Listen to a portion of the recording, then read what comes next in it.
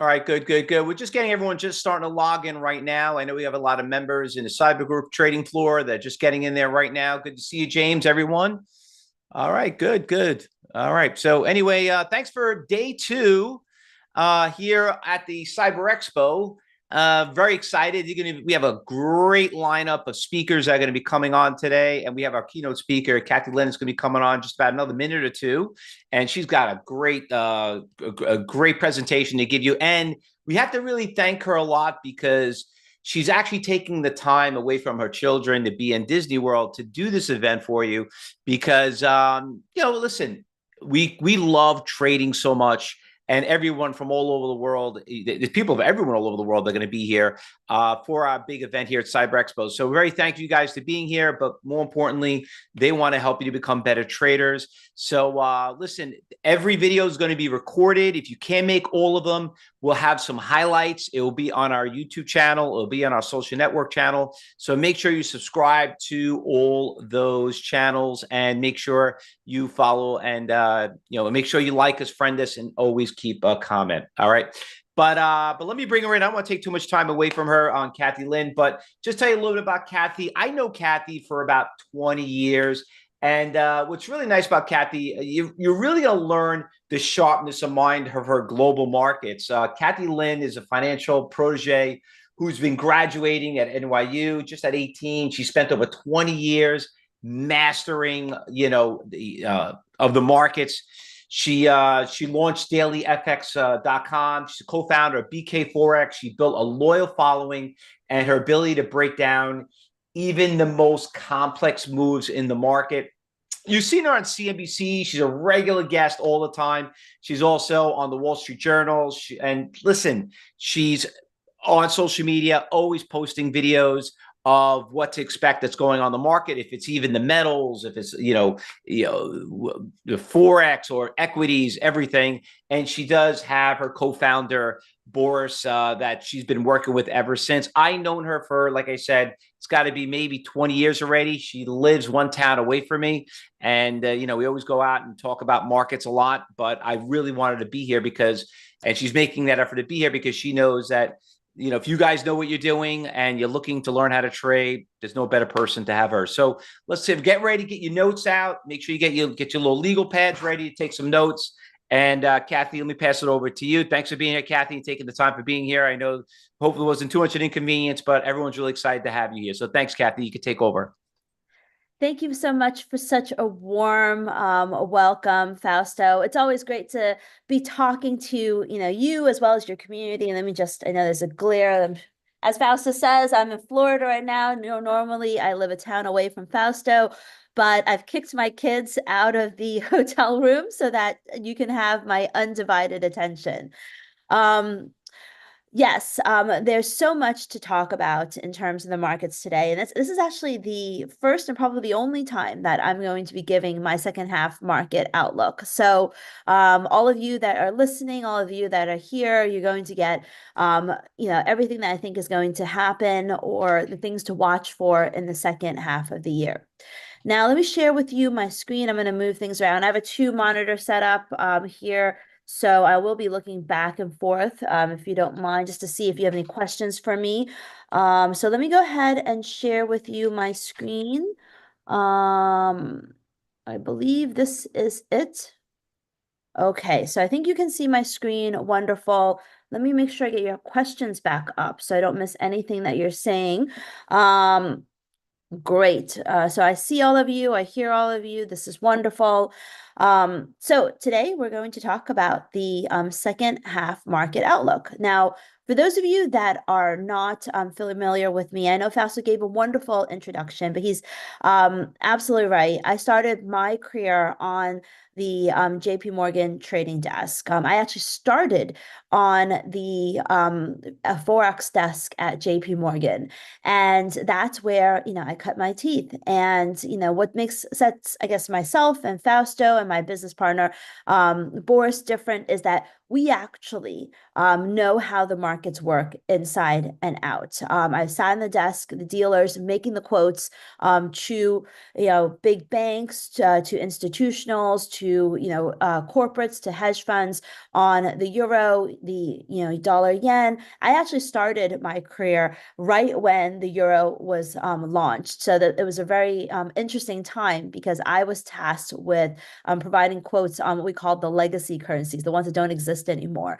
So I really got a chance to learn the market inside and out, first as a dealer. And then when JP Morgan, for those of you old enough to remember, bought up Chase and they merged together, I was put on the prop trading desk. So I then got the opportunity to trade JP Morgan's money. I got the opportunity to learn a lot about what I still use to this day, which is how to look at other markets to give me a guide or a leg up on how the Forex market could move. And that's still the skills and tactics that I use today. And I know that a lot of people have learned them from me and shared it with the rest of the world as well. But my career started as a bank dealer, understanding how those quotes were made, understanding the mentality of bank traders. Then I worked for the prop trading desk for JP Morgan. I left JP Morgan because, at the time I went to college very early. I went to college when I was 13 years old, and I graduated college when I was 18 years old. So when I was at JP Morgan, I, was maybe 20. And I, this was at the kind of tail end of the dot-com boom. And I sat next to dealers who've been doing the, trading for 30 years. I could not imagine myself doing the same thing for the next 30 years. So I jumped ship and I went to a very small firm at the time called FXCM, and they were bringing retail trading to individuals like you and I. And that was very exciting for me at the time. It allowed me to learn, to take some of the skills I learned at JP Morgan and share it with the world. And so that's what I did. I joined FXCM, started dailyfx.com, which later became the biggest Forex trading portal out there. It's since been bought by IG, but still remembered by a lot of traders. Through that journey, I wrote a lot of books, some of which, I think people really, really look as a Bible for Forex trading. Whenever I meet a trader and they have my day trading and swing trading book and they've marked it up, they've tagged pages with, little bookmarks, it just brings me so much pride. And day trading and swing trading, the currency market actually went into its third edition because it's so popular. But this past Christmas, as you see here, I just released a book called Prop Trading Secrets, how successful traders are living off the markets through prop trading.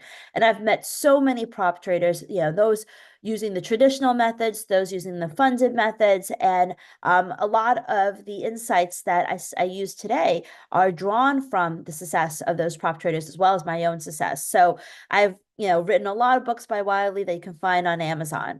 As Fausto said, I often also give my insights on CNBC. Now, I put this up because it's not just to share with you, I guess my background, but also to say that while I'm an analyst, and a lot of these media networks seek me out for my thoughts on where the market is going, I'm a trader first and an analyst second. So that's very, very important because I may have a view that euro dollar is going to 130, for example, which I don't, but I may have a view that euro dollar is going 130, but that's a very, very big move and a long-term target.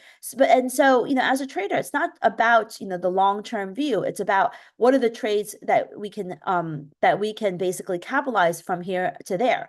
I also want to give you a little tip, which is that when it comes to talking heads on media, usually CNBC, Bloomberg, Fox Business, they invite people on who say Bitcoin's going to 200,000. They want the big headline grabbing numbers. So while that analyst may, truly believe that Bitcoin is going up, he may only be throwing out that big target number just to get sensationalism on media. So when it comes to media and to talking heads like myself, like anybody else, it's not about, you should listen not to their targets, but to their rationale as well as the direction that they think things are headed, and then trade in that direction, because they may not truly believe that Bitcoin is headed to 200,000, but they want to grab the headlines to get people to listen to them, and that's what they that's what they project. But in reality, what's much more important to listen to is the direction and how to turn that direction into trading opportunities. And that's a lot of what I'm going to be sharing with you today. And then most recently, last year, I was featured as one of the top traders on Schwab's Trading's Mind of a Trader. And so they released that interview series. So I encourage you to watch that. So I've been sharing my thoughts for, I think more than 2 decades now on the markets. And I've also been, churning those ideas, fundamental analysis, technical analysis, into actual trading results and trading strategies. And so I've had developed a system called an indicator and strategy called ZIP, and we've done very, very well. You can see, we've had a very consistent equity curve. I'll, at the end of the presentation, if you stay to the end of the presentation, I will give everyone a chance to try all of this for a week, and you can get, a really good sense of, what I do, how I look at the markets. But ZIP is a strategy that I've been trading for more than a decade with very consistent performance. You can see there's only a handful of losing months. We'll look at these again later. I don't trade alone. I trade with my trading partner, Boris. He's not my husband. He's just my trading partner. And he's also been around for a very long time. You can see he's got more gray hairs than me. He started at Drexel Burnham Lambert, and he's written, a couple books on trading as well, and is a regular on CNBC, talking about stocks, talking about currencies. The difference between Boris and I is that Boris focus on trading. I focus on trading gold. Sorry, I focus on trading Forex and a little bit of gold.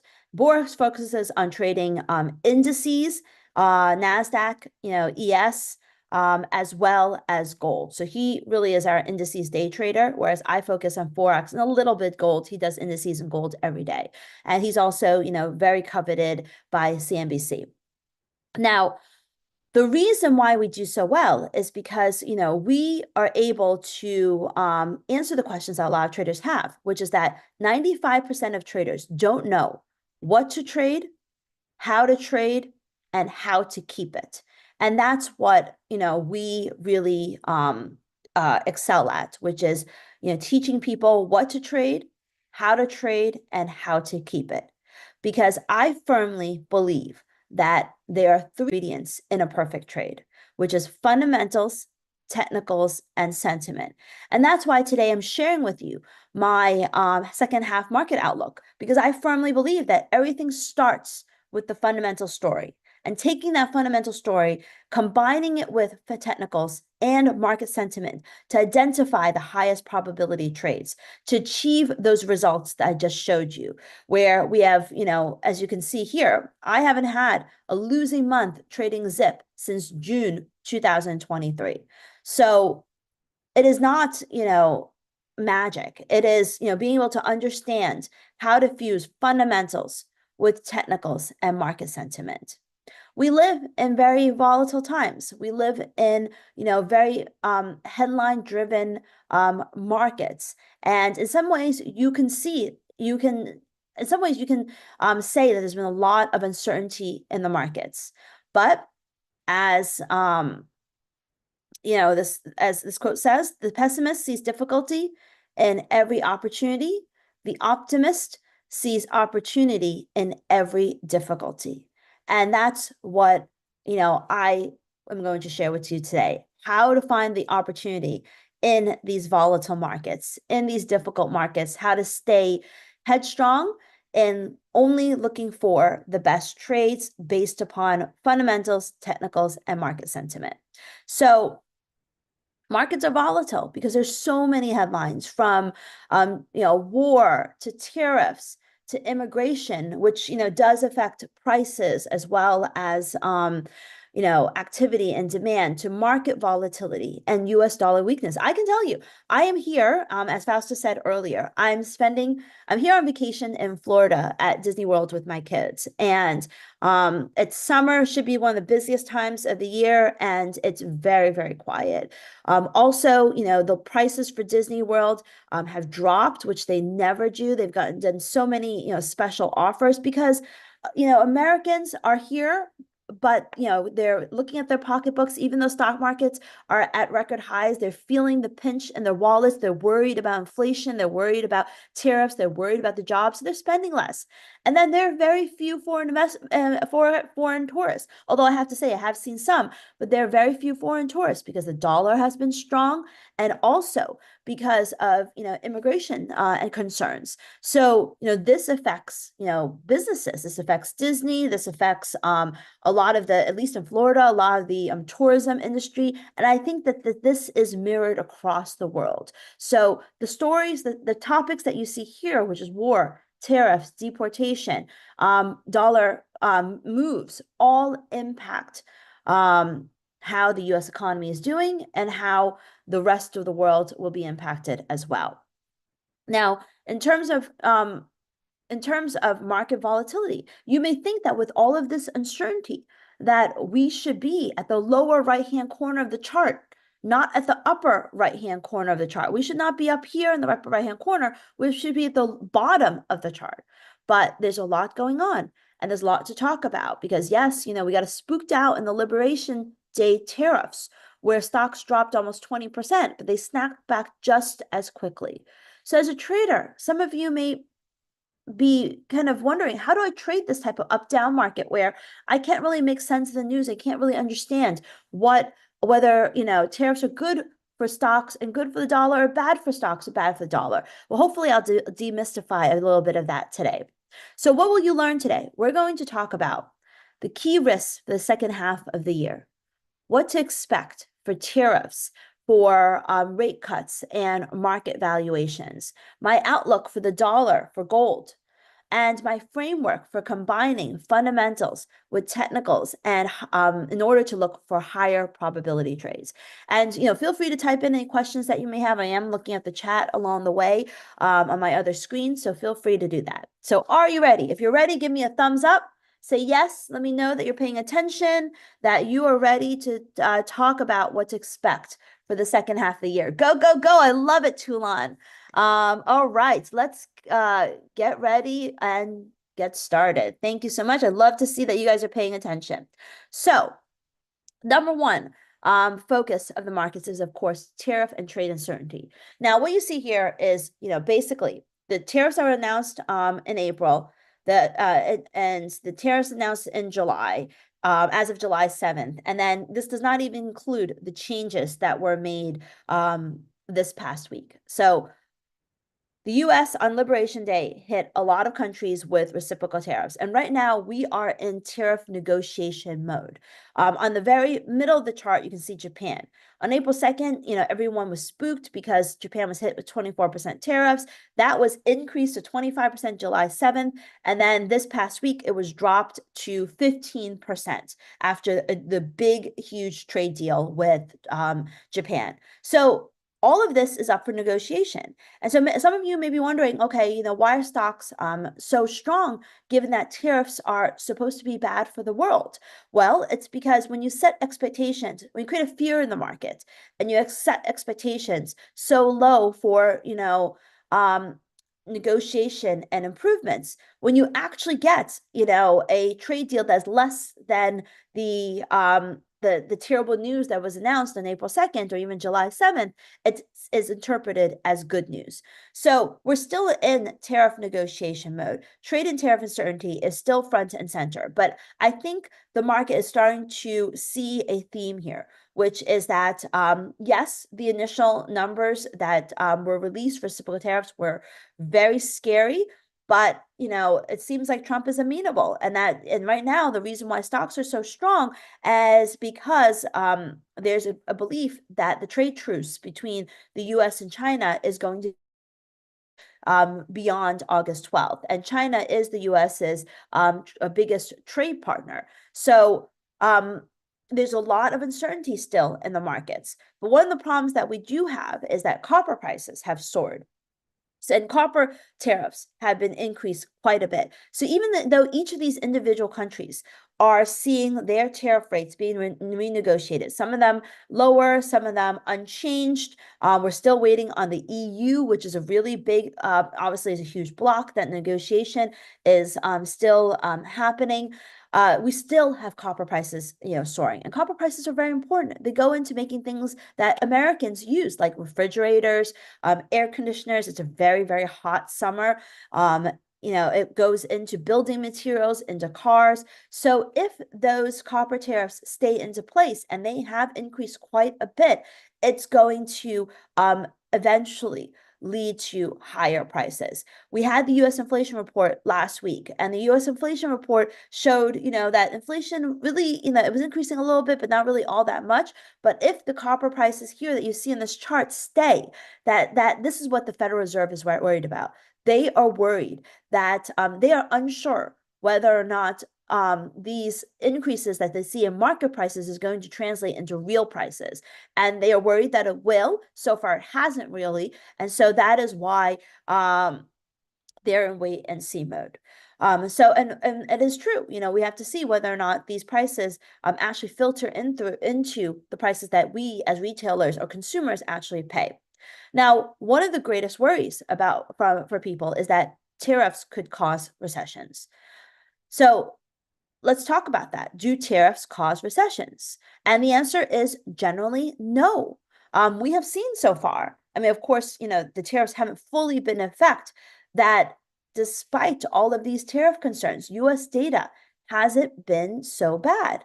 I mean, tariffs do raise the cost of living, reduce efficiency, motivate people to buy fewer imported goods, and it does raise business costs, but it does increase domestic demand, and it reduces US business investment, but encourages international investment.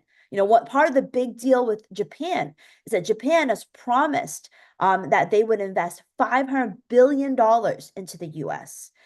So it's encouraging international investment. I think we also had, remember, like Hyundai also investing to build some of their factories here. So it has, and it will continue to increase international investment. And when we get policy certainty, which means that when we finally, think about it, we are only, I think, we're just 7 months into President Trump's second term. And it's a 4-year term. We're only 7 months into it. At some point, we're going to have policy certainty. At some point, all of those tariffs will be hashed out. And when it is hashed out and there's no more uncertainty, it is going to reinvigorate activity. So tariffs do not cause recessions. There will be some pain initially, but there is also a lot of potential upside, especially when those tariffs are finally said and done, and that we know whether they're going to happen, what those levels are. And there's finally, a lot of businesses are holding back their investments because they don't know how the tariffs are going to play out. But we're only 7 months into Trump's term. At some point, maybe by the end of the year, we should have policy uncertainty. Then there's still 3 more years of enjoying, whatever, policy certainty that could invigorate economic activity. And that is part of the reason why US stocks rebounded, because at some point they thought, uncertainty is bad for the markets. But when there is a relief, the markets, rally in relief. And when there's certainty, you can imagine how much more it can rally as a result. But the big question is, will US exceptionalism continue? That's been one of the main drivers of the US markets, the US dollar, is that US data has been much better than anyone anticipated. US data has been, we've seen much more exceptionalism in the US economy than everyone anticipated. But we are beginning to see pockets of weakness. Inflation, as I said earlier, on the left-hand side of the chart, has increased a little bit, but not much. We're still well below 2024 levels. Retail sales have fallen, but they've improved a little bit as they snapped back. The unemployment rate remains very, very low. It's pretty much at the mid-range of where it was last year. And non-farm payrolls are still holding 130,000, sorry, 100,000. And today we had jobless claims, and jobless claims, I think, was the weakest levels of the weekly jobless claim report was the weakest level since April, I believe. And so overall, we're seeing pockets of weakness, but we're still seeing underlying strength. And the key lies in inflation and it lies in payrolls. Now, we are also seeing job openings falling at a faster pace than layoffs. So yes, the jobless claims reports are the jobless claims report is, a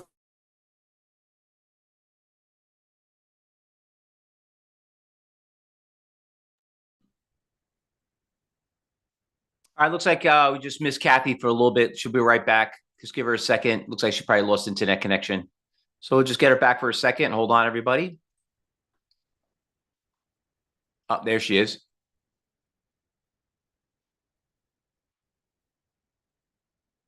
Did I drop off? Yeah, you're back. Okay, let me reshare my screen. All right. I was watching the chat and let me just pull back the chat up. Okay. So point I want to make is that job openings were falling faster than layoffs. Can everyone hear me? If you can hear me, give me a thumbs up. Give me a thumbs up if you can hear me. Okay, fantastic. All right, great. So job openings are falling faster than layoffs. So there are pockets of weakness, but still, quite a bit of strength. All right, I got some raised hands here. If you don't mind, Bill and Gus, it would be so much easier for me if you just typed your question into the webinar chat, because I'm looking over there and I can just answer your question live, than to activate the talking feature. We can do that later. Anyway, job openings are falling faster than layoffs. We are starting to see some pockets of weakness, and GDP dropped for the first time in 3 years. So GDP dropped for the first time in 3 years. So what does that mean? It means that, we are seeing that there's US exceptionalism that is supporting the stock market. And there is US data that has been holding firm. But there are pockets of weakness that we should all expect. And what this means is that we should expect in the second half of the year below trend growth. And if we get at some point, like I said, we're gonna get certainty on the tariffs.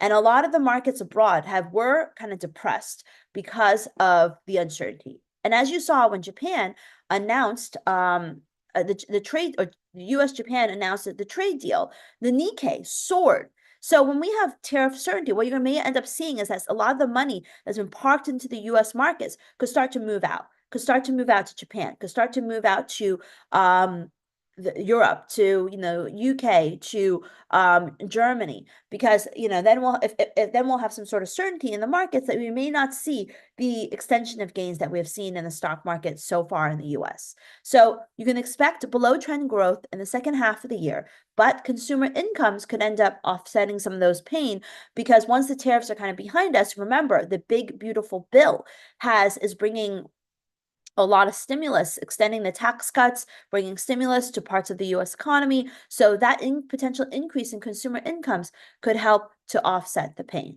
What does this mean for the stock markets? Stock markets are trading at the upper right-hand corner of the chart. Is there going to be confidence? What we do know, what does it mean for the stock market? Well, the stock market is trading at the upper right-hand corner of the chart. So it may be very difficult for it to extend higher. And the PE ratio of the stock market in general is very high. Right now, it's at 21.5 times. And that's in the tech bubble peak, which is when I started my career, when I said the dot-com bubble peak was at 24.5. So it's 24.5 versus 21.5. That's a really, really huge move. So is it confidence or delusion? Well, the bull case is that the momentum is positive. Market breadth is improving. Money's on the sidelines. A lot of money's on the sidelines because a lot of people move to the sidelines because of uncertainty. So when there's certainty, that can come back to the sidelines and lower interest rates ahead. So there is a case that stocks continue to rally. The bear case, though, is that consumer spending, housing, and labor market is showing strains, and there are challenges to U.S. exceptionalism. Tariffs will raise costs, and the Trump bill will increase debt. Stocks are already overstretched. On August 1st and August 12th, there's still some uncertainty around it. So a lot of this, there is a bear case, but there's also a bull case. And the way to kind of analyze this is that, a lot of the bear case, in my opinion, especially stocks overstretched, August 1st uncertainty, is more of an argument for a short-term pullback. And if we do get a short-term pullback, and it could still be a very significant pullback, though, if we get a short-term pullback, I think the bull case is that buyers will swoop in quickly. So if you do get a pullback, it should be seen as an opportunity to buy, not an opportunity to sell. But a lot of it rests on the question of whether or not the Federal Reserve will cut interest rates. But it's not a matter of when, but a matter if the Federal Reserve will cut interest rates. Now, the dot plot shows what Federal Reserve officials think. They think that this year we can get 50 basis points of easing, 25 basis points more in 2026, and another 25 basis points in 2027. So not really that much rate cuts predicted in the next 2 years. Bit this year, but then really very little rate cuts in 2026 and 2027. Now, at BK Traders, we are always looking at the CME Fed Fund futures. This is something we look at almost every single week to kind of gauge what is priced into the markets. Remember, I talked about how market sentiment is very, very important. And so understanding market sentiment is understanding how to read some of these things, like what is priced in the markets. And for the Federal Reserve, whenever you read the news articles and talk about the market is pricing in a 70% chance of a September interest rate cut, what they are looking at is the CME Fed Fund futures. And according to this, you can see that the CME Fed Fund future shows right now the current interest rate is 4.25% to 4.5%. And it shows basically a 97% chance of at least one interest rate cut by December, and a 80% chance of possibly two. Now, don't worry if you don't understand this, because, if you join me for the week, you'll see that we'll talk about this on Monday. We'll talk about this, throughout the course of the week. We'll talk about market expectations, and I'll teach you how to read things like this. And what we really learned as part of the BK experience is how to put yourselves into the shoes of the central bank, how to think like the Federal Reserve, how to think like, Jerome Powell. The next Fed meeting is next week, July 29, 30. I always create a table that looks like this, and I walk everyone through, how to think like a central banker. Now, this is the old table for June, but I ask everyone, based upon the number of reds, which is dollar bearish, which is things how retail sales has changed from the last Fed meeting, to the number of greens, the things that have improved. What would you do if you were Jerome Powell? And we talk about it. And we talk about how this plays into trading FOMC, trading big data, and what it means for stocks and what it means for the markets. We talk and we learn that lower interest rates is usually good for stocks. Higher interest rates is usually bad for stocks. So if Powell next week comes out and says, we're almost ready to cut interest rates, that's going to be good for stocks. If he says, we're still in wait and see mode, we're not committed to anything, that's going to be bearish for stocks. And we learn to make this second nature. We learn to know this and know exactly how it impacts stocks, how it impacts the dollar, and how it impacts gold. The Fed is looking to cut interest rates. It's probably it's going to be negative for the dollar. If the Fed is, wishy-washy, it's probably going to be positive for the dollar. Same story with gold. If we're looking to cut interest rates, it tends to be positive gold. If we're looking to raise interest rates, it tends to be negative for gold. These are things that, is part of understanding. It's very simple in some ways to understand how these things affect on a fundamental basis, affect the general trend, technical trend of the stocks, of dollar and gold. And while it may be confusing to some of you, as we talk about this every single day, it starts to become second nature to a lot of our traders. And it's based not just upon theory, but on real data. This is a chart showing gold futures, which is the blue line, and the 10-year treasury yield. And when we look at the markets, we look at market sentiment, we look at, in the very beginning, I talked about how when I was sitting on the JP Morgan prop trading desk, I learned about how different markets impact each other, how different markets can be used as leading indicators of other markets. One of those things is US Treasury yields, can be a leading indicator of gold. As you can see here, that for the most part, these two things move in opposite directions of each other. When gold, the left-hand side, rallies, you can see that when we see gold rally, when you see gold rally, that basically coincides with the initial drop in US Treasury yields. And usually this Treasury yields is what leads gold. And so oftentimes you will see this here. When Treasury yields, which is the black line, starts to drop, gold starts to rally. So we always look at what's going on in the other markets to help us gauge what could happen in the markets that we trade.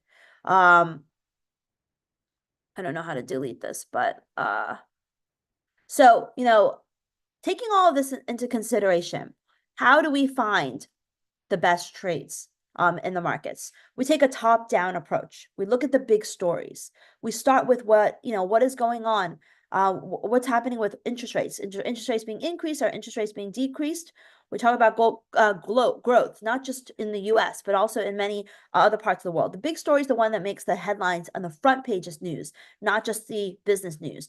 Things like COVID, things like trade war, things like banking crisis, things like inflation. So we start from a top-down approach. And we think about the markets in the form of the 3 M's, which is macro, which is the big stories, micro, which is day-to-day economic data, and monetary policy, how all of this impacts interest rates and where interest rates are headed. And that's how I use all of this information to basically help teach our traders how to identify trades. And so the way I trade is that I trade twice a day. I trade at the New York Open, early New York Open, which is 6:30 a.m. New York time. I also trade at the Asia Open, which is the 8 p.m. New York time. So depending upon, what part of the world you live in, you may be able to trade both. You may be able to trade just one of the sessions, and some of my traders also trade the London session. So I look for trade setups at these precise times because timing matters. I talk to my traders a lot about the importance of timing, knowing when to trade. Remember, most traders don't know when to trade, how to trade, and how to keep their profits. And knowing when to trade is very important. I trade momentum, and so I trade trends. And that's why I trade at what I consider to be the best times of the day for trend moves. And for me, that's in the early New York Open, and believe it or not, the Asia Open, which actually is one of my most profitable trading sessions. So I trade those specific times of the day. I always, look at fundamentals first. Then we look at our technical setups, and then we look for moving average clearance. And I start my day by asking the question of, what are stocks doing? Are stocks up or stocks down? Here you see the bars is the Eurodollar. The orange line is S&P. And you can see there's a mirror image of each other. And that's why it's so important to look at stocks.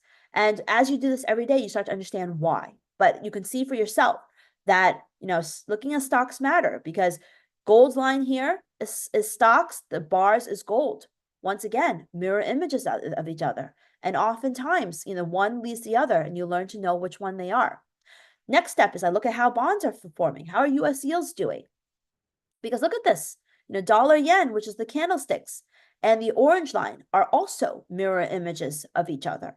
So they're also mirror images of each other, which is very, very important.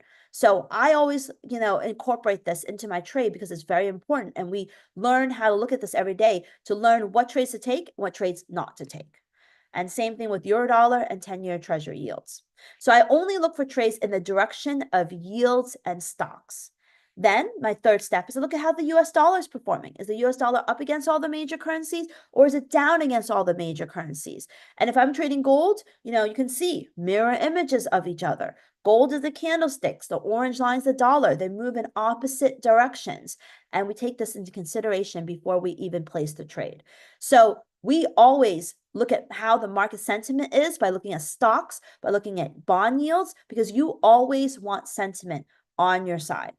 And then I always check the fundamentals. I always look at news. I always look at what data came out. Is it supporting my trade? Is it hurting my trade? Is there a piece of data that's coming out that could sabotage my trade? If there is, I won't be trading that currency. Like, for example, today we had Canadian retail sales. not trading Canadian dollar before the Canadian retail sales report. I also produce a fundamental heat map for our BK members that shows, my detailed views. And if you click on any of these tiles, they expand into some more details on my views for those currencies. And only after doing all that do I check the charts. Do I look at the charts for my technical setup? So what is my strategy? My strategy is a setup called ZIP. It trades on the 1 hour chart. It's designed to be very simple. It's a trend following strategy. It's a momentum following strategy. And it's very simple. You just look for the white candles. We set up our alerts. We look for the white candles. When we get a white candle, that means that it is a signal to buy if we have a green background. So if we have a green background with a white candle, it's a signal to buy. If we have a red background with a red candle, it is a signal to sell. So this is the white candle that we're looking for as a signal to buy. But we have to make sure that is happening within our trading hours. It has to be within the trading hours that we talk about because timing matters. And if that's the case, then we trade. So that was a zip buy signal. You saw the zip buy signal leads to a really, really nice rally in this instrument. And here's your zip sell signals, which is a white candle with a red outline and a red background. And this is designed so it's very easy to identify and very easy to avoid making mistakes and misinterpretations. But the key to the success is, of course, knowing when to trade and knowing when not to trade. I only trade during these specific times of the day. I don't trade the London Open, but my traders will trade the London Open. And by making sure we combine fundamentals with knowing with timing, with market sentiment, with technicals, that's how I achieve the results that we have achieved. We haven't had a losing month since June 2023. And not only that, but we've had 22 out of 25 winning weeks. So beneath the hood, it's a very positive experience for our traders. Now, it is, sometimes we get big moves, sometimes we only capture small moves, but having, positive experience and it gives you the confidence to keep on trading because that's what people are, often, have trouble with, which is they're trading emotions and they're trading confidence. And the one way to build trading confidence is number one, understanding your strategy and knowing it inside and out, which since I've been trading it for this long, I know my strategy inside and out. And then secondly, positive experience. When you have a positive experience, when you have a losing day, because you've built up positive experience and you have what I call high probability, I like to basically collect breadcrumbs, small profits and waiting for a big one with very small losses so that that's how you basically keep the high probability experience in your trades. And by doing this, we have, earned about, 20,000 pips during this period, 91% win rate, almost 300. We basically my target every single week is 100 pips a week. 100 pips a week sounds, I think many people feel like it's achievable. It's not a lot, but it adds up. 100 pips a week is 300 to 400 pips a month. And there will be losing months, but 300 to 400 pips a month includes a lot of that. And then that adds up to 30 to 40% a year unlevered.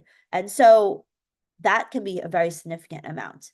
And as you can see, when we do lose, we usually lose very, very little. And our worst month was 381 pips. That's only one time. Most of the losses are very, very small. And usually, the gains are very, very controlled as well. And the key to this, once again, is making sure that you want fundamentals, technicals, and sentiment on your side for every single trade. So that is really the key to success of my strategy as well as the success that I hope that you will learn today. Even if you're trading your own strategies, make sure you have, fundamentals, which is the story, the data, technicals, which is the chart, and sentiment, which is how stocks and bonds are doing on your side for every single trade. So as I said earlier, inviting everyone to join and to get a chance to try everything for a week. And I think, Fausto, do you want to come in to share some information on that? So I have some questions on what the blue lines there. That's part of our proprietary system. That is a lot of things are in that one line, and that is why it's an exclusive indicator. Yeah, no problem. Kathy, like I said, does anyone have any questions, by the way, for Kathy? No problem. So anyway, just let everybody know, there's the link right there. So what we're going to be doing for everybody is that we're going to give everyone a free week of Kathy and Boris on their big event that they're going to be doing. If you thought you learned a lot here, you haven't seen nothing yet. I mean, I know some of you are students of ours and you've seen what it's like to do a trial. And a lot of you basically want to know what happens after that. And like, you know what? Don't worry about what happens after a week or a month or a year. Let's worry about today. Kathy's been very well known in the industry. She's been around for over 20 years plus years. You could see her reputation, where she worked. And she really wants to take that knowledge over to you guys. So, take that opportunity. I mean, listen, money back guaranteed. We don't need the $7. We're looking for serious traders that really want to learn exactly her style and follow her. I mean, you're getting a lot of stuff. You're getting a trading room. You're getting lessons. You're getting everything from her. A couple of questions here. Thank you very much, Carrie. She is awesome, isn't she? What if we need to use a trial second week for now instead of immediately? Yeah, Dan, listen, if you can't make it this week, we could always postpone it the next week after that. That's not a problem. Absolutely. But the thing is, it's fresh in your mind right now. So why not just get registered for it? And, everyone here is going to talk to one of my talk to our education advisors. So we're going to do a little walkthrough with you. We're going to ask some questions. And the more we know about you, the better we could advise you and what's right for you. But we also want you to have a great experience when you get in there, because, there's a lot of people out there. You sign up for products and you're like, okay, watch this video, that video. It's at your own pace. Some of you know here us at CyberTrade University. We take customer service extremely, extremely serious. We love what we do, but it just gives you the overall experience of why we love teaching you guys and also want to make you to get the most out of it. Because remember, and I say this all the time, trading is not for everybody. You know what I mean? But you're not going to know unless you're actually in it. So there's only so much you can learn within 45 minutes. What Kathy brought up, but imagine what you'll learn in one full week with her. So there's the link right there. And if you have your phone, you can actually turn on your camera. There's that QR code right there. You could scan that QR code right there and you can get registered. I see a few people registering right now. Couple of chat. Fausto, they're not just going to learn from me. They're learning from Boris as well. That's right. Of course. So Boris also, another local. Boris he's a great technician. You're going to learn from, not from one, but from two people, from Kathy and Boris from that. Absolutely. Just a couple of shout outs. I got a couple of people just registered right here. Palish, I think you emailed me, I think just the other day, from Maryland. It's got your registration. Louise has got your registration. Welcome aboard. Michael, thank you very much. Any other questions for Kathy? What happens? I want to trade. Neville wants to know what happens if I want to trade gold. Kathy. Yeah, so as I said, Boris trades gold every day. So that's, gold is definitely a part of the overall package. Where do you think gold is? The gold took a little bit. Where do you think gold is going to, Kathy? Should I correct? I own gold myself. I know it hit a high, and then they had the whatchamacallit, it went down a little bit. It was at what, 3,500 or something like that? Well, oh, sorry, this is my email that's coming up. I'm trying to share my charts here.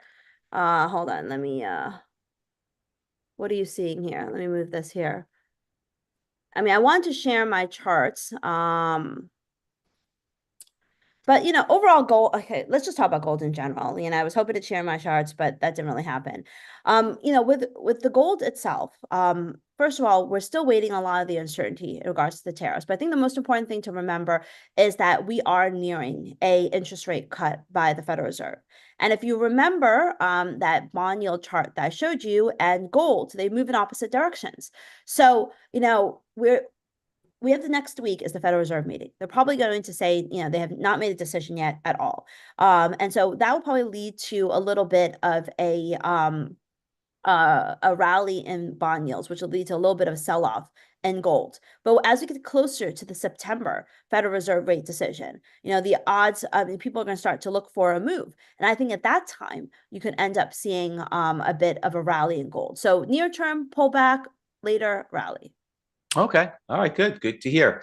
And regarding about this whole week thing, Kathy, what exactly are they going to get again? Could you just like tell everyone really quick that they're going to be getting for this $7 they're going to Yes. getting? And I don't even know why it's so cheap, but what the hell, $7 for somebody? I mean, it's cheaper than a cup of coffee. Actually, I just had a cup. I had an iced coffee yesterday at a company called 4 or 5, and I paid $9. Kathy, you ever go to 4 or 5 coffee I've shop? been to 4 or 5. I haven't, I haven't $9. had their coffee. I've had their giant cookies, You had a giant which cookie. How is a much was lot that? more Like than $16? $7. Yeah. Yeah. And look what you're getting for $7. So what are you going to get for $7 for 1 week? So for basically what you can get is you're going to get access to our private trading community. And that includes basically direct access to Boris myself.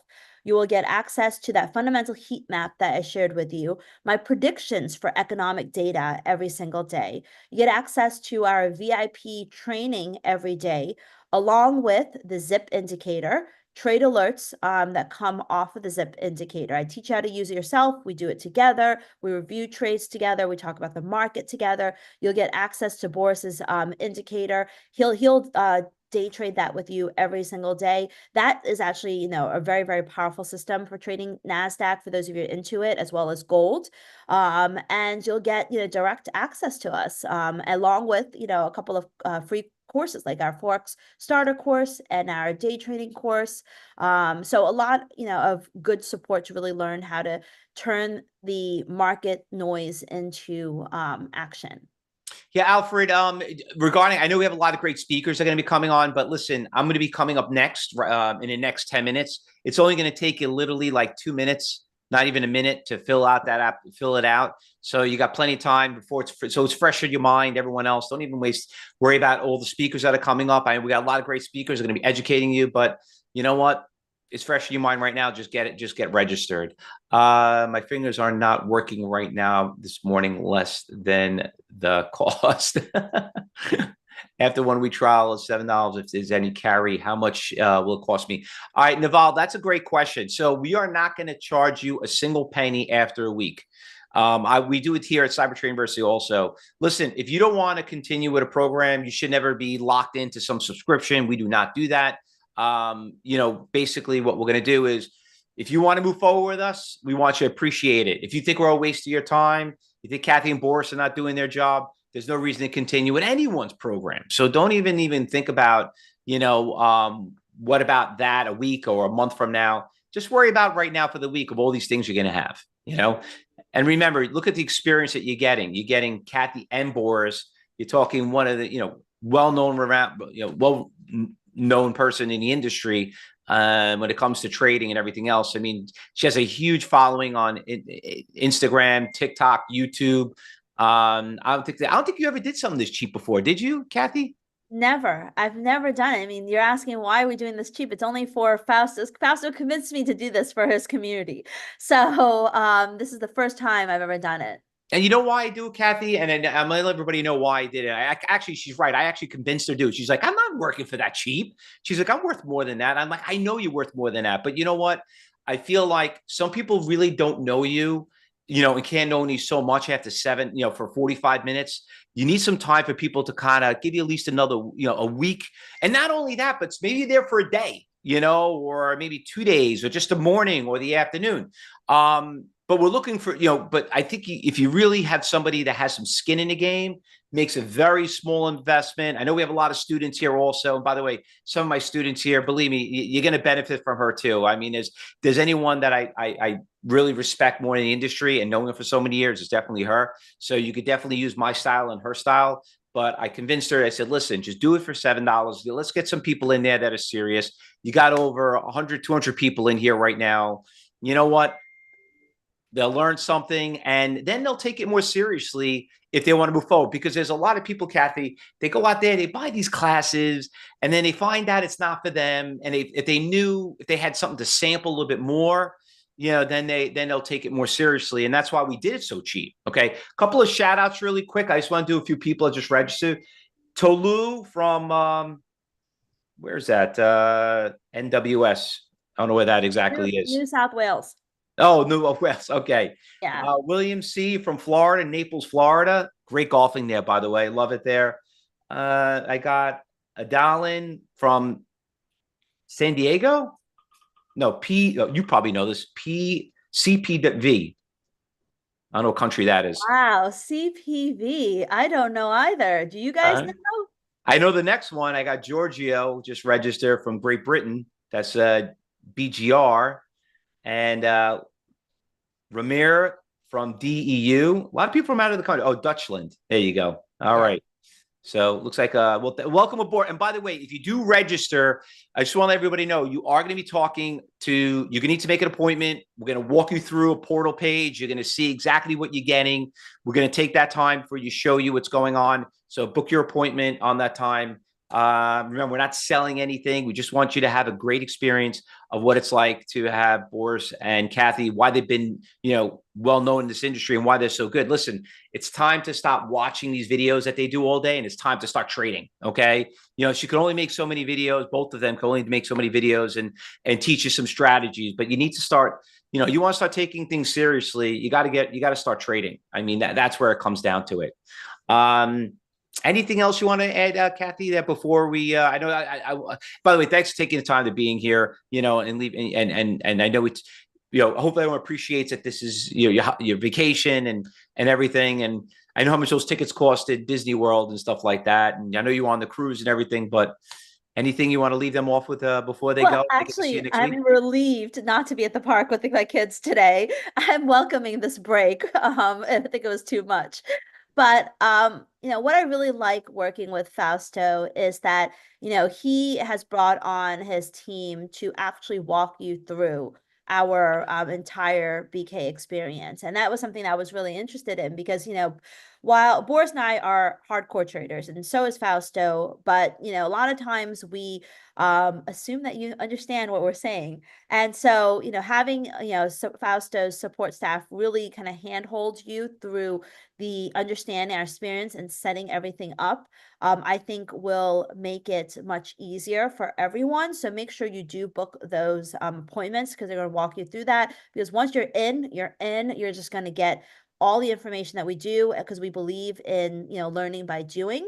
But we will, take all your questions at all points. So make sure that, you do book those setup calls.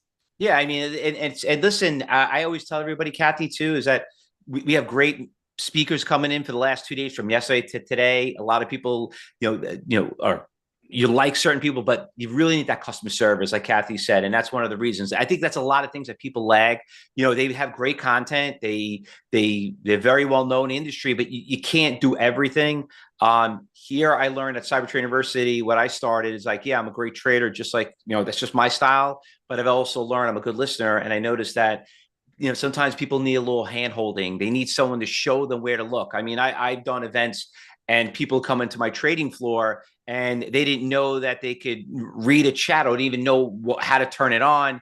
And it becomes, and it really discouraging because I know a lot of you really want to learn how to trade successfully, and you want to learn from these people. But if you don't have that customer service, if you're not the Ritz-Carlton, if you're not the Four Seasons, if you're just a typical Holiday Inn, you get what you pay for, And so that's really comes out. A couple other people before we go, a couple of shout outs really quick. Joe P from Kansas, welcome aboard. Look forward to teaching you. Kathy and Boris. KV from Brooklyn. Here we go, right up the block from us, Kathy. Welcome aboard. I moved from Brooklyn. I used to live in Prospect Heights. I miss it. I miss the energy Let me tell there. you, they did a beautiful job in Brooklyn. Some people like when we think of Brooklyn, we think of like, it wasn't the nice area, but now it's like, my God, it's going crazy. Navid, okay, from London, UK, got welcome aboard, got your registration. Kiwi from Singapore, just got your registration. Welcome aboard. Janet, got your registration. Welcome aboard. Look forward to it. Yeah, we're doing good. Looks like everybody likes it. And listen, I want to let Kathy go. We got to go. I'm going to take over from here now. So if you haven't registered yet, it's fresh in your mind. Just take that damn phone. $7, money back guarantee. We don't really care about the 7. We just want you to learn and really hear what Kathy and Boris have to say. Because I feel honestly, even if you're a student of mine, I sit here and I learn a lot from her. Great traders never stop learning, a lot of you. So that's the key of it. So you got to start somewhere because you got to learn before you learn. Kathy, thank you for being here. We appreciate it. Guys, don't go anywhere. I'm going to pick up right now, and I'm going to teach you how to follow level 3 and level 4. So I'm going to take over and enjoy your vacation, Kathy, and we'll see you. Everyone's going to be super excited seeing you next week. Yes, we'll be back, the office next week, so it's a great time to start. And I do, if you'll indulge me, I want to answer this question from Kayla. Do you ever sell and then regret it because the stock keeps going up? I think this is a very good question. And we actually had that case this past week in our trading, because I actually traded while I was on vacation. And what happened was we had a zip sell signal, and then we had a zip buy signal. So it wasn't a regret. It was really, the signal flipped. We therefore got out. And so, by having simplicity in what in what you're looking at, it's very easy to know, when the trade doesn't seem to be going your way, close it, get out. And so it's never regret. It's just about discipline. And that's something that you will learn as well. Thanks, Aunt Kathy. And like I said, you got to learn before you can earn. That was a great way of explaining it. Appreciate it. Yeah. All right. So I'll take over, and Kathy, enjoy your family. And let me share my screen over here really quick, and I'll pick up where we left off. All right. So hopefully everybody can hear me loud and clear. Hold on. Let me just get my crayons out here. And by the way, guys, we have a great lineup that are coming up really quick. Let me just bring this up and show you. I mean, we got JTrader. He's logged in from Italy. Okay. We got Benzinga. We got Whiz that's coming on. I mean, you've probably seen him. Whiz is a big fighter jet, worked at Top Gun. He's on TV all the time helping, veterans. We got Larry Gans is coming up. So we got a great lineup. So don't worry about if you miss anything. Don't worry, because it will be recorded. We're going to make some highlights. So I want to pick up. So anyway, let me get to my presentation really quick. And I just want to thank everyone for being here. And it's really excited to kind of do our biggest event here at Cyber Expo. So what I want to talk a little bit about is trading, and crushing earnings. So there was a lot of earnings that came out last night. Some of them did good. Some of them did horrible. I did well. I got crushed on the other, but I'm doing, at the end of the day, certain things you got to know what to trade, what not to trade, because, there are brand name stocks everybody gets hooked on. They think like, oh, I got to trade the Fabulous 7, this and that. And then these small caps you never heard of, like, wait a minute, where'd that come from? I would have bought that, but I didn't know you could, that you could even buy those stocks, or where'd you find them? These are the things that we're going to teach you really quick. So let me get my pointer out here so you can follow along. All right. So as always, risk disclosure for everybody. I'm not going to make any guarantees and promises. No one here will here at Cyber Trading or any of the speakers. Listen, it's a case-by-case basis. Just don't go out there and trade money you really can't afford. Okay. So let's go to the live markets really quick. Let's have a little fun really quick. All right. So we had one stock that had a really big run this morning, and I want to bring this up. Did you guys see this stock right here? LIDR. Did anyone see this stock really quick? Just give me a chat, yes or no. Anyone see that? The stock position? What an amazing run. So this stock started around 8 KP. You didn't see it? Mazan Gillis, you saw it. Okay, good. Bill, this stock ran in pre-market, ran from $2.70 all the way to a whopping to almost $4.80. And the market wasn't even just started opening. Now, granted, it's going down, but do you know you could trade in pre-market? There's these stocks that move. You're like, wait a minute, I didn't know that. That one. There's another one that's moving up pretty nicely. Where's the other one? Author stock goes from $7.50 to $10 a share. IXHL. Just a couple of days ago, the stock was 23 cents. This stock's $1.50. Now it's a little bit more in the small cap, but you have other stocks that are moving that did pretty well. FFAI. Okay. This stock ran from $2 to $4. But if you want to talk brand name stocks, we'll talk brand name stocks. What happened to Tesla with earnings? Stock went from 335 all the way down to 300. Okay. American Airlines had earnings too. $12 down to 11. So there are, listen, just because you don't know the name doesn't mean you can't make money with it. All right. To be a good trader, you're trading because you want to risk the least amount of money with the high amount of reward. Now I'm going to show you, I'm going to talk about some of the biggest secrets, why these stocks went up and why they went down, how to get in and how to get out of them, who's running them up and who's running them down. I'm going to talk about something that some of you never heard of. It's called the right of the chart. Okay. What is the right of the chart? That's where the orders are. But before I do that, let me tell you a little bit about myself. For some of you don't know who I am, I am one of the original So's Bandits. If you read any of the old books of day traders, I live here in New York, just like Kathy was. Basically, I was trained by some of the best traders in the world. And, you know, this is what we do all day over here. Now, what happened over the years, I've competed against every school in trading in a challenge. I beat them again. I'm actually going to be doing another one in Toronto in September. Looking forward to that. I'm trying to, you know, get my undefeated record. So I'm going to try to beat my undefeated record. We'll see how that works out. But what I've learned is that I was such a good trader that eventually I didn't like splitting the profits with everyone else. So I went on my own. But I've learned that the only way you could be very successful as a trader, you have to surround yourself with good traders. So my goal is I teach traders how to trade like a Wall Street market maker. And a market maker is a floor trader. Now, I've done a lot of speakings. I do a lot of work for NASDAQ. I do a lot of presentations. I'm going to teach you how to actually trade like a floor trader.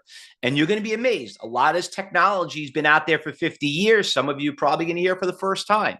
And that's okay. Okay. Because it's never too late to learn how to trade. So, but my goal today is this. I want to basically give you guys the opportunity to hopefully become one of these people that you see up on the screen, because what I do is when I teach my traders, I'll make you such a good trader that you'll eventually know how to teach other people. Okay. That's the goal about being a good trader. Now listen, this is not about me. This is about you. Okay. Because the reason why you're here, you're basically interviewing us. You all know you need to be trained. You all know you need a mentor. You all know that what you're doing, you could do it better. You all know that you're probably selling something too soon and you're holding stocks too long. Well, I'm going to also give you another opportunity that you could do with Kathy and you could do it with me. Okay. So I'm also going to give you access, give you a free book. I'm going to give you access to my 1 week trial at a trading floor. So you get to see both of them at the same time. So where I like to focus more on the stock day trading side and the short-term swing side, that's my expertise. So if you like stock trading, you like what you hear, what's going on in the news every 2 minutes and what they specifically talk about, this is where you want to look at it. So let's talk about the big winners today. Krispy Kreme. There you go. Krispy Kreme. Stock did fabulous this week. Okay. Stock ran from, you can see it ran from $3 to $5.80. All right. Open. What the hell is open? Okay. Well, doesn't matter what it does, but the stock ran from $2 to $5.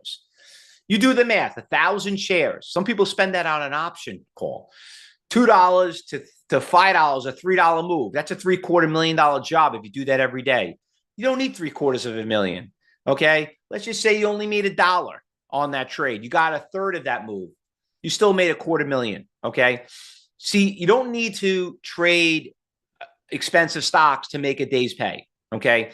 But let me talk about what our traders traded yesterday. Did anybody trade HIMS? Anyone saw what happened with HIMS? Anyone? Just give me a yes or no. KP, you did? All right. HIMS was phenomenal yesterday. Okay. You could see here HIMS. These are our traders right here. Belly did pretty well on it, made about $1.50. Russell did really well on it. Here at Cyber Trade University, just to let you know, we don't like to talk about money. I don't like egos. I don't like people saying I made more money than you. And also we got traders that start with small lots and so on big lots. We try to keep everyone on the same page. But here at 9:30, this stock ran from $50 up to $59. Even if you showed up late to work at 11:30, which is pretty damn late, okay? When the stock was at 57, you could still made yourself $2. Big winner, and you could see that the traders did really well in that room with that stock. By the way, this is actually the trading floor. What are they looking at right now? They're looking at IKHL. It's up 58%. We'll check it out in the next few moments. All right. We'll check it out in a little bit. Now, majority of these stocks are about to report earnings. Okay. And here they are right here. So today in the afternoon, we got Intel. What else is pretty big right there? NASDAQ, it was actually big this, which is, pretty big this morning. Blackstone, okay. Decker's okay. Usually everyone, the big ones really came out yesterday. Okay. But Google had good earnings. They did well. Tesla, not so well. Okay. But what does that mean for you? It means for you that earnings you are very difficult to trade because you're guessing. All right. You don't want to be in the guess business. You want to be in the prediction business. And the only way you're going to know how to predict and know what goes up and down is you got to follow the money. Okay. You got to follow the big block orders. Now, what I'm about to show you right now, fellow traders, you're going to be able to apply this to any type of trading. We got a lot of great speakers here, and you're going to be able to use this to any one style. Okay. So I want to do a quick poll question. Now, does anybody here have something that's called NASDAQ Book Viewer or Total View, or what I like to call it Level 3? Okay, so I got the poll up there. Let's see how everyone can answer. Just give me a yes or no, or you're not sure.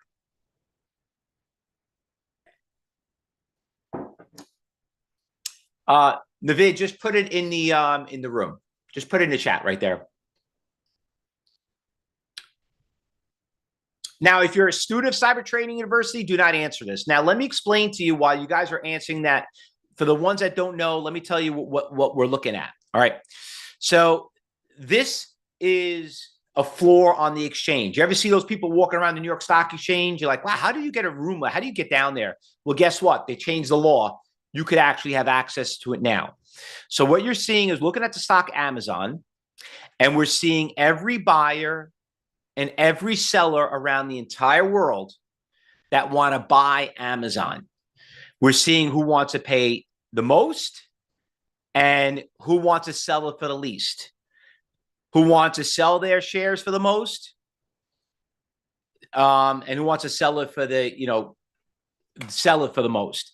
So you're seeing basically a chat room of every order in the entire world that want to buy Amazon. Now, I want to end the poll, and I want to share the poll with you. Now, look how many of you said yes, and look how many of you said no. All right. So trading is, I think, like an 80, 90% failure rate. It's like almost like, why would you get in this business? You're like guaranteed to lose your money. It's like you're better off taking a job somewhere, right? Well, the reason why people lose money is because who really trained you? Okay. And I could tell you 95% of the people out there are self-taught. Now, let me just tell you why everyone fails in trading. Would you trust a doctor to do surgery on you that never went to med school or passed his test? Now, I know that sounds pretty ridiculous. I know we have some doctors in here, but would you give your money to someone to trade your money for you that never went to finance? Well, what do you think you're doing? What makes you think you know what you're doing? Okay. Well, I'm going to tell you, I'm going to teach you right now because you are going to start learning. You need to follow what Wall Street's doing because it's the big algorithms, the high frequency trades, the AIs, the BlackRocks, the Goldman Sachs that run the market. Your 100 shares is not going to influence the market. What makes supply and demand and what makes stocks go up and down is buyers and sellers.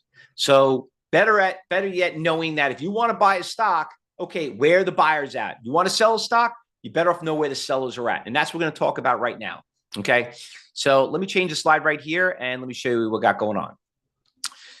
Here we have a stock that went from 119 and it dropped all the way to 115 and went back up to 120. Now, why did it bounce at 115? Can anybody answer that question? What made that stock go from 119, stop at 115, and go back to 120? Simple question. Very good, Mike. Bill, everyone. Buyers. Can everyone put the letter B in there so I know I understand everyone's following along? Bill, thank you. KP, Frederick. Guys, there's over 100 to 200 people in this room. Don't be scared. The more you chat, the better you're going to learn. Okay? Now, this is where I'm leading this to. Do you see buyers on a chart? Yes or no? Do you see buyers on a chart? No, you don't see any buyers on a chart. That's the left side. Okay? The only way we could see it is we got to look at the future. The future is right here. Now, if you look right here, you'll see that on the buy side, you got 74,000 shares want to be bought at 115.50. That's that order right there. Now, is that a lot? Well, let's think about it. You got 700, 300, 500, 2,000. I mean, all like 3-4 digit numbers. There's a 5-digit number, 74,000. That's a lot of shares. That's a lot of money. How do stocks go up? Buyers. What makes a buyer? Support levels. You see, a lot of you doing things backwards. You're all looking for support and resistance. That's not the way you're supposed to trade. Supports do not exist unless the buyers are out there. Okay. So, and the only way the buyers are out there, you got to look to the right of the chart. Now, let me show you a couple more examples. What makes a resistance levels, everyone? And don't let me spell it out for you because it's right smack in the middle of that screen. Sellers. Everybody put in the word S. Reg, KP, Carlos. Good. Perfect. Everybody out there. Gus, I didn't hear from you. Bruce, what about you? Danny? Don't let me pick on you guys because the thing is this. I don't want to embarrass anybody or insult anybody, but if you want to learn, you're here. Learn. And the resistance is sellers. Now, where's the sellers? On the right side. We're going to work our way down. What are we looking for? The biggest sellers out there. And the biggest sellers are out there are aggregated at 99,000 shares. And there are 10 orders, which are 10 different people around the world that make up that 99,000. Because what we do is we aggregate it. Okay. We don't just see all 10 people. We just, because then it makes the list so long. You know what I mean? So we aggregate it. So here you have a stock at 162, goes all the way up. If you had a game plan and knew you were coming up to a big seller, you would have got out. Because if you didn't, now you're down here. It's almost like common sense. Now, did I lose anybody yet? Is everybody following along? Everybody following along? Good. I'm going to ask you again a dumb question. How do stocks go up and go down in the market? 2 letters I'm looking for. Buyers and sellers, all right? Very simple enough. Not complicated. All right, so let's look at those iceberg orders that happen with Google and Tesla, all right? Because they do it on every stock. So Google, you could see it went from 195 all the way down to 186 in pre-market. It dropped, earnings came out. We call this a slingshot. Okay, so whatever, it could be panicking, people freaking out, they don't know what's going on, but you will. I do. This is what I'm going to show you. Panic buying kicked in, and then all of a sudden on the exchange, there was a 170,000 share buyer. There were 81 orders that equaled 170,000. Now, do you see any other 170,000 at every price level? Going from 185 down to 175. I see 200. I see 2,000. I see 5,000. I don't see 170. By the way, how much money is that? How much money is that? 170,000 times 185. Talking $31 million worth of stock that's sitting there. Okay. You think that's a lot? I don't know. What's 300 shares times 185? 55,000? I think I'm more interested in the 30 million. Okay. That's a lot of money. So in theory, let me ask you a question. What do you think is going to happen when we get to 185? Is it going to go up or is it going to go down? What do you all think? Wow, Tony, think it's going to go up? Akana, I think it's going to go up? Now, why would you think that? Oh, I know why. Buyers equal, demand, right? Well, guess what? In pre-market, what did it do? It hovered, not 1 minute, not 2 minutes, but you had 5 to 6 minutes to jump into that stock, and look where it ended up going. It went from 185 up to 198. Why would it go to 198? What made it go up? I'm going to ask you a dumb question. Why did the stock go up from 185? What drew that stock to go up? Buyers. See, I'm trying to get you in the rhythm to comprehend two biggest words, buyers and sellers. That's it. Demand. That's another good word, Tony. All right. Now, I'm going to ask you the same dumb question. Did I lose anybody yet? Did I lose anyone? Next question people are going to ask me is, a couple of questions you're going to ask me. First of all, like, why is nobody teaching this? Some people always say. And I always tell you this because they weren't ever a market maker on the floor like we were. And,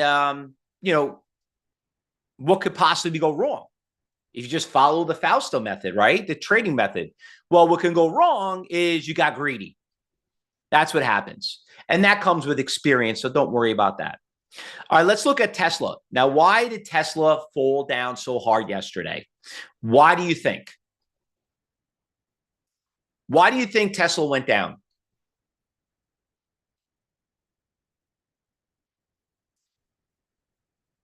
Well, Martha, yeah, it was bad earnings, but that's not the reason why it went down. So it had bad earnings. Or it's not what they expected. But why did it go down that much? Why didn't it go down more? And what made it go down at that number? Well, look what happened with Tesla. It opened, earnings came up. It went from it actually went up, and then it came back down and went back up again, okay, in an hour. It went from 338 down to 327, up to 333, okay? Why do you think it went down? Well, I don't know. Maybe because there's 700,000 shares sitting at 335. You think you know more than that? Let's figure that out. 700,000 times, I'm using simple math, 335. You're talking about $250 million. 131 shares are out there. You're telling me you know more than the $250 million looking to be sold out there? Do you want to own a stock with such a big seller out there? That's right, Carlos. That's what we call an iceberg order. That's our lingo here. Okay. And let me tell you, Damon, it's not one person dumping. It's 131 people around the entire world that are dumping. Now, let me explain something to you again. This is not the Fausto indicator. This is not the Fausto Nachi. This is not the Fausto, platform, TradeView. This is NASDAQ.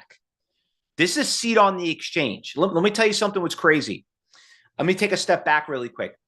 What do you think this is worth? Well, how much money do you think this technology, if you had the opportunity, because let me tell you, I told you this before, nothing's free in the world. What do you think people paid for this? What would you pay for that? If you could see 70% of the volume that's going on in the entire world in a stock that you're in, what is that worth to you? Is it worth it for free? Or, would you pay for something like that? Or it's got to be for free? Okay. On the right hands, it'd be worth a lot of money. I like that, Reg. That's a pretty good one. All right. So let me tell you, Tony, and everyone else, what I paid. When I got started at 22 years old, I'm 53 now. When I was introduced this and I was sitting on the other side like you guys were, I was like, how does anyone even have a fighting chance? Thinking that they know more than, than this data. How do you not have this? Right? How do you basically not trade with this? And they said, I'll tell you why. Because if you want it, you got to pay $1,000 a month for it. Now, right away, I think everybody here is going to fall off their chair and be like, I mean, listen, and this is what they told me. You want to make the six-figure salary? You're not going to go out there and think you're going to, you got to have the right tools, right? You can't be a construction guy without a hammer. All right. It's not going to happen. You could try to figure it out, maybe use your hand, but I don't know how you're going to build houses with that. There are tools that you need when it comes to trading. And this is the main tool that we use. Well, let me tell you something. It doesn't cost $1,000. Doesn't cost $500. Doesn't cost $100. They lowered the price bar down to $15. Now, I'm just going to ask everybody a dumb question. Would you pay $15 to see 70% of the volume in the market? In a stock that you're in? I mean, think about it. You're in a stock right now. Wouldn't you like to know where everyone else is looking to sell? Okay. Because let me tell you something. If you can't afford 15, you can't afford to trade. Right? So, but back then, I actually paid $1,000. So I know right off the bat, everyone here is like $15. I mean, my God, that's like a joke, right? Well, don't worry about the $15 now. I'll let you know later. And by the way, that's not me that's charging you. This is what the exchange charges. Those are exchange fees, okay? That's like a ticket fee, all right? James says a good construction person buys the best tools. That's right, James. You know what? Amen. I'm glad. You know what? I never heard someone say that any better than you. That is a great way. It's like James. How about this? They got electric guns right now, right? They got the power nail guns. Who's better? The guy who's got the nail gun or the guy who's got the hammer and nail? Who's going to do better, right? Oh, why I got to spend money and buy an electric gun? I got the hammer. I bought it for $5. It's cheaper. Okay, no problem. I'll go with that. That guy. One guy will be on the job for a year. The other guy will be on the job for a week. Knock yourself out. Quick question. What is the difference between level 2 and book viewer? Manish, a huge difference. Huge difference. And I'll show you right now. This is level 2. See it right there? This is level 2 right here. And level 2, all you're seeing is exchanges. New York stock, you see what that stock is trading at that exchange. You're not seeing all the orders on the exchange. Okay, that's the big difference. So level 2 has been outdated since the 90s. All right. By the way, you know what level 2 costs? What does level 2 charge you? What do they charge you for level 2, everyone? What does that cost you? What does level 2 cost? What does your brokerage firm give it to you? That's right. It's free, right? Let me tell you something. Why would they give you something for free? Because that's all it's worth. It's worthless. It doesn't do anything for you. All right.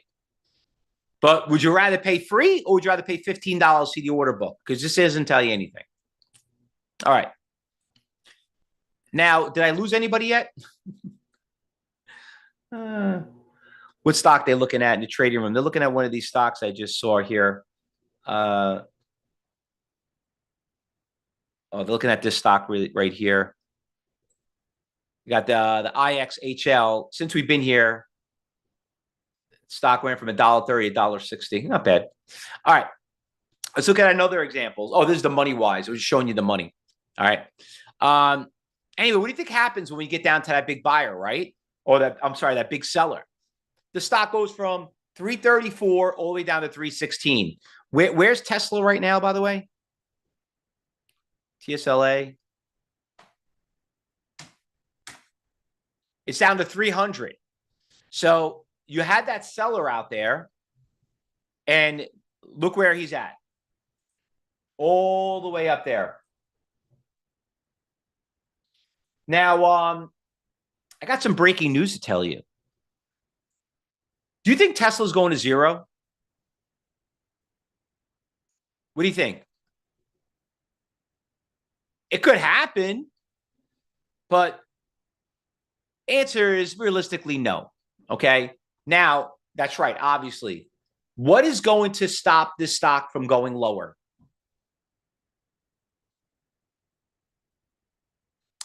Wow, that's great. Everyone's saying answering the right same question. Buyers, right? Remember, sellers bring it down, buyers bring it up. Sellers are resistance, buyers are support. Next few moments, I'm going to show you something that's going to knock your socks off. All right, but we're going to get there yet. Before I get there, I'm going to show you something that's called level 4 in the next few moments. But before I do that, let me show you what's called a breakout. So, Webull stock, big, remember we said buyers make the stock go up, sellers bring the stock go down. So Webull's been on a big run up, right? And it's another brokerage firm out there. Just went public, so probably some of you didn't know about it, but it's got, it's an app. It's a pretty popular app. Now, if the stock's going up and you're coming up to a seller at 16, what do you think is going to happen? Is the stock going to go up or down?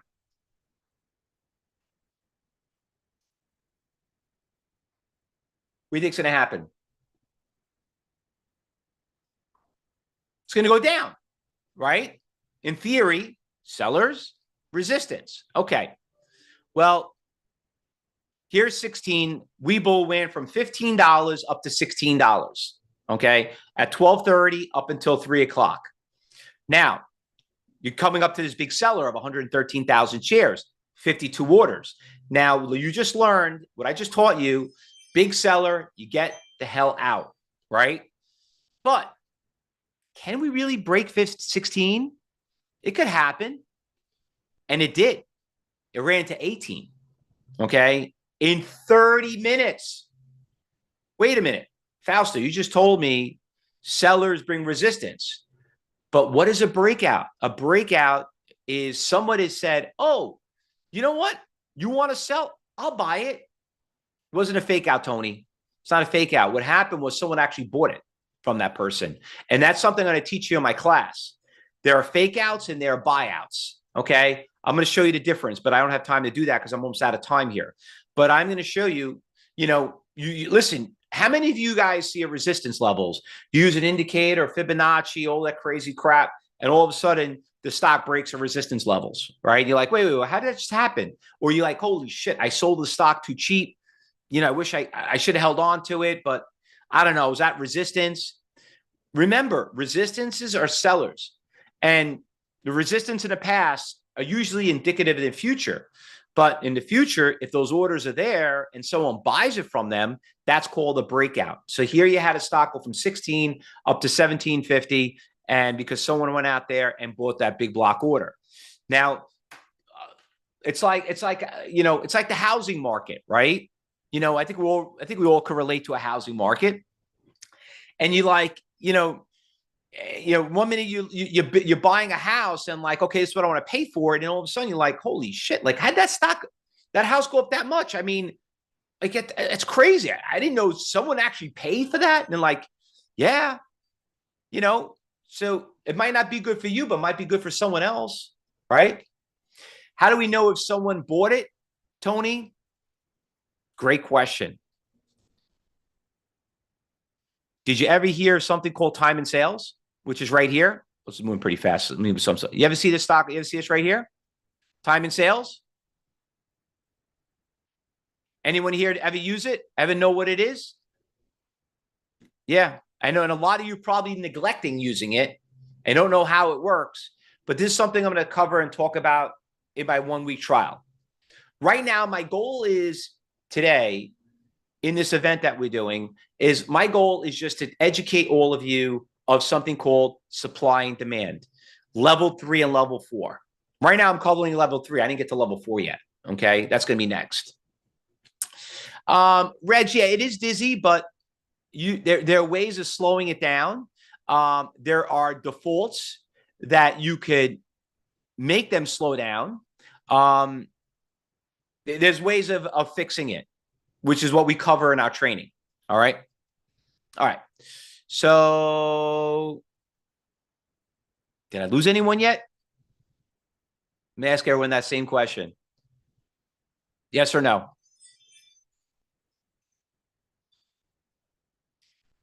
Still here, Richard? No. All right. Didn't lose anyone yet. All right. Look at that. Look how much you've learned in 30 minutes. Okay, thanks. I think I have a great presentation to me. This is a missing link of the volume profile. Okay, from Reg. Martha says, are these sell by orders considered volume? Yes. The volume is called the volatility of the orders that are going off. So you just saw the time and sales are transactions that are taking place. So if the sales are going on the bid or the offer, that's how we're seeing where those transactions taking place. Okay. Think about it. Less than 30 minutes, you've just learned the true facts of how stocks go up and go down. And you thought you knew, but now you really, really know. And now you're knowing that you could actually see those orders out there. And now you're going to know if those orders are getting filled or not. Now what I want to show you is level 4. If you thought level 3 was cool, wait till you see level 4. I want to go back to Tesla. Okay. And here's Tesla.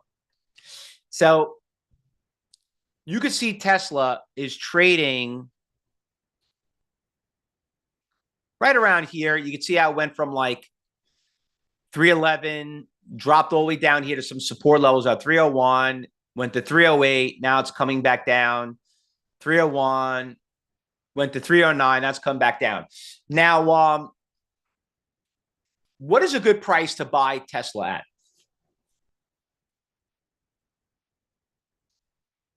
What's a good price? Let's see how you guys answer this question. What will be your game plan?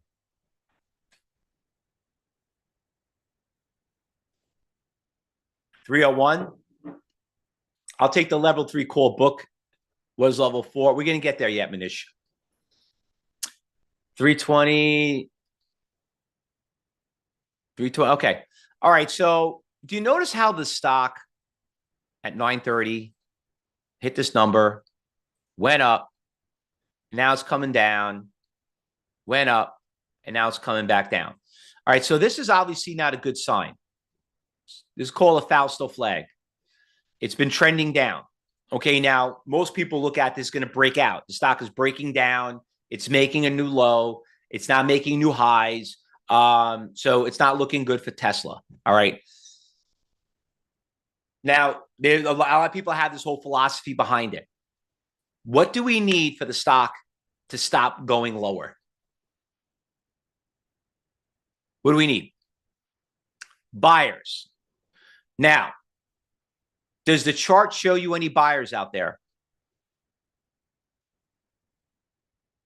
No, it doesn't. But you could implement all the indicators you want. And every indicator is going to tell you this stock is definitely going lower. And it does look like it's going lower, and it does not look good for Tesla. But how do we fix that problem and how we confirm it? Let's see if the orders are out there. This is called level 4. All right. Now, here on level 4, you see this little red line right here? That's 9:30. That line between these two numbers, you got 500,000 share buyer and you got a 160,000 share buyer hovering just right around 300 and 301. Okay. Now, what did we just learn from when the market opened until now? 300 looks somewhere about support levels, but most of you think it's going to break down because it's got a flag to the downside. Maybe if I throw a couple of indicators and MACDs and Fibonacci's might even might do that also. But when you look at the right side of the chart, we're coming up to a pretty, there's a lot of buyers sitting there around 300. So do you buy it or do you short it? What do you do?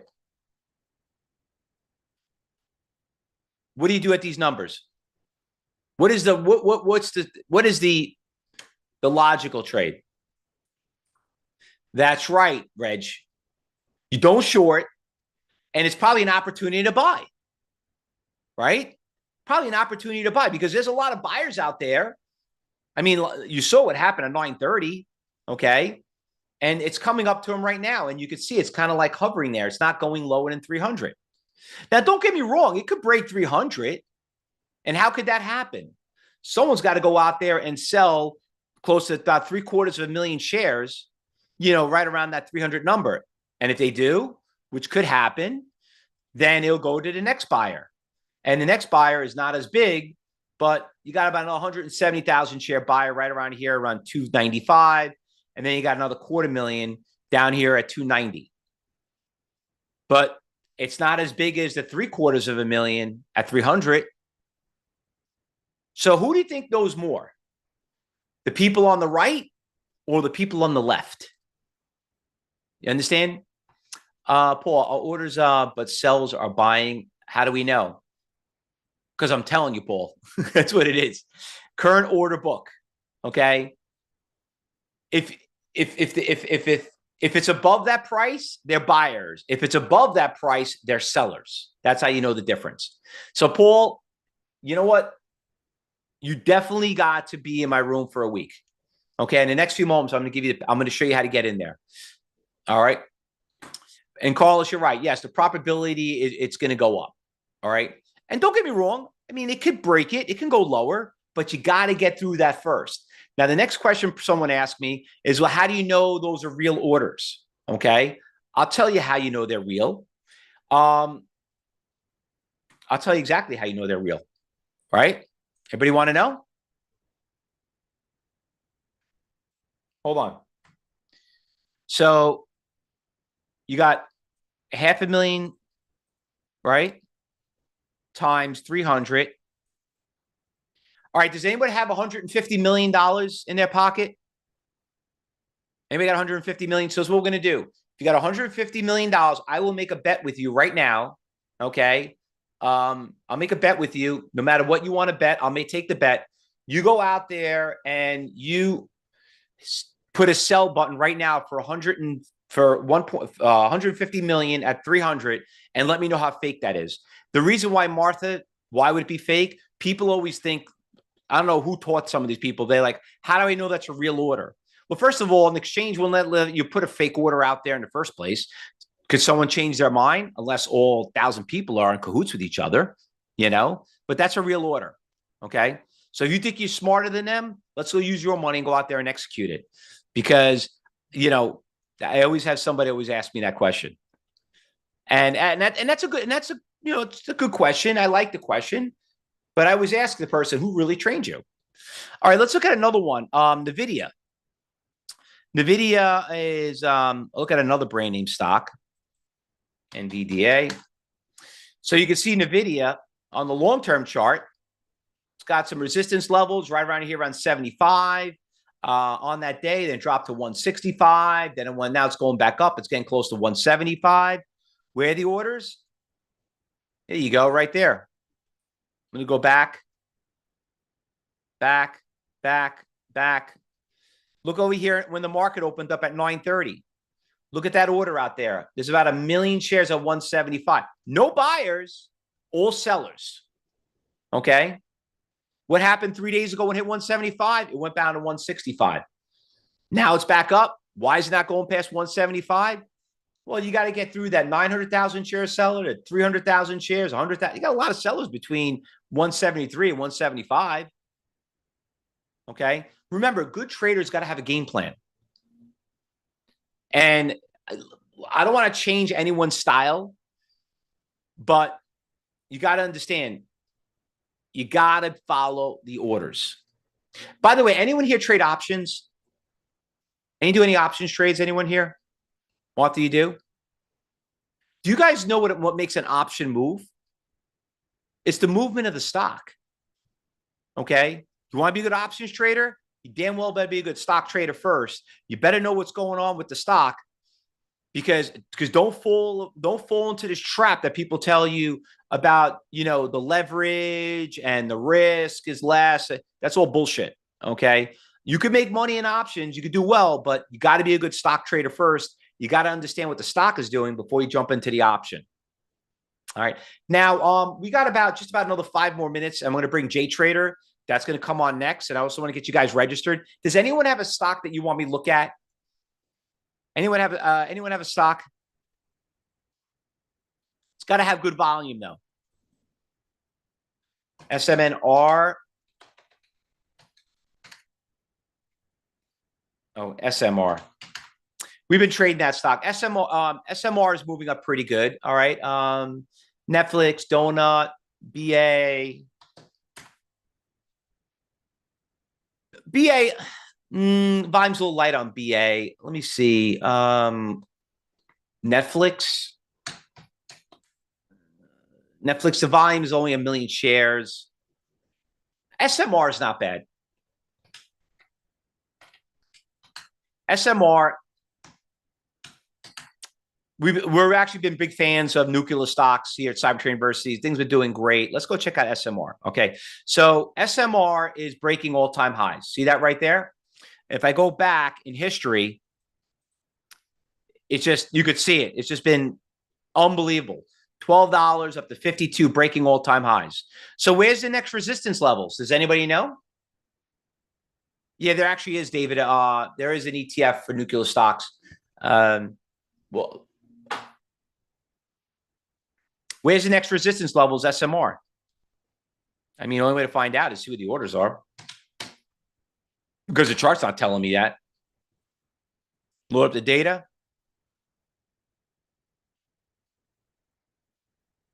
All right. So it looks like right here at 53 and 55, 60. Those are the numbers I'm looking at. There's no one up. I mean, there's nobody here up to like 90. Looks like everyone's already got their limit order set right around these numbers right here. Big buy order was done right here, which is what drove the stock to go higher. Right around $150. $50 was big resistance, but now it looks like 53, 55, and 60. Right around there. All right. Was that hard? Do I need an indicator to tell me that? I know right away with the resistance. Look what happened. When it was at 151, it ran to 153. It ran to 53, 51 to 53. Look what happened when it hit 53. It went back down to 51. See that? Why did it go down? Let me blow this up. See that right there? See how we broke that resistance levels right there? That green ball means that those are the time and sales. I was telling you, these are defaults I was talking about. Like some of you saying time and sales moves too fast. These are kind of the tools we teach you. We know how to aggregate it. These are the features that you get. But look what happened. Once that order got done, it ran all the way to 53, and now we're back down to 51. All right. So did that seem hard, everyone? You guys learn anything? Imagine what you're going to learn in a week, right? So this is what I want to do. When I start showing you big examples, like this stock over here is at 450, and you're starting to come up with all these hundreds of thousands of shares of red lines, what do you think is going to happen when you get that? To me, that looks like, I don't know if anyone uses a fishing, a fishing chart. It looks like a fishing chart. It's like, oh yeah, that's definitely the bottom over there. I could definitely see that. That's definitely the floor. What do you say happen when we get to the floor? It's going to go up. But if you want to start seeing more, this is what I want to do. I want to teach a lot of you guys to come to my trading room too, to come for a week. Now, if you had not followed us on YouTube or Instagram, we got over 4,000 videos that we posted. We've been doing this for 35 years. Please just like us, friend us, get those. I do a lot of shorts. Okay. So you have to sit there and watch them for 20, 30 minutes. But I like to do shorts because I like to just get right to the point. Cybertrade University has been endorsed and sponsored by some more brokerage firms than any school in the industry. You're probably familiar with some of these names that are here. And I've done presentations for all of them. Okay. And another thing here at Cybertrade University, probably one of the very few people that have a 5-star rating on Google. And we were also ranked #1 by ChatGTP. Okay. So if you're a big AI fan, look it up. You could see how important that could be. Now, listen, what I want to do is if you're new to trading or you're starting to learn or you're having issues, here's an opportunity to kind of take what we've learned for 1 week and put it to the test. Okay. So all I'm asking for is a $9 trial. Okay. And this is what you're going to get for the $9 trial. You're going to get 1 full week access to the trading floor, which is right here. Okay. And you can see we got hundreds of traders in here from all over around the world. You're going to get our alerts. You're going to get I'm going to give you 2 videos where you're going to teach you how to download and how to use the NASDAQ total view. I'm going to give you my book for free. That's a $50 value. You can buy it on Amazon and give me the money. I'd rather take that, but if not, I'll give it to you for free.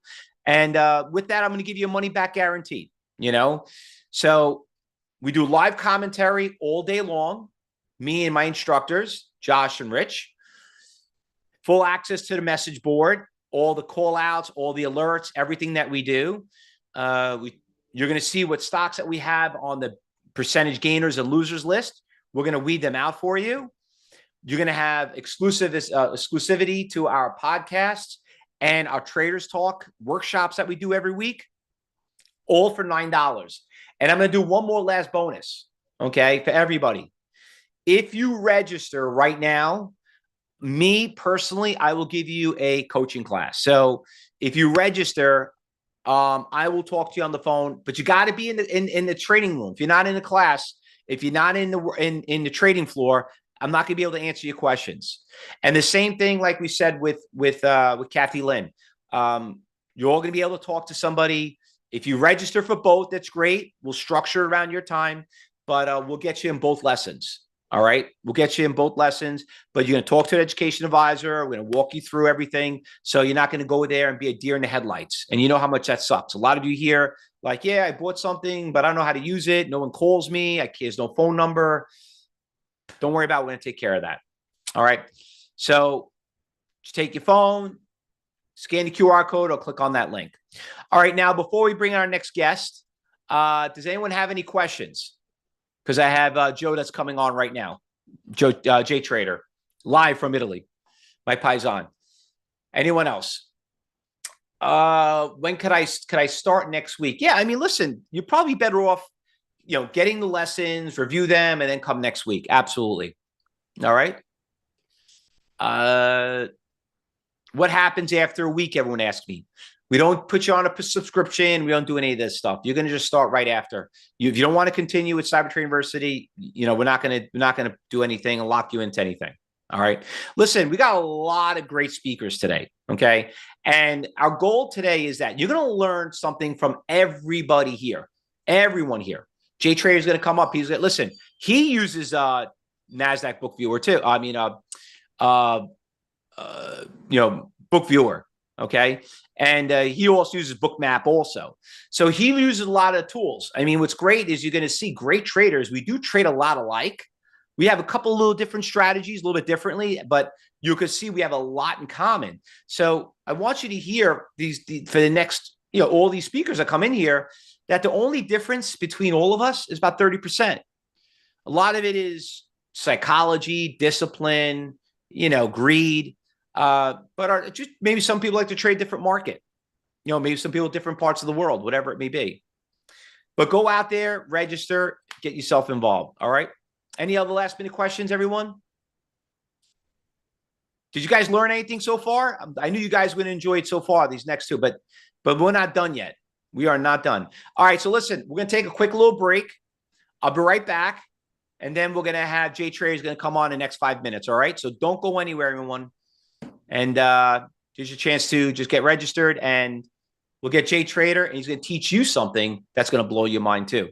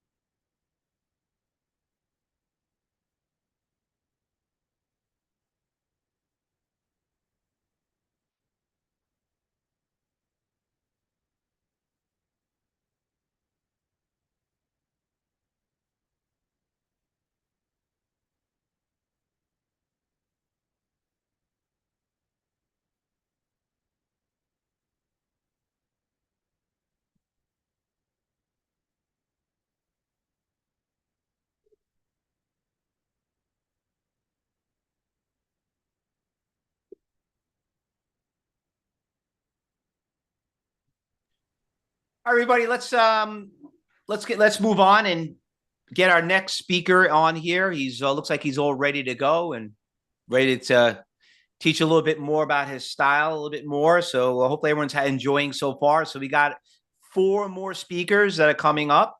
So I know it's going to be a long day, but if you can't be here, that they're going to be recorded. But I highly recommend you be here because you want to ask these questions. I mean, listen, you know what? Recordings are great. They're good for refresh, but it's better be here live. But let me bring in my next speaker. I had the the opportunity to meet JTrader because I was introduced to him. He uses one of the same platforms that I use, Bookmap, and I was very intrigued after watching his style and everything else. What I've learned from JTrader is this: he's disciplined, he's precise, and he shows results. Okay, so there's one of the biggest important things to me when I judge a trader out there, especially when everybody thinks they're a trader. There's a lot of influence out there, but there's not too many people out there that I would trust, and I do my homework on them, and he definitely is the real deal. So what you're going to get at JTrader is this: since 1999, he's built a reputation that I found for accuracy and consistency across global markets, especially small cap stocks like I like to trade. Now, after creating the renowned J-line system that he came out with, JTrader now leads the worldwide community of trading traders focusing on mindset, execution, and education. If you want to stop guessing and start trading with a purpose, this is the mentor you have to look for. Listen, he's the real deal, and he's about to show you how pros get it done. So, Jay, thanks for being here again. Always appreciate it. Hope you. Good morning, Fausto, and thank you everybody for joining us today. It's a pleasure for me to be over here. You always say so many good words about me, so I prepare something good for today. I hope to deliver something. So if you have question traders, feel free to reach out. I'm over here to help you today. So let me know when you're ready to start, and I can start sharing my screen. The stage is all yours. Okay, so thank you everybody again. Let me share my screen. Let me know if you can see my screen good. You will see over here Bookmap, and then you will see over here on the right corner my screen. So today we're going to talk about one of the strategies that I prefer the most. When I started trading, I was an early trader. I had 19 years old, and I explained this more than once. I had a very small account, and I started trading Italian stocks. And in order to make it grow, I need to scalp a little bit.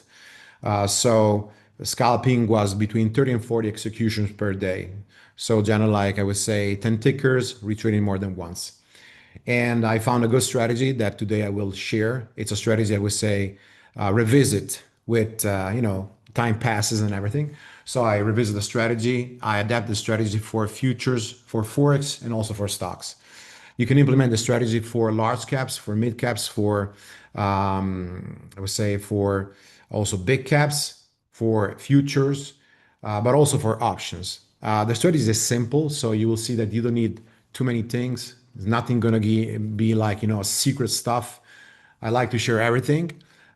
This strategy that I'm teaching you today, that I'm showing you today, I already share, for example, for free on YouTube, and I can tell you that at least more than 1,000 traders around the world are using it, and a lot of these traders are full-time traders, and they're like profitable with that. Three things we need in order to trade a strategy. First of all, you have to understand what kind of trader you are. Because today we're going to talk about scalping. And as you know, scalping is not I would say, a behavior of trading, okay? Something that everybody is a scalper. I can tell you guys that before I was a scalper, when I was young, I was 19 when I started. Now I'm 44. Even if my daughter says that my wife says still look young, I don't know. And I move more to swing trading positions and someday trading. This because it gives me more time to also follow the traders that I mentor. Today I had two traders over here. and it's more like relaxing for me. But the strategy that I teach to traders is based on a 1 minute chart, 5 minute chart, daily chart. And also next to it, bookmap, which is the order flow. So let's start looking at some small caps this morning and large caps. I have an example over here of AMD. And even if I prepare some stocks from the previous day, I just want to share today what the market gave us. So the first thing is you need to have order flow. In this case, the order flow, how I have it is very simple. Order flow that you can have with multiple. As you know, I use bookmap over here. And how I set it up. Order flow is set up, in this case, candlesticks. I use candlesticks at 10 seconds. And I have a heat map over here that is filtered. Because if I put over here without filter, often you will see so many lines that it will be like overwhelming.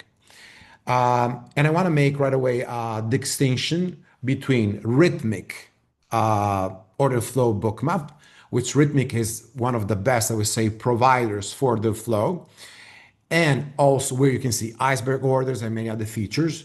While on stocks, we know that the XFeed doesn't give you ARCA. So you can see the, I would say, the entire depth that you want, the routes, but you don't have ARCA. OmniFeed, on the other way, is now the provider of order flow, which instead gives you ARCA. But for example, you don't have DGX and others. Does this been like a big, I would say, miss for the trading? No, because I've seen me and thousands of traders using bookmap, even in stocks, in a very profitable way. And you will see today some example from the live market. You can also set, if you don't want candlesticks, there's another way to use over here bookmap, and is by using it on volume dots.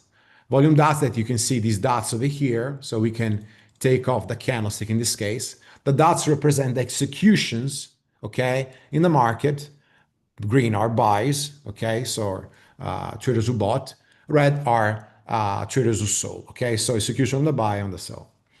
The levels, the darker these levels will be, the higher liquidity that level will keep, okay? So if I see often a price that is dipping, okay, into some kind of big liquidity, and I know that it's bouncing, and that level is together, for example, with the big support, daily support, a Fibonacci, a VWAP, a moving average that you're looking, okay, or an RSI over a sold condition, I can expect a bounce. And I start looking if the dots or the candles are start bouncing from that level, it's a confirmation of the order flow.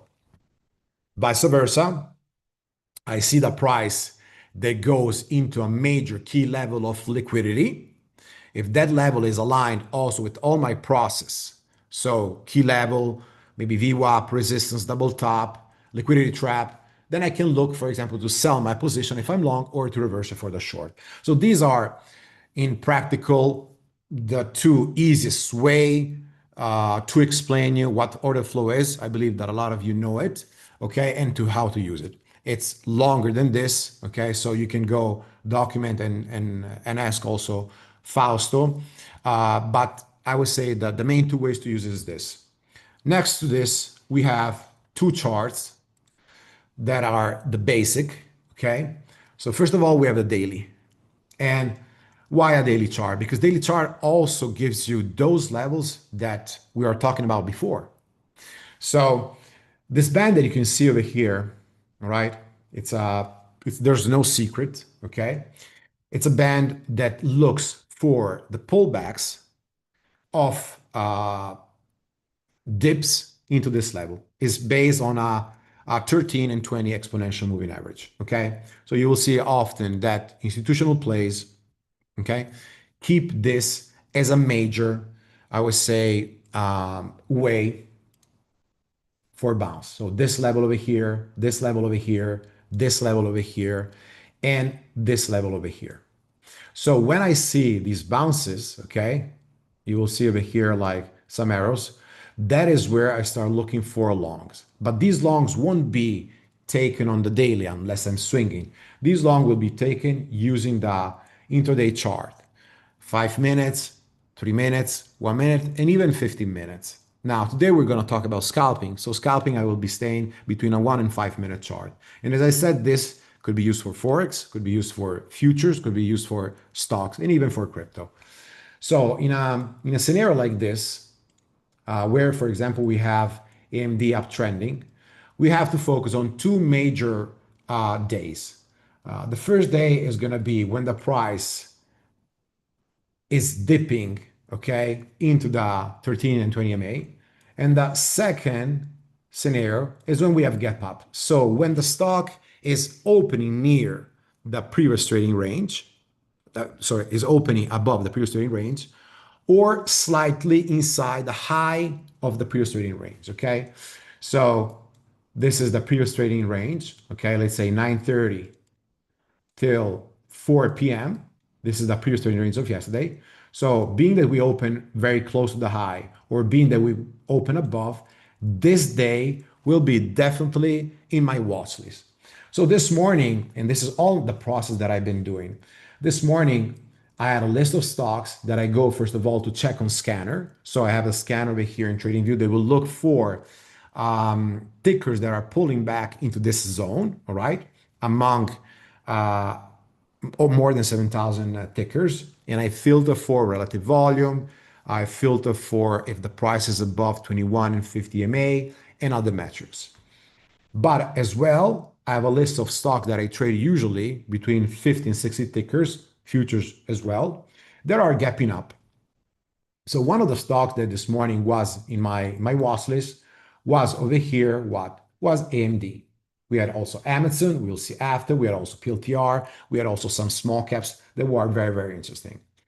Now, the reason why I tell you this, and I spend a little bit of time, is because you can have the best system, but then you will tell me, Jay, I tried the system, it doesn't work. Because the stock selection or the ticker selection in the case of this is very, very important, okay?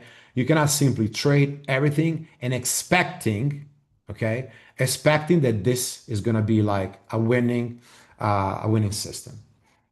So the second part, if you look over here, Amazon, we go into our 5-minute chart or 1-minute chart if you're like even a more, I would say,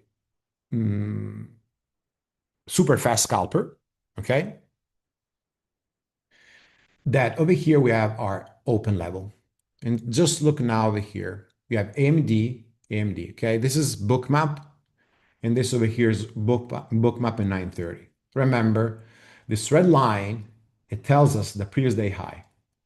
So once the price, this is one of the conditions, reclaims over here the open level, okay, of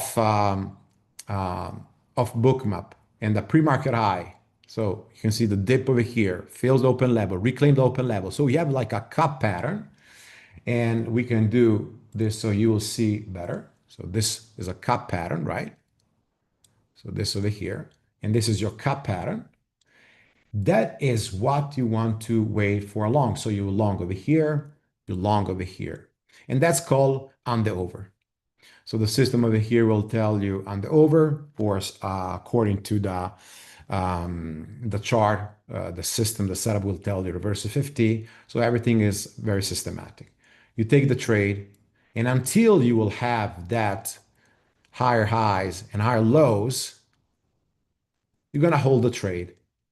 Comes back below 160.60, you're going to get out. So remember, this is not day trading. What I'm sharing you today is scalping. Some of these scalps can become even day trades, okay? But we have the intention over here to scalp.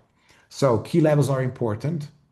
Order flow is important. The read of tape is also important. And of course, having the strategy that is backtested. When I say backtested, it means this. Give me a second because I really want to explain these things. So this is, I think you can see my monitor over here. Okay. So this, for example, is a way to backtest the market. And I have, for example, I'm not a coder. I have coders that work for me. So all the systems you see over here are recreated in bots, the strategy. The point is, out of, for example, a sample of 500 stocks, okay, where I thought I had an A plus setup. The system backtested gave me only 8.8% of these, so 44 stocks or something similar, okay, to be giving A plus setup. So what does it mean? Machine works much better than us, and means that if you trade something, if you trade a strategy, don't look if a trader made money, millions, because maybe that strategy is only good for him. You have to look at the reports from the stats of the strategy. That's the only way to know that that strategy is possible, we say repeatable from other traders, and that he can learn good. Because maybe I can be the best soccer player in the world, but I am not a very good coach. Nobody could replicate what, for example, Cristiano Ronaldo or Messi do in the entire world. Okay, that's a major point. So long over here happens when we cross the J lines. What is a J lines? It's a 14 and 17 MA on a 15-minute, on a 5-minute chart. So these bands that you can see over here, okay, I'm gonna point them out. This dark blue is a 14 and 17 MA. This band is a 9 and 20. Okay, so it tells the trend. This over here is a 41, 52. This over here is a 7289. 89 that comes from the Fibonacci number expansion. So if the fastest one is above the medium one, is above the slowest one, then everything is going to be blue and everything is going to be for the upside. In that case, I'm trading a gap up based on statistic. These gap up work with 71% of win rate in a bull scenario market. This is where I'm looking to long. And again, over here, I'm looking to reclaim long over here. Okay. So as soon as I break that J lines, okay, that factor is very important. You have to see the break coming. And then I see, you look over here, 1050, and then I see a push into bookmap. Okay. So you can see the order flow pushing in. That's my entry. Of course, Navid, of course. Navid is asking if I can make charts view large or bigger. Of course, sorry about that. My monitor is pretty, stretch is pretty big, but I will try to make it bigger over here. Okay, just like, one of those wide screens monitors. So let me know if you can see it better. Just want that you understand the play. And how to trail, very easy. You are in the trade, okay? So you are in the trade and you enter when the price you can see close above the J lines in this case. Use, for example, the first lower low breakdown to exit half of your position. Then you can trail with this 9 and 20 band. We crack this to the downside, we're simply going to exit. You will see some of these trades, they will go, I would say, for 5 minutes. Other of these, so really scalping, other of these, maybe in 10 minutes will make you enter 2-3 times, but some of these, they can be even 1 hour long, and then you can simply recycle. So this is the play that this morning we learned on Amazon, and this was one of the plays. Give me 1 second because I want to share with you the point of all this.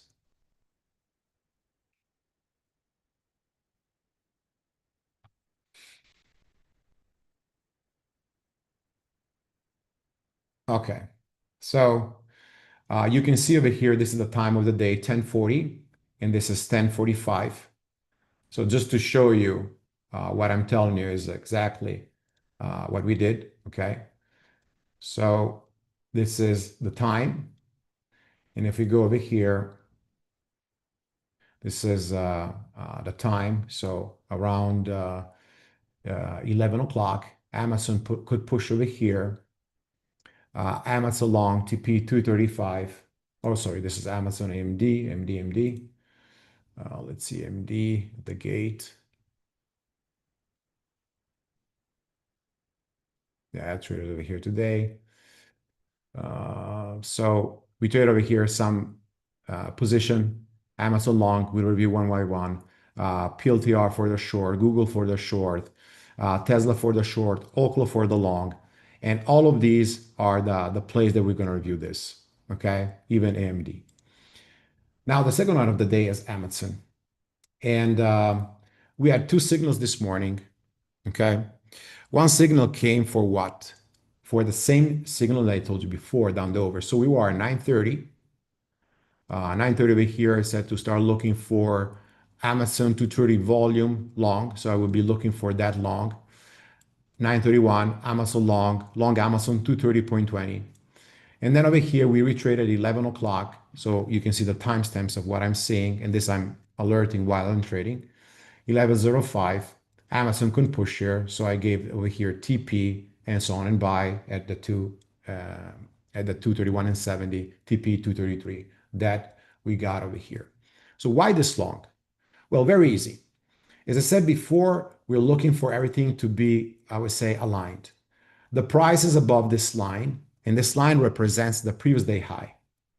So today we have a gap up play. Being that Amazon is a strong catalyst or is following NQ or has a high relative volume, I'm looking to buy a cup pattern. I'm looking to buy a fake washout at the gate. So when I'm talking about fake washout team, it means something that is essentially like this. This is a fake washout or a V pattern. And this is a cup pattern, okay? And at the gate, we have exactly this. So we got in exactly this point over here. So why? Price does the cup pattern. Price has a big volume burst on this candle. You can see it over here. So there's a big imbalance for the long side. And these are the sellers. So sellers are very small. Price is above the previous trading range and is above the pre-market high. And also because Bookmap, as you know, is a fundamental key for me, was simply giving long players. Okay, this is a dip that happened 9:30.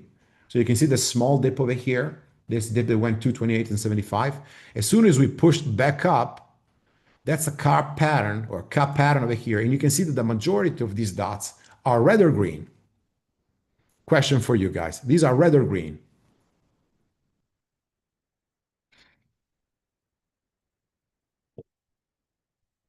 Exactly. So we have buyers in control. I know that for a lot of you, this could be like, oh, it's so hard to understand it. And I can tell you that in the first 2 weeks, I was feeling the same years and years ago. And now I basically am an official mentor of Bookmap because this became like something that I use in the last 7, 8 years, almost every single day or every single day. And it tells me what? The confirmation of my system. This doesn't mean that you should be trading only using Bookmap, as you shouldn't be trading only using a chart. But the more things you can align together, the better it is. So the scalping system is wait for the gap up play, wait for a catalyst or a stock that is uptrending, wait for that chart that I was telling you over here, where we are, or dipping, you can see over here, into the 13 to 20 EMA, or we're gapping up just like today, and then wait for the cup wedge fake washout, reclaim of the 14 and 17 EMA. This green bar is an automated bar over here. It's connected to my bot. So we all do this work then through Polygon and Python. And the first exit over here is exactly at 233 and 21. So if I'm risking, for example, the entry from here till here, and we measure this like 1 hour, at least on this move, I want to take over here half of position at 3R. Okay. So that gives me enough R to be, even if this would have a 40% win rate, profitable. Now, you line things together, like I tell you, in a good market, bullish scenario, this is going to pay you more than 70% of the time. The thing that you have to simply shift, if you start trading this 2021, 2022, when the market was unwinding, you're not going to make money. In that case, you have to reverse all these positions for the short side. But again, over here, the other confirmation is that you're going to stay long because you don't see any sellers over here. Do you see over here any red dots? That's incredible, right? All green. Where you start seeing the sellers? A little bit over here. And then look, now you start seeing the sellers. So that is the part of the chart that you're going to look for an unwind. The next one of today, and I know that this seems like I only showing over here a good place. No, I also going to share something that it didn't work, and I will explain. But these are actually really what we did. And I have something that I want you to look from tomorrow to trade, okay? So this is Oklo, why I found this stock. So scanner came, and told me, Jay, you know what? Couple of days ago, we had over here the bounce. Okay, so right away, the bounce, you can see that we have a reversal candle. This is between a shooting star and over here is a morning star reversal. But also, I have over here what today? The price is at the limit of the previous trading range high. So that day, Oklo was in my watch list. When something is my watch list, I put over here right on my list. Generally, I have, as I said before, a list of 40, 50 stocks that I want to trade. This doesn't mean, traders, I'm going to trade everything that I have in my watch list. But if that is aligning, then I'm looking to take the trade. Okay. And Oklo is a nuclear stock, like Palantir is one of those stocks, or QBTS is one of those stocks, or QBT is one of those stocks that I want to trade every single day. So, for example, this was yesterday. You can see that I have Oklo almost every single day. Okay, for me, it's a very important stock and is going to deliver so much in the next future. But this is just my personal opinion. When I get into the 5 minutes, everything changes. Now I have to line all my factors. Is this in the high 80% of previous trading range? Well, this is the previous trading high. Okay, so we are over here. We are opening with all the J lines over here, blue. Okay. Do we have a cup pattern or a V pattern? Well, this is my cup. If you align these two bars and you will put over here just to show you 1 minute chart, you can see that this over here, 930, it does this. That's your cup pattern. You can see it. So this is already, the system gives me long over here. Okay. So I use the 1 minute for, I would say, give me a better timing and understanding of the microstructure. But I don't want to confuse you too much with things. 5 and 50 minutes chart or a 3-minute chart, I would say ideal for your trading. So when I have Oklo, the next thing that I do, I simply go over here and start looking at bookmap. Now, bookmap in this case, you can see that I only have the candles. You go over here, you put the volume dots, we filter the volume dots. We can take off over here anything else. We don't want the candlesticks. There we go. And then you can put, for example, MBBO. So what it does, opens, dips, cup pattern over here, that's your long. From this moment, again, the majority of these dots will be green. So what I do, this is my bar of entry. And then once the system over here triggers, I have one long, second long over here, and where I put my stop loss, below the relative low, this over here. So that risk, so entering with an average of here, this is going to be my risk. And then, of course, what I will do, the first lower low, I'm going to exit generally half of my position. And this 73 came exactly, look, where we have the two major sellers over here. This was around 40,000 sheer sellers, okay? So we have like a little bit wall of sellers. What I want to do with this is then hold with this 90 MA. Once we start fading, I'm getting out of the position. And I can tell you that Oklo, Palantir, QBTS, sometimes SMCI, MSTR, they deliver a lot of these insane moves, even coin, okay? They deliver so many of these insane moves. So check them because especially in gap up days, they can really run a lot and it's a beautiful play. Let's move on over here because I want to share with you Tesla, okay? Different kind of scenario. So over here, we're not saying, are you believing on Tesla that it's going to go up or not? Okay. I swing and I have a different system of swing. And I don't really confuse the two strategies at all because swinging is one thing and day trading or scalping is another one. What I look for, though, is always a daily chart. And we are in a wedge. This wedge is not something that I saw today. It's very easy to understand. Lower highs, higher lows. Is a contraction that I already saw from this day over here, from the 27th June or the 28th of the 30th of June. And today we are on this support. And what I said is, I'm not looking to trade inside this contraction unless I'm scalping. If we have a breakdown, the first target is going to be this L4 over here, which is a Camarillo support. It's something that you can use very good on the daily charts because they deliver specific pivots. And then the second target over here is 219. Well, 219, I can tell is a level where I start like buying for swing a lot. And holding the position if we're going to get ever there. So I'm looking at this point, today, because it's a gap down from everything that I told you, to short. Okay, you already know, gap up into that support daily. I'm looking for longs, gap down below the previous trading range or in the low 20% of the previous trading range. I'm looking for short. Good. Having said this, we're looking at Tesla at the gate. So this is our chart. This is our wedge. And this is the first thing I suggest you to do every single day, being that you do this on a 50-minute chart, being that you do this on a 5-minute chart. Right away, go check also the key levels on Bookmap, because Bookmap can give you, even before the market opens, but again, after the market, 9:30 New York time, it will adjust, giving you more precise levels. Look over here. As soon as the market opened, I already knew that the biggest level of the day was 300. Okay, it's a normal, they call it magnet, means that the price will be often attracted to these main magnets. So once we open, you have to think that we have the previous trading range over here. This is the pre-market range, okay? And then we have, as we said, the previous trading range. Previous trading range that first we had this yesterday. You can see the breakdown. Second is this over here. And breaks down one, second, and then this morning we had this. This was still a pre-market, 9:15, 9:20, 9:30, dumps.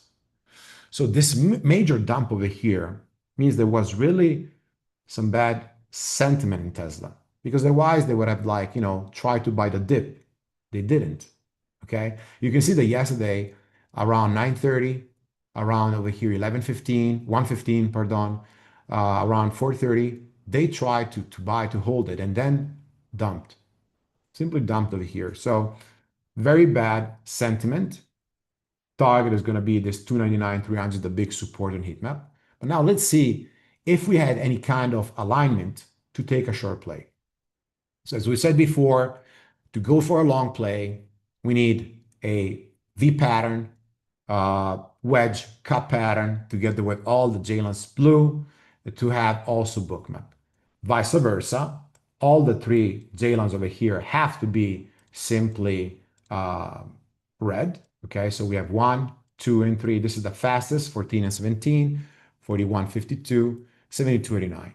You can also use the VWAP, but VWAP, I can tell you many times, will fake you out. And then I'm looking for what? If I'm looking for a cup pattern for on the over, so for a long play, what I'll be looking for is short. What is this, guys?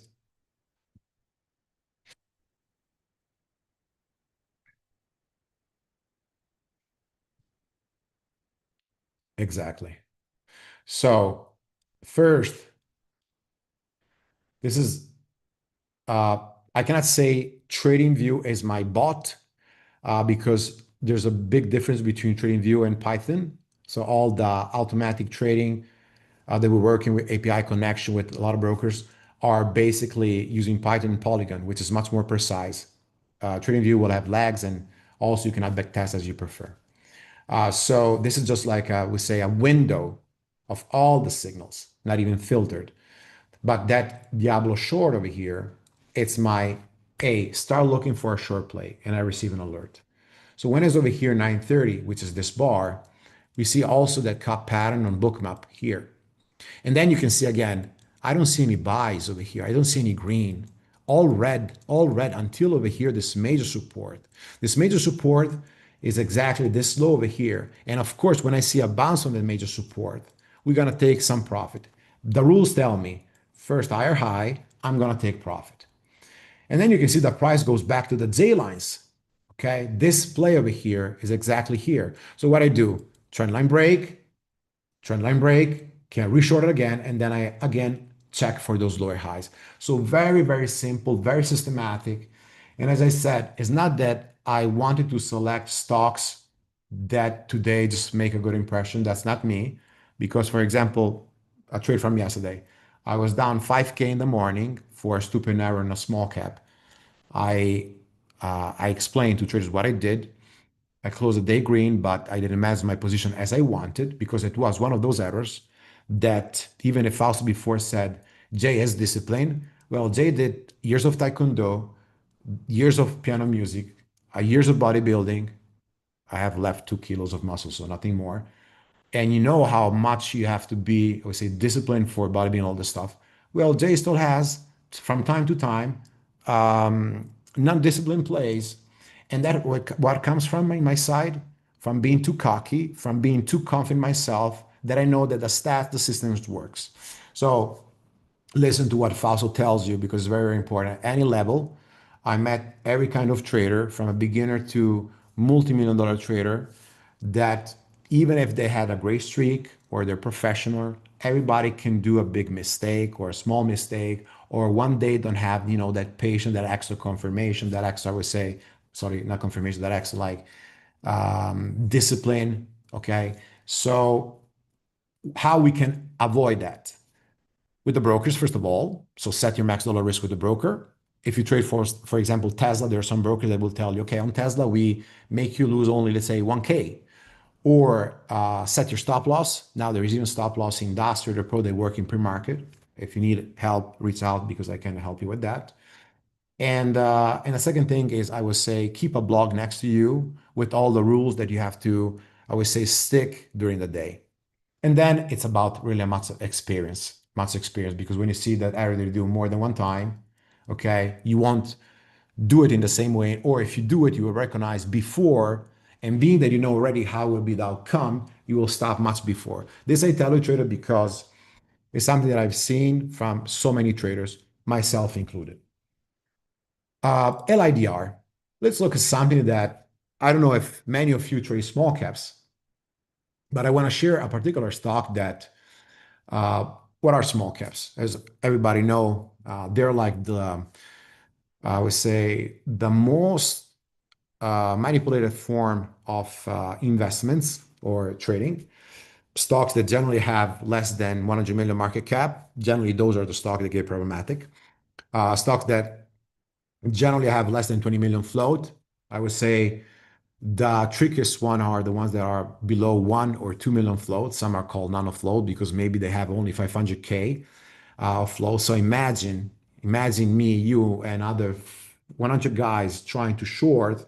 What happens if it comes a smart money, want to trap us and squeeze? Jimmy, exponential. These stocks are very good in terms of what they can give you in terms of performance, but also they're very tricky because they can make you blow up. I blew up never in large caps. I blew up never in futures. I blew up 3 times in small caps. Why? Letting stops go, oversizing because I was too confident in myself. And every single time I did that, 2 seconds later, I would have made a ton of money, but that's not a good, I would say, excuse, because risk management has to be the most important thing. So it was for me like doing that of sizing too much too early. And all the 3 times happen in pre-market. So what I tell you, first, if you trade small caps, you have to be, I would say, super disciplined. You have to start with a very small account. And I met a lot of traders that they start with small accounts, even if they have I would say a big account balance, but they allocate very small size for small caps, because it's very, very possible that 2 or 3 times you will blow up, or you will do amazingly good on one account, maybe favorable season for small caps, you make a lot of money, boom. Season after, you try 2 small accounts, you blow up, or they're not good, or the market changes, or the pattern you traded changes, because the market is cyclical, essentially also in small caps. What I tell you by this is back tested by 14 years of data that I have. Example, these last 2 weeks in pre-market, we have 1/5 of the small caps tickers that we had in June, okay? 1/5. In June, we had 80% of these pre-market fading, okay? So they were going up, fading, boom. Money was coming so easily. And I had 90% win rate. In the last 3 days, not today, but not yesterday, but the 2 days before, I had 2 losses, okay? Like one day red because of this. So what it means, market changes because the last 2 weeks, we don't have any more of these runners and faders, but we have runners that hold, run again, hold, run again, hold. So it's a different type of trading. And that's the reason why when I back test setups in small caps, and this is important because we're going to talk about scalping now. You need to simply see what setups are working. You cannot simply trade the same thing. In small caps, it's very important to know the float, the institutional ownership, the insider ownership, and also the flow rotation. And also if we have high percent short float, and also if we have SSR on. LIDR is a stock that had news this morning with NVIDIA. Now, you think the news in small caps means something. I can tell you yes and no. Backtesting the news for years, tracking every single news. I did it with coders, okay? So I know what I'm talking about. Sometimes I could find the news was the game changer. Sometimes news meant nothing. So I see, for example, news that are like ridiculous. They simply shoot and go 400%. And sometimes I see big news that they fail. In this case, with a big news, and it still ran. Why this ran from $1 until over here, $4.50, and then faded? First of all, it ran to a major daily level. But this doesn't mean that you have then only to wait for a daily level in order to short something like LIDR, because it had before 3 other daily levels. So it doesn't mean also that you short.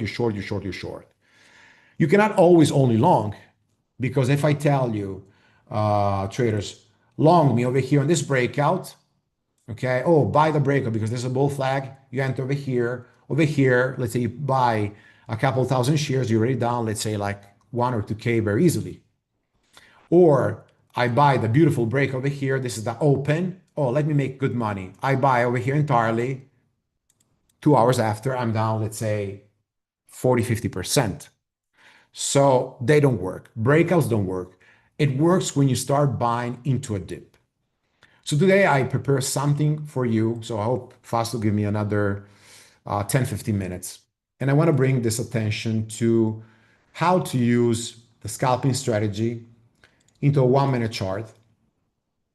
And I need to put over here VWAP.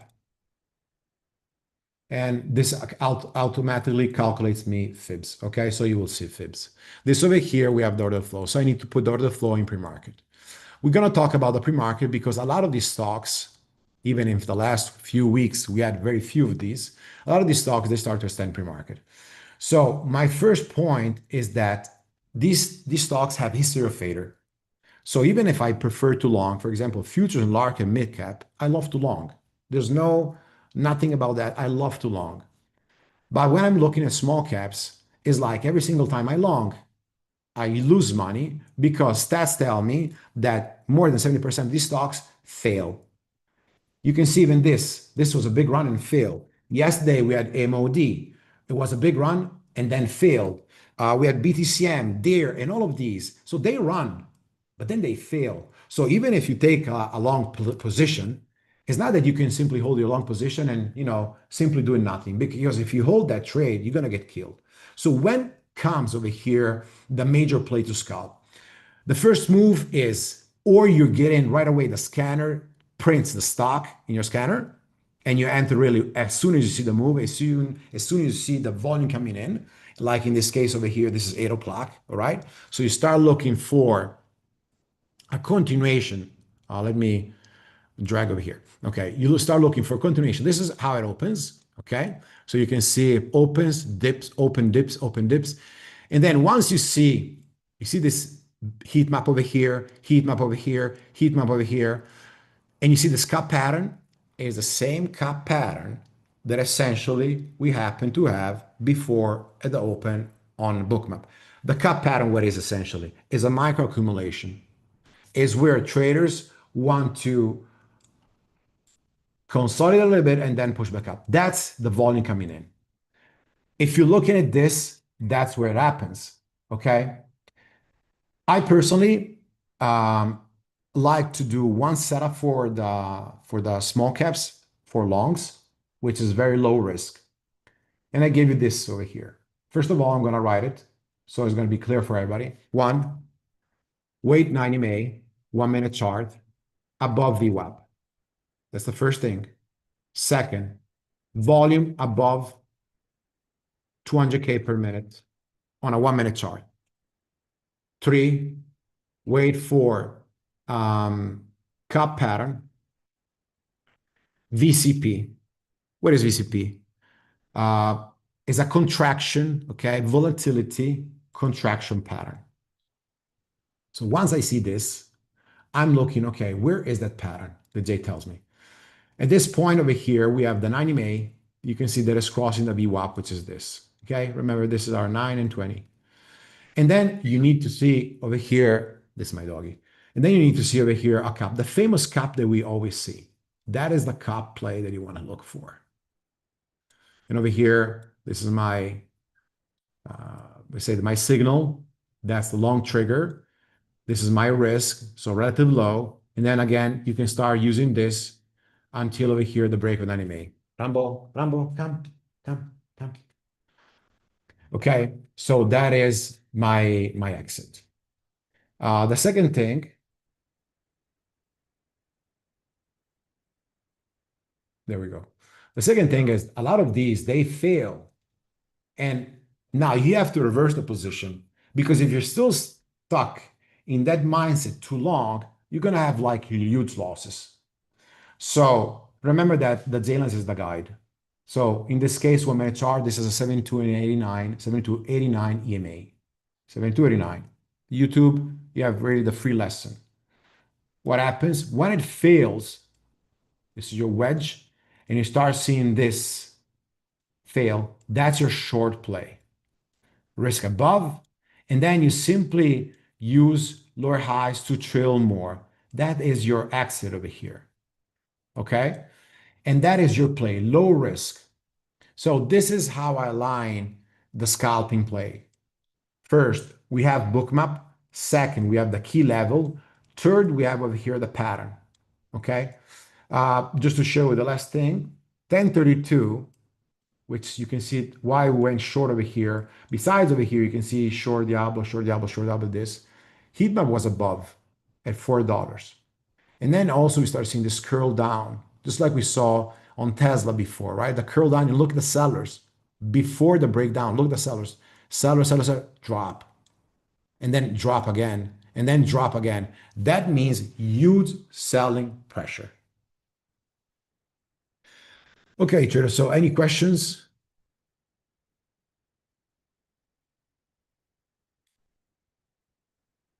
Feel free to reach out.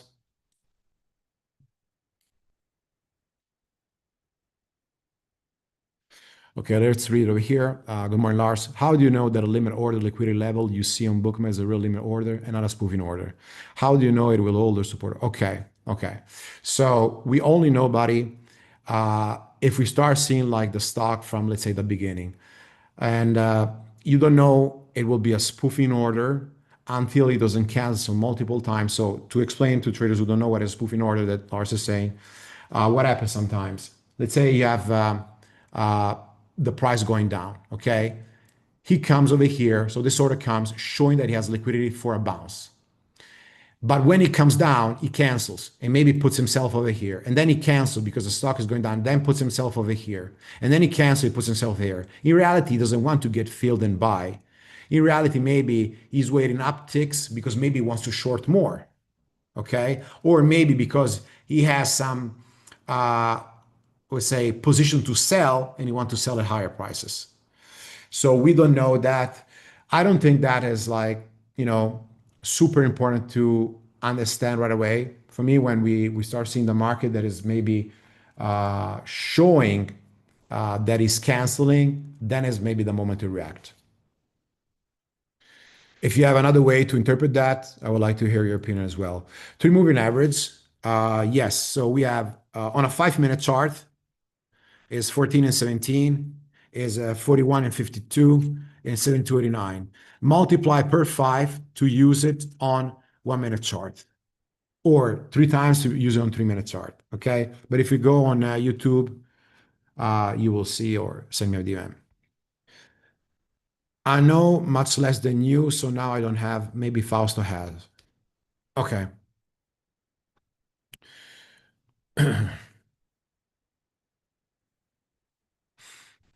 So I hope you enjoyed the webinar. Again, if you have questions, you can always reach out. I'm based over here in Italy, traders. So I'm actually having traders from foreign countries these days. Actually, we're going dinner in about 5 minutes, so you're all invited over here. We're going to eat some good Italian food. Fausto knows what I'm talking about. You get me hungry. You Yeah, get it's me almost seven hungry. o'clock. They're calling me soon. I have to go. It's gonna be a big dinner. You get me hungry. I'd say. What's on the menu? It's gonna be like some antipasti italiani, maybe olive, piadina, prosciutto, formaggio, pizza gourmet, cheese from all over, wine. We do an on-site class here every year. We do it in October, and I do the same thing. But I can't replicate what you guys do over there. I mean, we try, but Yeah, but you're a great cooker, and I yeah, know you have like your channel for the food, so yeah, you yeah, know yeah. good. Yeah, I know. Well, listen, that's and everyone here, just let everybody know, like with JTrader, Joe is like what he tries to teach you a little bit more is it's very similar to the way I trade, and like I said earlier, the way I was introduced to him is because he uses Bookmap, and I was always asking him who we recommend, and very similar style. We listen, I like trading the small caps, like what you're looking at, Joe. I mean, there's a lot of good stocks that are moving out there. Just out of curiosity, I don't know if you know this, but did you hear that they're looking to getting rid of the pattern day trading rule? Yep. Yeah. According So to me, it's going to be a great thing for the market because for me, it will be injection of the market. For example, in Italy, we don't have that. You can open an account with 5K. I mean, you trade futures, you can do it. You can trade Forex, you can do it. Why you should be limited, to have only 25, 30K, and then it's going to be 30K to trade day trading. I think everybody can spend as money as he wants. I mean, they throw money like gambling. I don't see why it's going to be like gambling limiting that you cannot go to the casino if you don't have 25 or 30K. yeah, what happened was it really put a lot of us out of business back in 2000. It came out with the crash of the internet crash. That's what happened back then. And you're right, it was more discriminating, more day traders like us. But what's going to end up happening is people found a way, and like you just said, they'll do futures, they'll do options. That's how Forex took off. And then and also it's been an issue for them. Also, it's been prop trading. So that's all going to be eliminated, and now people are going to start really trading the stocks a lot, and it is going to help us out a lot. I know if you're not from another country, sometimes it doesn't work, but here in the States, that rule really screwed things up a lot for certain people. So yeah, the pattern day trader rule means if you're in the States, you got to have minimum 25,000 in your account, and if you go below that, that you get a red call. But yeah, that's going to be, and I'm telling everybody, and Jay, I know you've been promoting it to yourself, that the more people that you start learning now, it's going to, you better off knowing how to trade because, especially stocks that we trade, you could really build up your account pretty quickly, Oh, and yeah, you don't need a lot of money anymore. for sure. You know, Just look at Palantir. I know you love it. QBT, QBTS, all these quantum stocks, the drone stocks, how they're moving. So for me, if the market is going to continue like this in the next 3, 4 years, they're going to be like worth 3, 4 times more. And if you don't know how to trade, it's going to be just like a deficiency. Yeah, and regarding about Palantir, I was a big fan of Palantir for a long time ago, but now people like it's too much money now. And do I still buy it? There are other stocks out there, like you said, like we've been trading a lot of like the drone stocks that were doing well, Jobby, Archer, Jabi, yeah. Bull. We've been trading a lot of too. Bull's been moving up pretty well. Webull, now I think a lot of the brokerage stocks are doing well. I mean, listen, you saw what happened with Robinhood. I mean, Robinhood, incredible. yeah, I mean, I think it was $25, back in April. I think it was 112. So when I think people have this misconception, they think like, what's Nvidia doing? What's Nvidia doing? I'm like, there are other stocks in Nvidia out there to trade, For and sure. yeah, it's going to help out a lot. But I love the way you trade. I love your style. It's very similar to me. And that's why I love having you on here. So it's been awesome having you, Jay Trey. Thank you, Fausto. Love you, How's brother. everything? And you basically you have people trade in your office there too. Is that what you do? Yeah, like today I had other two traders. Tomorrow I have other two traders from other places. We have a small trading room, so we cannot keep more than 20 people. I'm actually building a new trading room. Will be ready in 2 years, and that's going to be very huge. So, with all the desks, everybody has his terminal.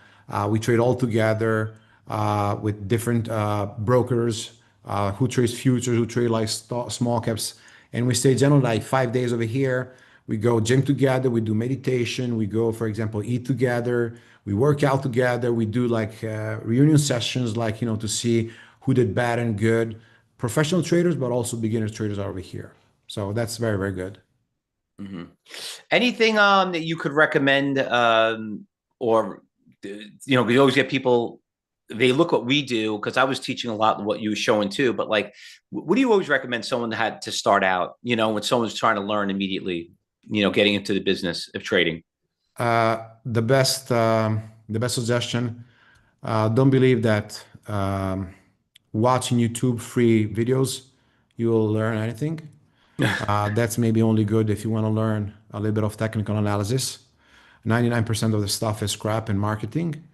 I would say find a great mentor, find a very good room to sustain you in the dark days, that also can motivate you and bring you up and make you become a good trader. So don't actually look too much if the trader made 10 million. Look instead how many traders came out from that room that are actually profitable if they know what they're talking about. Because a superstar doesn't mean he's a very good trader. It doesn't mean he's a very good mentor. It doesn't mean he's a very good coach. Find instead a room that really you work all together. You have a very good system, and the system is like repeatable with time, that you have like patterns over time that repeat. So that is for me like the best way. And you have to invest in yourself if you want to become good. I mean, you want to become a lawyer.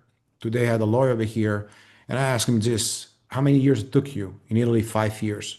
Okay, so why you pretend to be a super trader in 6 months? Or 6 days. Or 6 days, Or yes. 6 days. I mean, yeah, you're right. I mean, that's the problem too. You're right. There's a lot of influencers out there on the internet, Instagram, TikTok, and they like to show off. Which, by the way, I'm not going to mention any names, but these people are on like private jets. They all got arrested, went to jail anyway. Because they know how to hit the agree button. And you're right. I'm glad you brought that up, because I get that all the time, and it's terrible because it makes us look bad. There's bad actors in that industry. There's bad actors in any industry. Even go buy a car at a used car dealer. I mean, it just is bad. But there's a lot of things that we hurdle, and that's why I want to have you on here, and that's why we have, we don't have like 300 speakers coming in here today. We have the top 10. I feel that have always been that are serious, been around for a long time, that have a good following. And like you just said, it's to see who comes out of it.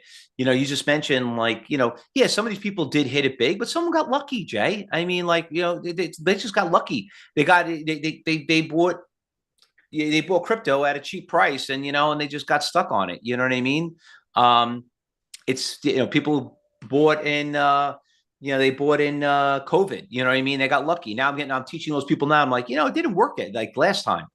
So you're right. It's to see how the people come out of it, and see who got mentored out of it. And that's always big. But thanks for coming here. I agree. Enjoy your meal, and send me some photos, get me jealous. Oh, I will. All right. Thank you, guys. It was a pleasure to have you over here. And I always love to speak with you and your team. Thank you. Thanks a lot, Jay. Appreciate it. All right, everybody. So I'm just going to take over here. I'm going to take over from here, and let me share my screen. All right, so we got about 2 more minutes before we get started, and I'm going to bring our next speaker, which is another person I'm really excited to have. We got Benzinga is coming on. We got Ryan that's been there for. I got a great story to tell you about him.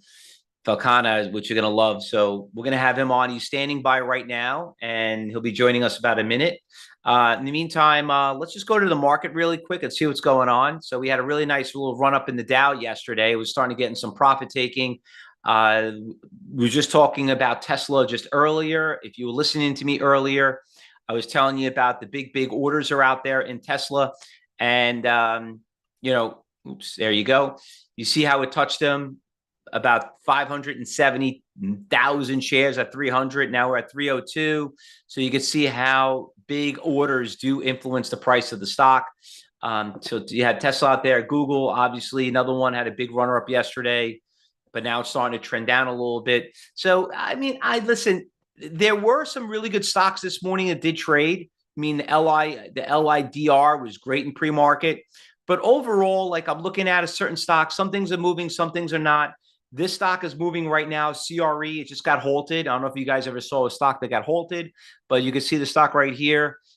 Just got halted at these prices. It started around $5 on about 8:30. This is kind of stocks that, us active traders do trade, like JTrader does talk about.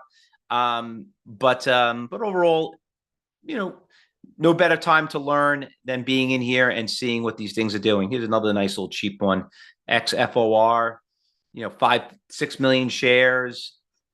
9:30 this morning was at $1.50. I went to highs 220. And then you got American Airlines, being a big short.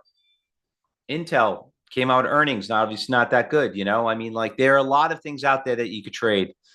LCID did pretty well lately. That was a nice little gap up on that. That had some good news. Did some deal with the Uber out there, but now there's some profit taking. All right. So anyway, let me bring up my next guest, okay? Because I think this is very important. I think in a way, you definitely want to listen to this.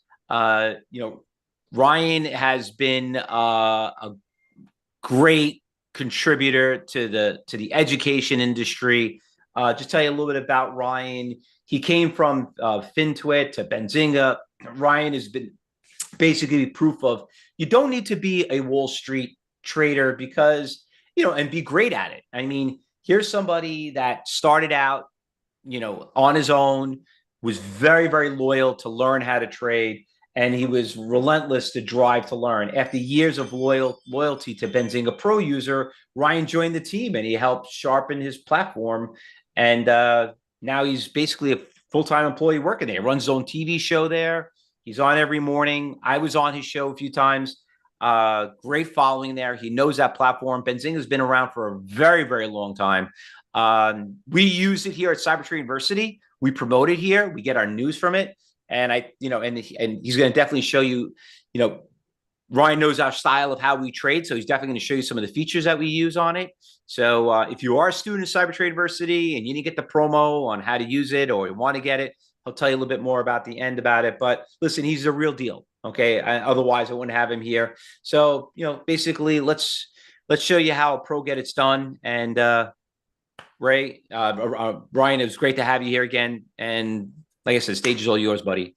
All right. Thanks very much for having us here, Fausto. Can I go ahead and share my screen? Go ahead. All right. First of all, thank you for the warm welcome here. It's great to be back with you again. I love coming on here. I love that you invite us here, and I especially love that you use Benzinga Pro.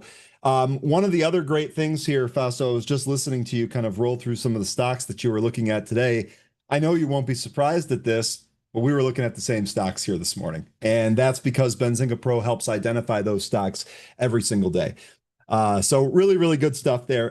Couple of things. So as you mentioned, I was just a trader on my own. I signed up for Benzinga, then I joined the team. It doesn't even feel like a job, right? It feels like a career.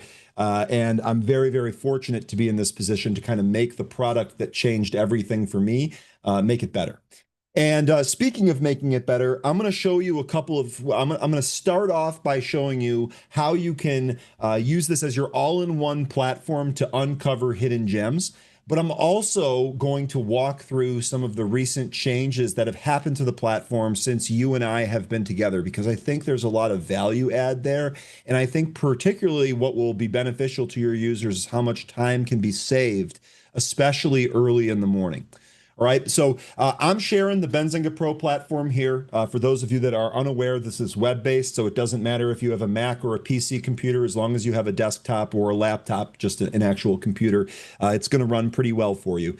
And what you're looking at right here is my main workspace. I'm starting off with this because this is really how we're going to identify stocks that you folks are taking a look at in Cyber Trading University all the time. What I've done here is I've set up a scanner that's looking for stocks that are trading up on 300% relative volume intraday. So this is basically going to find any stock, whether it's down from a poor earnings report and starting to catch, or whether it's some small stock that put out some PR here this morning and it's running. It's going to allow us to capture those. It's going to give us a really good idea of what stocks are moving, where the trades are, where the volume is flowing. And as a result, then you can use your skills to trade this. If you want to day trade it, great. You'll be able to use technicals and be able to trade that stock. If the catalyst is something that you understand or you think might have more legs, that might be a perfect entry for a swing trade. And there's a whole bunch of other information that goes into that Benzinga Pro just gives you. So I'm going to walk through a couple of different things here, but I really wanted to start with the main workspace here. This is what I use when the market is open. And again, what this is doing is it's just looking for stocks that are trading on higher than average relative volume. You can see the scanner, which is in the upper left corner here, is constantly working. And it doesn't matter what the market is doing. It doesn't matter if the SPY's up or if the SPY's down or any of that.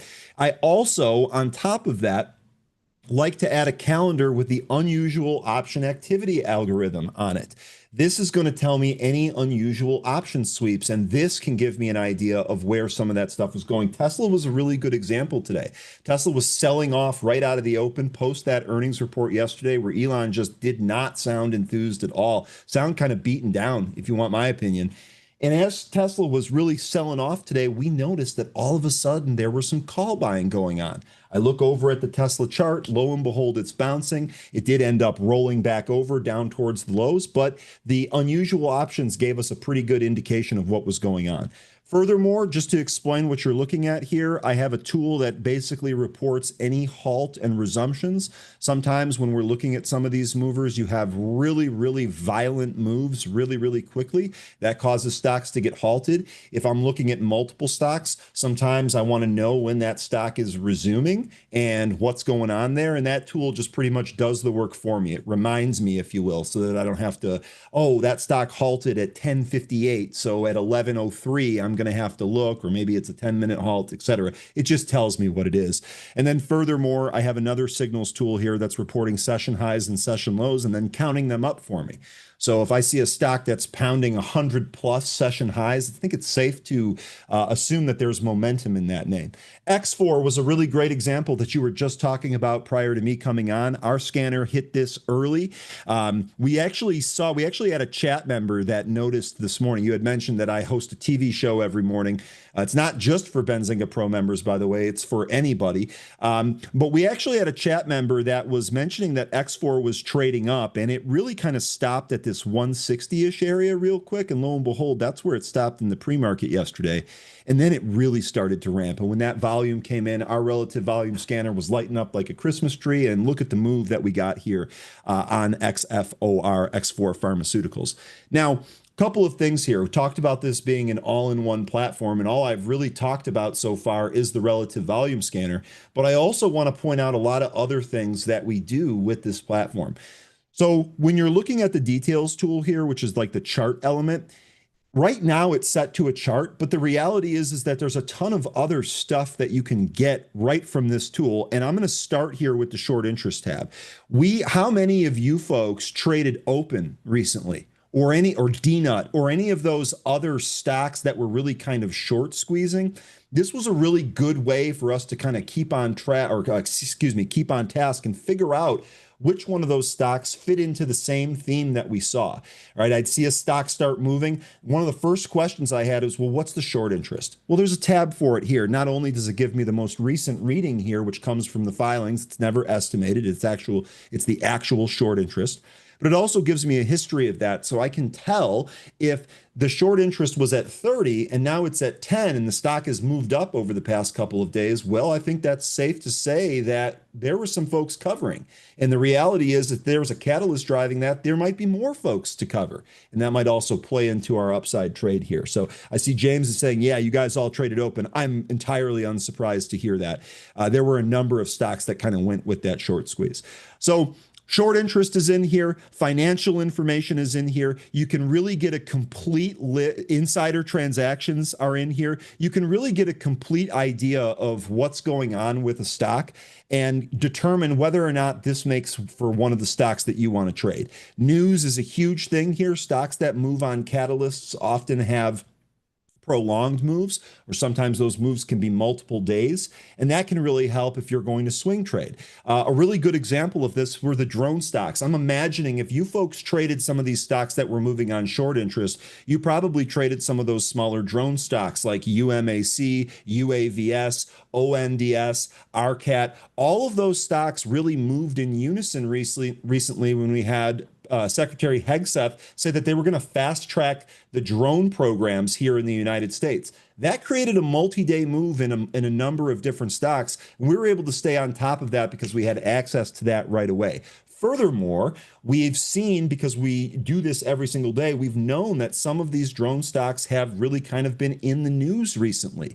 And as a result, we kind of knew where to go. We're able to use the peers tab right here in Benzinga Pro to get an idea of other stocks that might fit the same theme that maybe weren't on our watch list or on our initial list to begin with. So really, really helpful tool here. It puts all of the information at your fingertips. The other thing about this is that you don't have to just create one workspace. You can create multiple workspaces, and you can have these workspaces do different things for you. One of the really good examples that we have here is the calendar tool. I don't know how many of you folks use this, but this is a great tool to be able to track earnings, analyst ratings, economic prints, IPOs. How many of you traded the Circle IPO? Or the CoreWeave IPO or the Voyager IPO.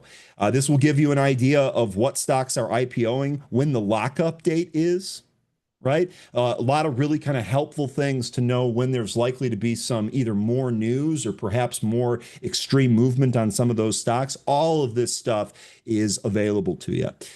Now, one of the things that I really wanted to talk about today is I wanted to talk about, first of all, what we do as a company and then how that actually impacts traders. You gave a little bit of background about me coming here to try and make the platform even better for myself. It turns out that even prior to me getting here, this was like the ethos of what we're trying to do. The entire purpose of our company is to level the playing field for retail investors.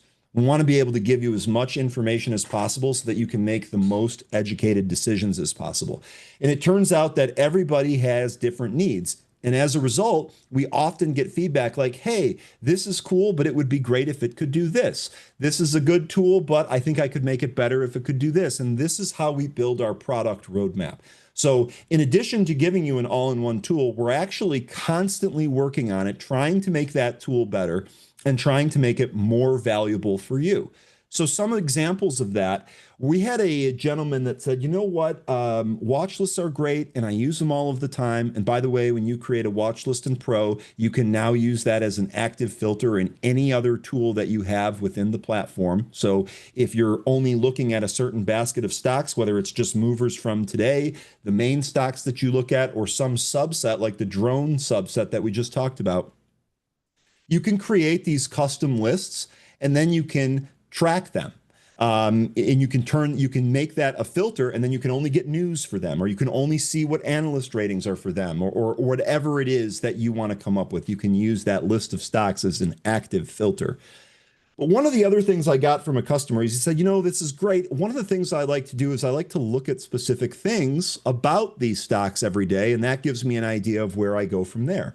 So in our last patch, in our last big update, we did a couple of things. The biggest project that we worked on was a new quoting system that should give you better latency on price quotes, which is always important to folks, better overall platform stability and performance. I don't think I even need to expand on that. And additionally, it allows these variables to be used elsewhere. We were previously bogged down by the problem that, you know, this tool had this set of filters and this tool had this information. Now, all of these tools should be able to talk to one another. And I kind of want to show you that here real quick. If I go ahead and create just a watch list real quick, I get a basic general layout here with a couple of different things. I can look at my stocks. I can figure out what the price is. But there's a bunch of other stuff that you can do now. You can actually take any data point that we have in our scanner or elsewhere in the platform, and you can add that as a column here. So what this means is you can start making custom data tables, and it's super easy to do. I'm going to just do it here real quick. I'm not going to spend more than 15 seconds. I'm going to remove the name of the company because I don't need that. I didn't link this watch list to a portfolio, so I don't need holding information. I don't have any price alerts. That's not important to me right now, so I'm going to clear that off. But I want to know a couple of things here. I want to know, first of all, we developed an entire new proprietary ranking system. So if you want to say, I want to find momentum stocks, or I want to find value stocks, or I want to find growth stocks, or I want to find quality stocks, we made that really easy. We gave every stock a score for all 4 of these categories, and we allow you to view and filter and scan for these stocks very, very easily. The other thing you can do is you can combine these. So you might say to yourself, well, I want to find a high momentum stock that also is in the upper percentile of quality. Well, you can add those 2 filters to the scanner and then scan for that. You don't necessarily have to you don't necessarily have to know price to earnings, price to sales, all of these different metrics. You can just use ours. We made it easier for the group. But one of the other things we might want to do is we might want to see what these values are. So I'm going to go ahead and add these here. Now I've just added these rankings here to the stock. The other thing that we did is we created a trend indicator. So I'm going to go ahead and add short, medium, and long-term trend to this. Now, my watch list, in addition to having information about the price, I also have a bunch of other custom information. What kind of trend is this in? What kind of rating does this have for growth, momentum, quality, value, any of that stuff? And you can really add these things to any tool now. You're not limited like you used to be in the past. One of the other really good examples that we had here, if I go back to the calendar and we went to the calendar for earnings, we actually just talked about this on the Happy Hour program, which is a nightly call that is available only to Benzinga Pro members, where we take a look at charts, we take a look at stories, we take a look at news, we discuss whatever the folks want, what's going on in the macro environment, whatever. And one of the things that one of the users brought up was we now have EPS growth year over year as a column. And let me actually go to the chart tool here and go to details, because I want to show you, you can actually access this stuff right from the details tool. So if I click on calendar and then I click on earnings, I'm going to get earnings history for the stock that I pulled up. One of the stocks that we took a look at that reported earnings here recently was a stock called DR Horton, and this is a home builder. Now, I'm sure a lot of you have been following home sales, home stocks, whether they're builders or a stock like Zillow, or mortgage origination stocks like Rocket or United Wholesale Mortgage or something like that. And there's been a lot of thought here about interest rates. Interest rates are very high. People don't necessarily want to move. The numbers are kind of appalling. Well, DR Horton reported earnings the other day. I'll actually go to the daily chart here so we can see it together. They reported earnings here, and they had a monster move after earnings. And I got to be honest with you, we have a couple of highly tuned real estate professionals that join some of these calls. One of them is a realtor herself, has been doing it for a long time. And one of the things that we noticed here is that, hey, you know, this kind of caught some people by surprise. So, of course, you can look into the earnings report. You obviously, the press release that they release, you have access to in Benzinga Pro and all of that. But if you take a look at the daily chart, this was the gap that was created by that earnings report, right? They reported on I believe it was Monday night into Tuesday. And we had a huge move. The stock moved 17% in a day. That's a huge move for DR Horton. And in the process, this moved above the 20-day moving average, the 200-day moving average, and the 500-day moving average, and then closed above it and gave us this really big, powerful candle. And one of the things that we were discussing in Happy Hour is, why did it move like this? Why was the volume so high that day? We couldn't really figure it out. And we thought to ourselves, well, what's the next trade here? This moves 17%. We got a really bullish look here on the chart. Now we've taken out some of these moving averages. If the stock keeps moving up, we're going to have this yellow line pretty soon, which is your 50-day moving average, move up through the 200-day moving average, which will result in what's called a golden cross. Maybe have some more upside after that. So we're thinking, where's this going to go next? And one of the members in Happy Hour, very, very astute, said, I don't know that this is necessarily going to run from here. This sure looks like it could pull back. Yeah, sure, the RSI had just touched overbought, but if you've been watching the market for a while, you know that when a stock goes overbought, that doesn't mean it needs to sell off right away. Sometimes it can remain overbought for several sessions or maybe even several weeks. So we took a look at this and we said, what's going to happen here on DR Horton? Well, first of all, if we take a look at the chart, there are two real obvious support levels that kind of stand out just from looking at the chart, just from the moving averages here. We've got that 500 at 143 and the 200 at 140.5. So it's reasonable to assume that if DR Horton pulls back at all, it might go to one of those levels. That gives us targets for a quick short-term short swing. And it also gives us targets for if this stock does pull back and it holds this level, well, then maybe I feel comfortable adding it for a swing long there. But in the calendar, we added EPS growth year over year and revenue growth year over year. And one of the things we realized here is that, man, the last 4 quarters, this growth has been negative. There hasn't been any growth. They've been contracting. And I'll tell you what, after a 17% move, this doesn't look all that great. And the thesis here was, this is likely going to pull back. We move pretty hard. We don't have great conditions around us here. I understand that one day and that one earnings report looked to be pretty good. I guess if you dove into it a little bit more, they said some concerning things on here. But if you take a look at the EPS growth and the revenue growth year over year, it was kind of alarming. Now, fast forward a couple of days, what happened with DR Horton? You guessed it, the stock pulled back pretty well.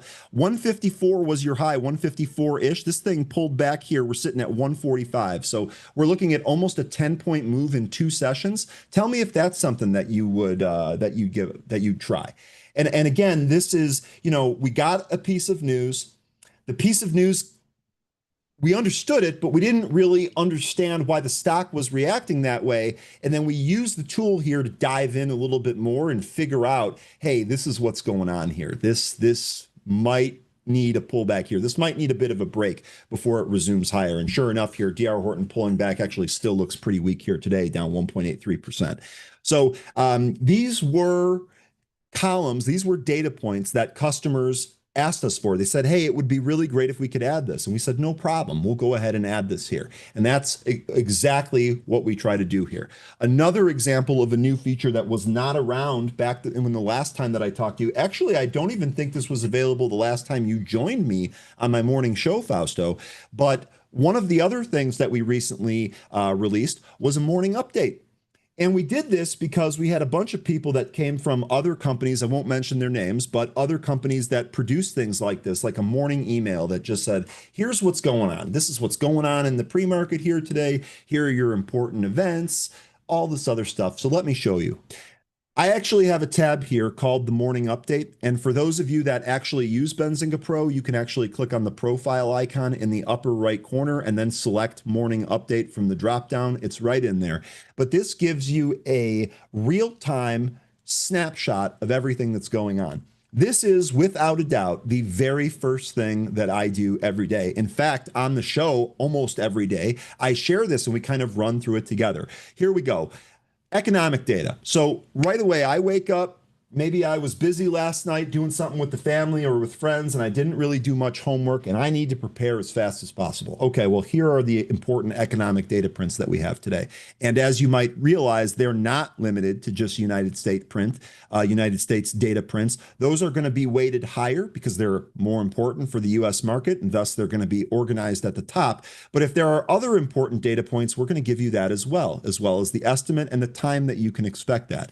So you can know every day going in, this is what's going to happen, this is what the time is, and this is what people are thinking. So when that comes out, you're ready to go. You're ready to react to that. There's no time wasted spent looking something up or anything like that. Just have it ready to go. The other thing is here you can see what's going on with the pre-market. So give you an idea of what the SPY, the Qs, the Dow, the IWM, gold, oil, Bitcoin, and Ethereum, which is joining the mainstream right now, give you an idea of what's going on there. But it continues. We have company events. So if a company is presenting something, or if they're at one of these conferences where but this is especially important for biotechs. If a biotech is at some conference and they're going to talk about one of their recent trials or one of their recent drugs, if they give you any new data or any data that is, hey, maybe the market didn't expect that, sometimes those stocks run big. And we can be ahead of that by knowing, all right, they're going to be presenting here. Maybe I'll put that stock on watch between time X and time Y whenever they're presenting. Furthermore, we let you know what kind of IPOs you can expect here today. Today, we've got McGraw-Hill. I'm curious from your group if anyone's looking to trade McGraw-Hill. Me personally, I'm waiting for the Figma IPO next week because my company uses Figma all the time. I actually think that IPO might do well. So I'm going to be kind of waiting for that next week. But every day I get an idea of what stocks are going to be IPOing. I had no idea coming into today that stock ARX and LHAI were going to IPO, but the morning report was able to tell me that. It told me what it priced between, when it's going to IPO, and what exchange it's on. Continuing here, I get a snapshot of these different analyst initiations, downgrades, and upgrades all in here. And you can see that these buckets here are actually scrollable. So if there's a lot of content and I need to go through that, I can very easily do that. I can figure out exactly who upgraded what the price target is, what the rating is. If I mouse over the stock, I can see a live real-time view of what that stock is doing at the time. I can also add these to watch lists if I want to do that. So if you keep like an IPO watch list, for example, you can continually add IPOs to the watch list. And we do that with upgrades, downgrades, and new initiations. And then we also have an earnings tracker here for you. Sure, you can use the calendar and you can get all of that earnings data that you want, the complete list. But the earnings, the top earnings for the day here, it's exactly what it says. It's the top, the more important, the more popular stocks that are going to be reporting earnings on that day. And it does a good job of delineating whether or not it's going to come after the market or before the market, give you some more information about that.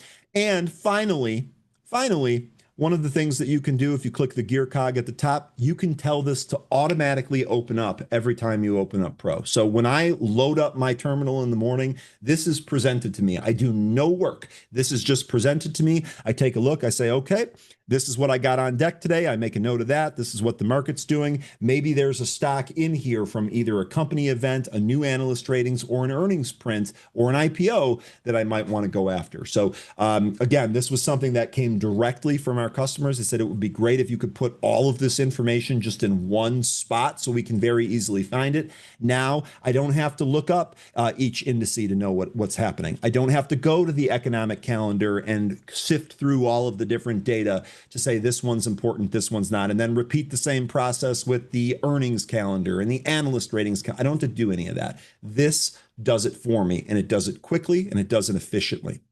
So another real awesome new feature that we had, I was just talking to you, I was just kind of showing you an example in the watch list about adding some of those custom columns. I briefly touched on this, but I really want to drive this point home. One of the things I might want to do, search for rankings here, and I can go ahead, this is in the scanner, by the way, I can go ahead and add these different rankings to the scanner results list. So now I can see what's going on. Now let's scan for momentum stocks that have at least a momentum rating of 80. And I also want this to have some growth. So let's do 50. Okay, we just whittled the stock market down from 7,000 stocks to 185. And furthermore, I can sort this in order of momentum, and I can start at the top of the list, or I can sort this even on something I didn't filter it on. So while I'm looking for momentum and growth, I might want to start with the stocks that have the highest value that meet my criteria.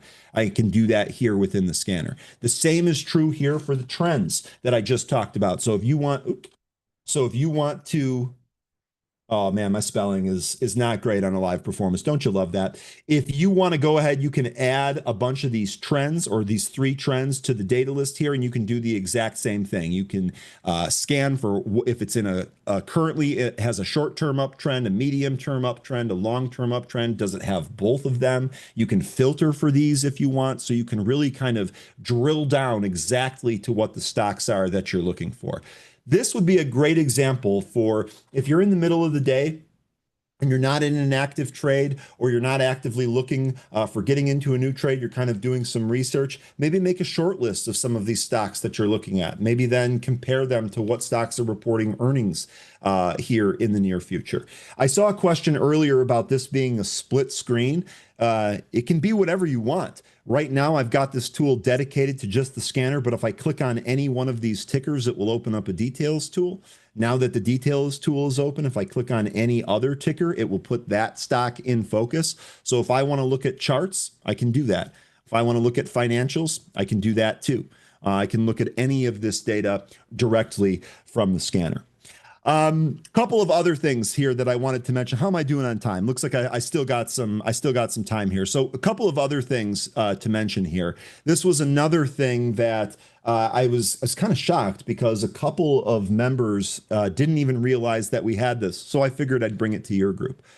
One thing that we can do here is we actually have a graph tool that can do a number of things for you. Right here is an example. You want to know how something makes money. How does TSM make money? How does Taiwan Semiconductor make money? Well, you can have it draw a chart so that you can visualize all of this. We're going to look at the income statement here, and we're going to look at a 3-month period. Now we can figure out just kind of graphically what's going on here.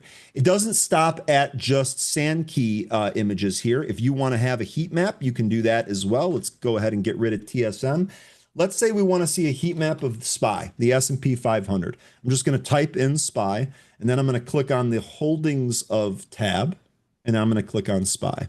And it will go ahead and draw me a heat map here for the entire S&P 500. This heat map, of course, updates in real time. You can figure out what's hot, what's not, where flow is going to. This is one of my favorite things. You get a down day and you're thinking, what the hell's going on? Look at the heat map here. Oh, I see what's going on. Technology is in the red. Everyone appears to be rotating to consumer defensives, maybe healthcare, maybe utilities or something like that. So real good stuff here. There's a bunch of different graphs that you can use. And perhaps most importantly, you don't have to have an existing watch list with all 500 S&P stocks in there, or all 30 Dow stocks, or all 100 NASDAQ stocks. We do that for you. So you can just actually come in here, use that holdings of, have this thing generated in no time flat. Now you've got a graphical representation that updates in real time with whatever's going on. Got to mention real quick the movers tool. I do it every time that I do one of these presentations because it's literally one of my favorite tools. Let me clean up a little bit here. And this too will also help. How do you identify stocks prior to the market even opening?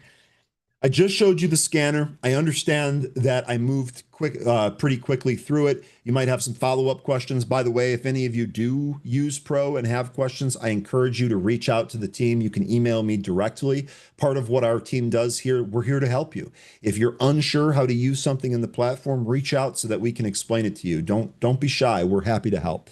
But one of the things that we've heard is that, the scanner, it's great, but it takes me time to set up. Sometimes I just need bang, bang, bang. I just need to know what's moving in the market. And that's exactly what this tool does. And in fact, this tool does it so efficiently. In my opinion, this is the best tool in the world to help you find stocks that are gapping, those stocks that are having wild pre-markets. Sometimes they also have a wild regular session. You might actually be able to identify A, what's going on with the stock very early on, but B, what are some key levels for this stock? What did it do in the pre-market? What might it do when the market opens? I noticed right before I came on here, you were talking about how great LIDR was. Well, here's an example. So you'll notice that I have my movers tool here set to gainers, pre-market, and session.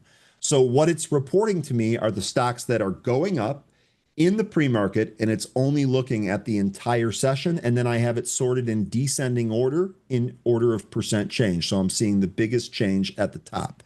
Well, let's take a look at LIDAR here. This was great in the pre-market, but really by the time the market opened, this thing really struggled and it got heavy. So if you had identified levels here from the pre-market, like this 455 one, man, the stock, I know it popped above it. It took a peak above it, we like to say, but it couldn't really close above that. It couldn't really hold above that at all. Rolled back down to the VWAP. Once it lost the VWAP, came right back into the 65 EMA, and it's really just been sitting there the whole rest of the day. We identified early what was going on here. In the first stock that we took a look at here off the movers list was in fact LiDAR. Click on it. The reason why the stock was moving, it was delivered to me right at the top here. AEI shares are trading higher after the company announced its Apollo LiDAR has been integrated by NVIDIA into the Drive AGX platform. Well, how many of you have seen a small cap company do something or mention NVIDIA in a PR and then pop and go crazy? That's exactly what happened here. Soon as the market opened, there was really no strength here for LiDAR. If you were watching that at all, maybe that first candle, and that was it. This thing gave it up and it continued to check out lower support levels beneath it. Now we're sitting here on the 65 EMA. One of the things that I'd look at if all of a sudden we got volume to kind of flow in here to the upside and this starts to curl away, I know my first target is going to be that VWAP at 345. If we end up breaking that target, we're probably going to 4, or at least we're going to probably test that area. So I can just kind of eyeball the chart, look at what it did earlier, figure out, hey, if something else happens here, I know exactly what to do.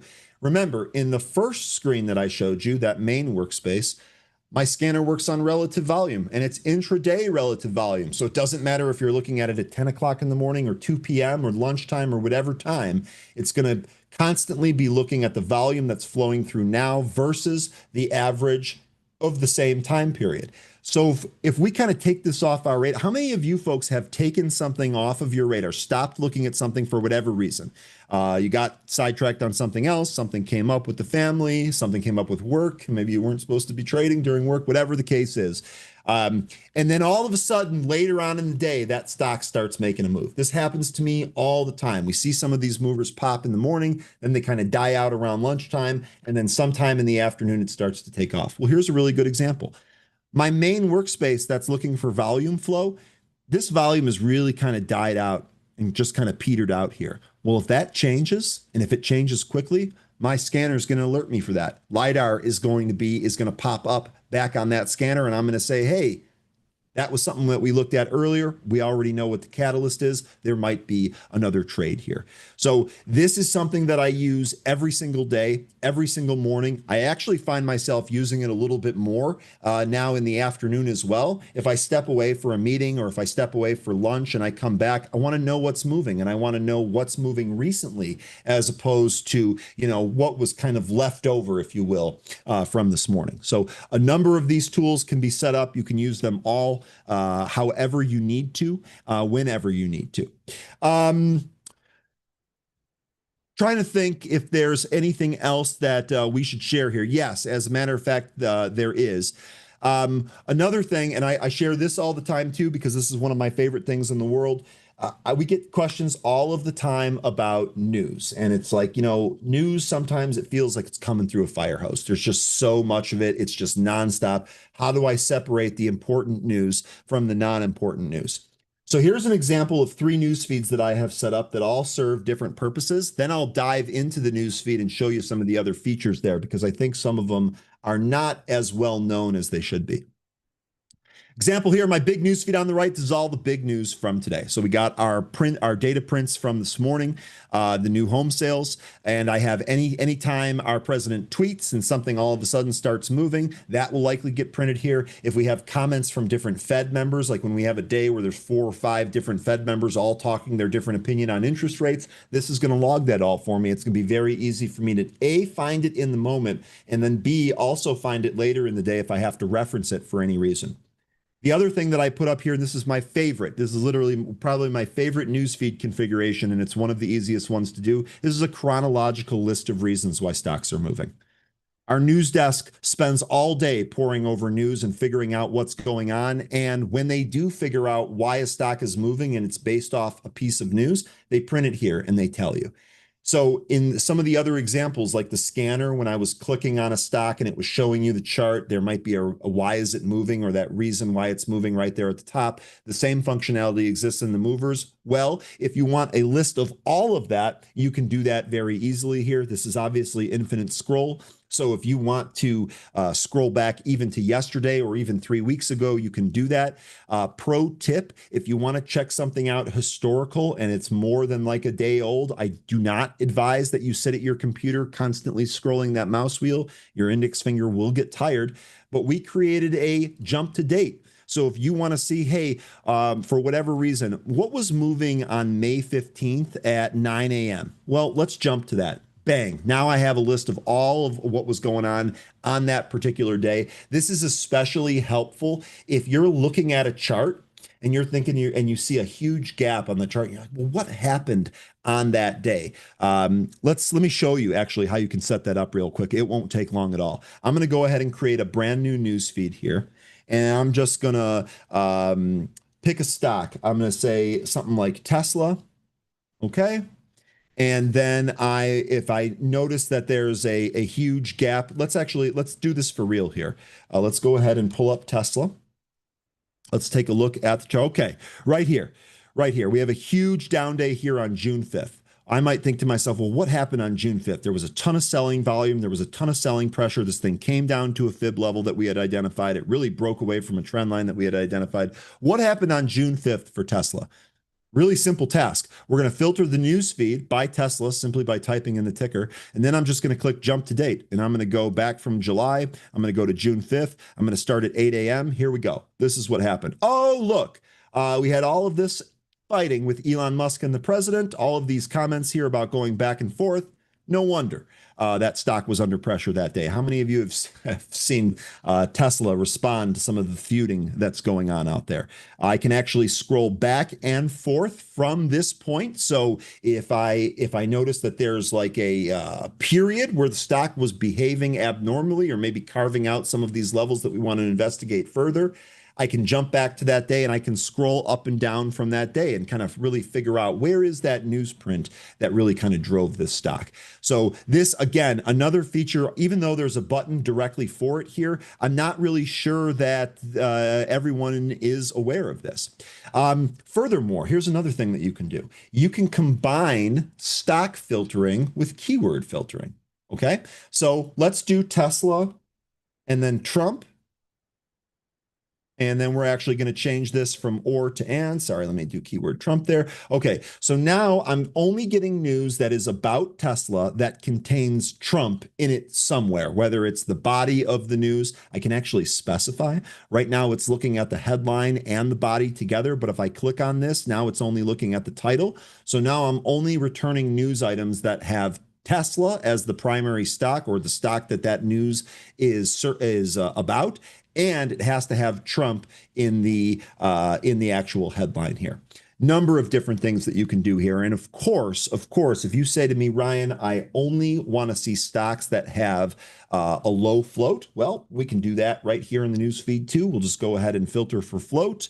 We'll put a custom maximum value of 20M. I don't even have to type the zeros. I'm just going to put 20M. Now I'm only seeing stocks for news that have a float under 20 million. Okay. How about we want to layer this on top? We want to do a stock that has a minimum price of $10 and has a float of 20 million. Well, this is very, very easy. You apply these two filters, you hit done. Now I have a custom news feed for any news that has to do with stocks that have a float under 20 million, but also a price over 10. It just makes it very, very easy for you to find exactly what you're looking for. Also, I'm not sure if this was available the last time that I was on with you, but one of the other things that we have here is we actually have our own large language model that's already given a persona. I don't know how many of you have really kind of played around with prompting in some of these GPT type tools. If you have done a lot of this, you've probably experimented with different ways of creating a specific prompt.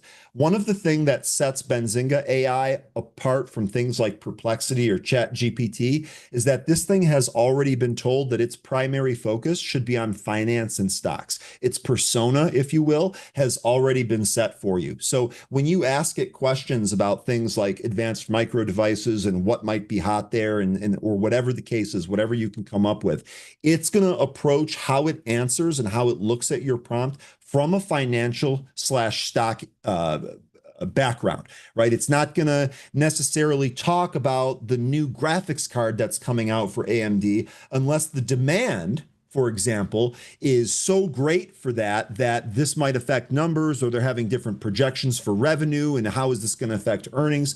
it's really going to kind of focus or try to focus. After all, it is AI. It's not as good as humans. Might be a controversial statement there, but it's really going to kind of focus on the niche that you're looking for. So give that a shot. This is pretty awesome. This thing will generate lists of stocks for you. So if you say, look, find me 10 stocks that have a low price to earnings ratio, but high momentum, it should be able to do that for you. And you should be able to command this thing to do more things for you. Okay, let's think of something else here that you folks wanted to go over. Fausto, do you have any questions? Does anyone have any questions for me by chance? Richard, it's good to see you again. Excellent platform. I love it. I love hearing that. See if there's anything else here. Oh, yes, here's another thing. So I understand that this might appear complicated. I totally get it. There was a point where I had to learn this platform, and it turns out that I have to continually relearn the platform as we add more things to it and as we improve it.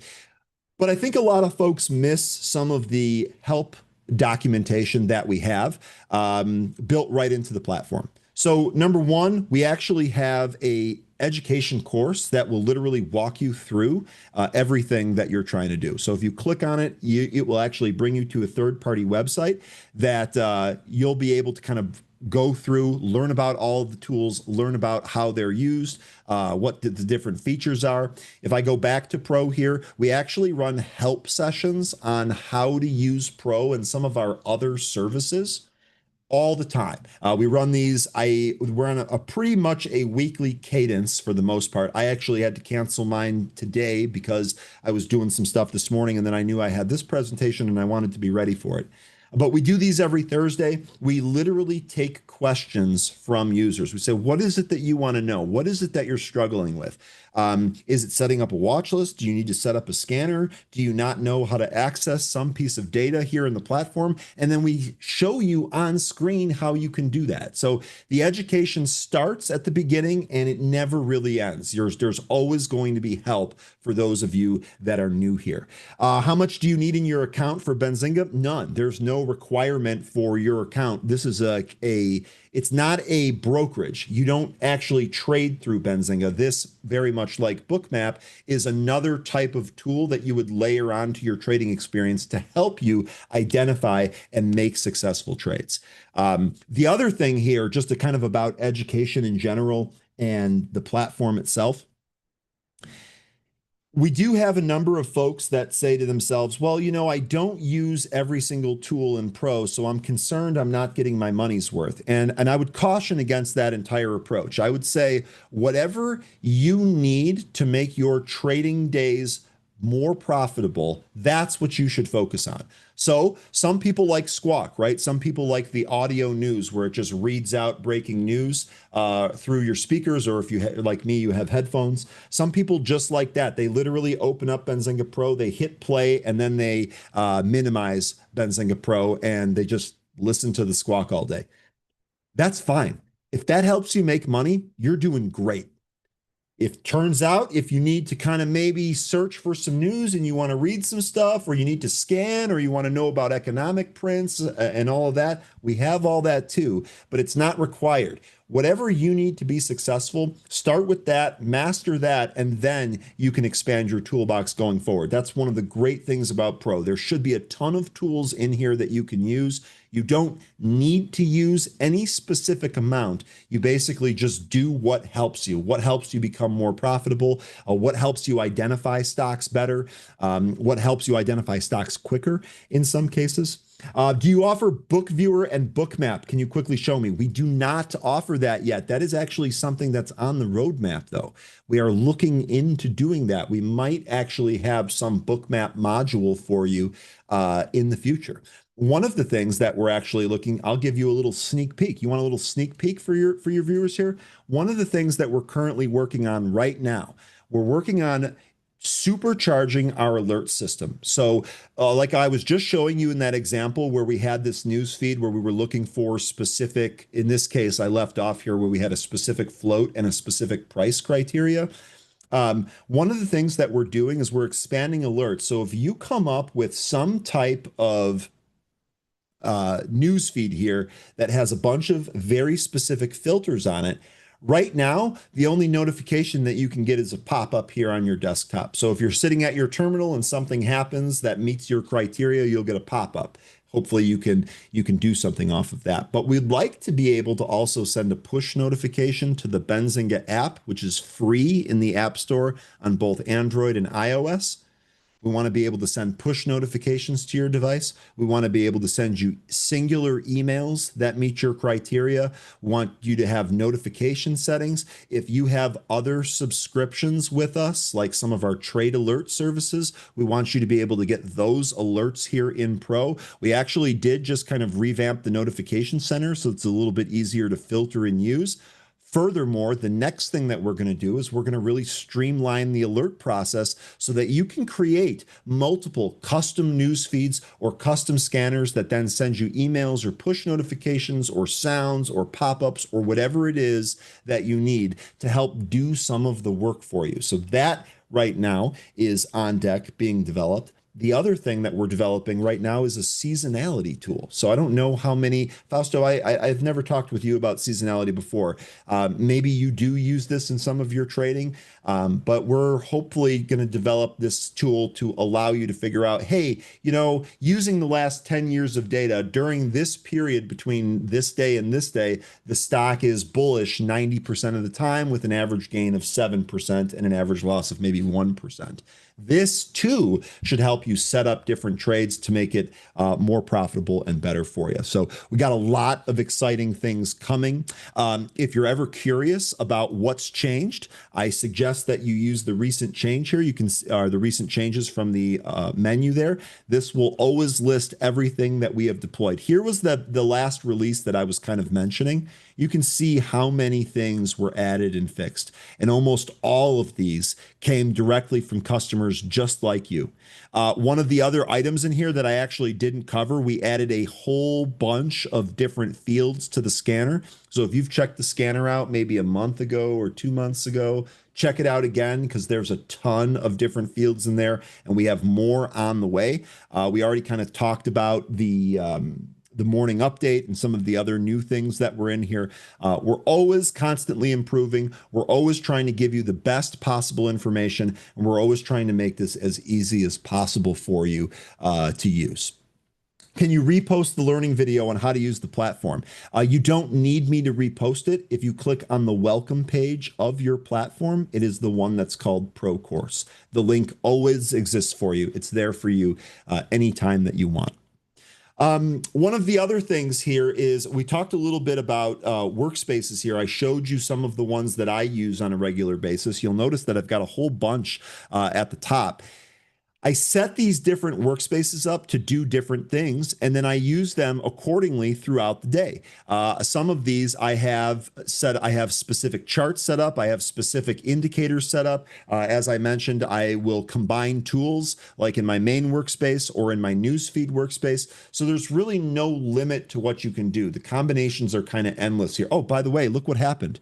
So while we were talking here, how many of you are trading X4? How many of you guys are in these volume sticks? I think probably a lot. X4 here, making another move right at the top of my scanner here, literally right at the top of my relative volume scanner. This is already traded over 2,000%.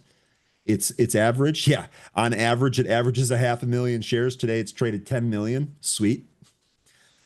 Just a ton of information right here at your fingertips. This is actually kind of funny because I took my eyes off the market completely, clicked right back to my main workspace, and the first thing I thought to myself is, look, X4 is moving. This break of the recent intraday high here actually probably gave a pretty good day trade scalp there. So tons of different stuff that you can use, tons of information. We're constantly expanding all of the time. Does anyone else have any questions? Anything I can show you? Fausto, do you have any questions? Do you share the settings of your different scanners and workspaces? Absolutely, Jerry. Absolutely. Okay, this is a great question. So first of all, if you're interested, you can actually just take a look at mine right here. If I click on custom, custom, and custom, let's make this a little bit bigger for you. Here are the exact settings that I use. This volume up here, by the way, is 600,000. It's 600K. Basically, I'm not interested in trading stuff that's moving on low volume. Got to be liquid. I got to be able to get in and out. That's just a requirement for me trading. So here are my exact settings. I had told you when I was kind of running through this that I'm only looking for stocks that are trading up because I have a long bias, especially in my day trades. So one of the things that I do here is I don't scan for change percent. Rather, I scan for change percent in the last 1 minute window. So I'm looking for stocks that are starting to move up. It doesn't matter if that stock is down 17% on the day. If it's starting to move up and I have a huge range that I'm looking at, there's a potential day trade in there. And if it's doing it on volume with a catalyst, maybe something happened midday, maybe the stock is selling off on an earnings report and then rebounding on a conference call. There are any number of ways that this can happen. All I'm interested in is that stock starting to trade up. Here's X4 kind of pulling off that high. I don't want to know that it's pulling off the high. I want to know when it starts going back up if I'm not already looking at it. If it pulls down to a VWAP here at 199 and holds there, we might take a stab at this and try to scalp this for a potential rebound play. But Jerry, I got another surprise for you. The scanner that I'm showing you and using this is actually part of a preset. So I really don't want you folks to be intimidated on this. If you click on the plus button to create a new workspace, you have a list of all of these tools that you can build on your own. You can do whatever you want, but we also have presets here built for you. And we have a ton of different presets. You might want to check out in this market overview tab, you might want to check out this market overview workspace because it's actually 3 predefined heat maps for the Qs, the SPY, and the Dow. This might be a helpful starting off point for you. I know there's a lot of folks that it's easier for them to see colors and squares than it is for them to look at an Excel type spreadsheet list of numbers. But to your question about my scanner, there's a preset here called day trading. And if I click on that and load this, looks awfully familiar, doesn't it? Looks like the workspace that I was just showing you. And lo and behold, Jerry, all of those filters, they're actually pre-populated for you. So not only am I happy to share with you any of the filters or any of the settings or any of the stuff that I'm using, in some cases, we've actually already built it for you and then created a preset out of it. So literally all you have to do is hit the big button that says go and it will do it for you. How about that? How about that? All right. Let's see what else can we cover here. I want to see if there's anything else in the new tools here that might be worth mentioning. We are creating a new charting system. That's what the beta chart, I get this question all the time. The beta chart, we actually have 2 charting systems in here. We have the trading view chart, which you might already all be familiar with, but we're actually building a new chart. It's not done yet, which is why I didn't feature it here front and center. But just in the vein of telling you what's coming ahead here, we are actually going to create a charting system that's going to allow you to write custom indicators and scripts. And then you're going to be able to plot that on a chart. You're going to be able to tie the chart to some of our other tools like Scanner and things of that nature. You're going to be, if you have a scanner that produces a list of results, well, you might be able to create charts out of all of those results. And that's just going to already be done for you. What is the cost? Peter says. Actually, I believe that we're running a sale right now. I don't know what the exact cost is, but you should definitely reach out to our team. We will get you a discount. I'm sure Fausto will be able to get you a discount too. I think you guys have a discount built in for this being part of it. Oh, there it is. We already have, there you go. There is a discount for you thrown right in the chat. You can always reach out to our team. The other thing is that if you're interested in maybe bundling a different service with Pro, I know I'm here to talk about Pro, but if you were looking for a trade alert service or something like that, ask somebody. See if you can't get a further discount. I'll give you a pro tip. I suspect you probably can. So tons of stuff in there. Thank you, admin, for sharing the link there. Again, we want this to work for you. We want this to be a helpful tool. We want you to be better and faster and focus more on execution from using our tool. Does anyone else have any questions that I can answer for you here? I think I'm 1 minute over my allotted time already. Okay. I think that's probably it here. Oh, sorry. There is one more thing that I wanted to mention. I know I'm here with for the CTU presentation, and you guys have a great community. Fausto does an amazing job. Watched it for a long time. But there is other stuff built into Pro here on kind of a community basis. I had started earlier by talking about the Zoom call that we do at the end of the day that's called Happy Hour. We also have a chat, a moderated chat that is tied directly to those discussions. So if throughout the course of the day you're looking at a particular stock or you're trying to revisit a particular thesis or there's something that you wanted to clarify, there's a chat room that is tied directly to that Zoom call. But furthermore, there's actually a host of a bunch of different chat rooms in here. So you get a bunch of different types of traders that are doing different types of trades that you can access. And in fact, we actually have a pro options trader who has her own room that she moderates that you can have access to. Anne-Marie Band, she's just absolutely phenomenal. So in addition to all of the tools here, there's also a built-in chat community as well. You're welcome, Carrie. And then, yeah, let me know. Like I said earlier, you can, if you have any questions about any of this, please reach out. Happy to go over all of that. April's asking, is Edge like Pro? Oh, this is such a good question, April. No, it isn't. It's like Pro in the sense that it's looking for similar types of things, right? It's looking for trading ideas. It's got some basic tools in there, like some of the calendar tools. But what Edge is designed for is it's designed for somebody that cannot sit in front of a terminal all day and be active. It's obviously a much cheaper price, but it's designed to fill a different need. And it's also designed to kind of onboard you into the Benzinga ecosystem. So the thought process here is, well, you start here with Edge. You start maybe with some of the trading ideas or watching some of the news flow or using some of the tools. And as you become more familiar with that, you can then upgrade to Pro. It's also worth mentioning that if you get Benzinga Pro, you also then get access to Edge content. Okay, so Edge, the only reason you would buy Edge is if you're not quite ready to dive in full into Benzinga Pro. You want to start with something a little bit more lightweight, maybe a little bit less cost. But if you go to Benzinga Pro, you actually get all of that Edge content. You're welcome, Richard. You've been a part of our community for a long time. I appreciate that. I appreciate that.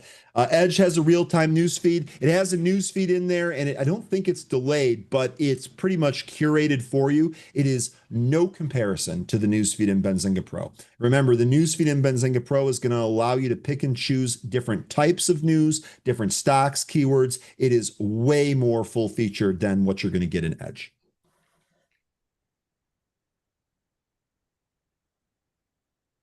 Okay. I think that's about it for what I had here today. Yeah, Ryan, thank you so much for being here. And of course, let me tell you, it's a platform that we use here at Cybertrade University. We've been big fans of Benzinga, and there's a lot of platforms out there. But you know what? You hear us do some tweets. We do some marketing on it. We share it in our alert service. We get our news from it. And also, it's not just more of a news service. You can see it's a good trading platform. So, Ryan, thanks for being here. I look forward to having you again. And always been a great partner of Cybertrade University. And say hello to everyone over there at Benzinga for us, okay? I will absolutely do that. But Fausto, why don't you say hello to everybody yourself? Why don't you join me again? Come on back sometime. Would love to have you back on.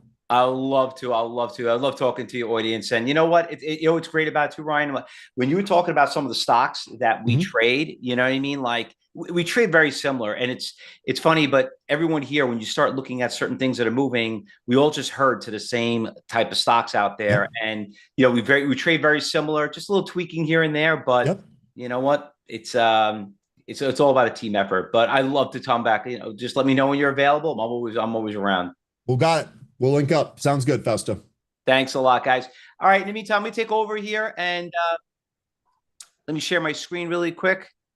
And really quick, everybody. So we got two more speakers that are coming up. I know it's been a long day for all of you, but let me tell you, we had who do we had? We had Kathy Lien from BK Traders with Boris Schlossberg. We had JTrader. You got Ryan. You had me. Now we're going to go to somebody that I'm also a very, very big fan. We had him here so many times.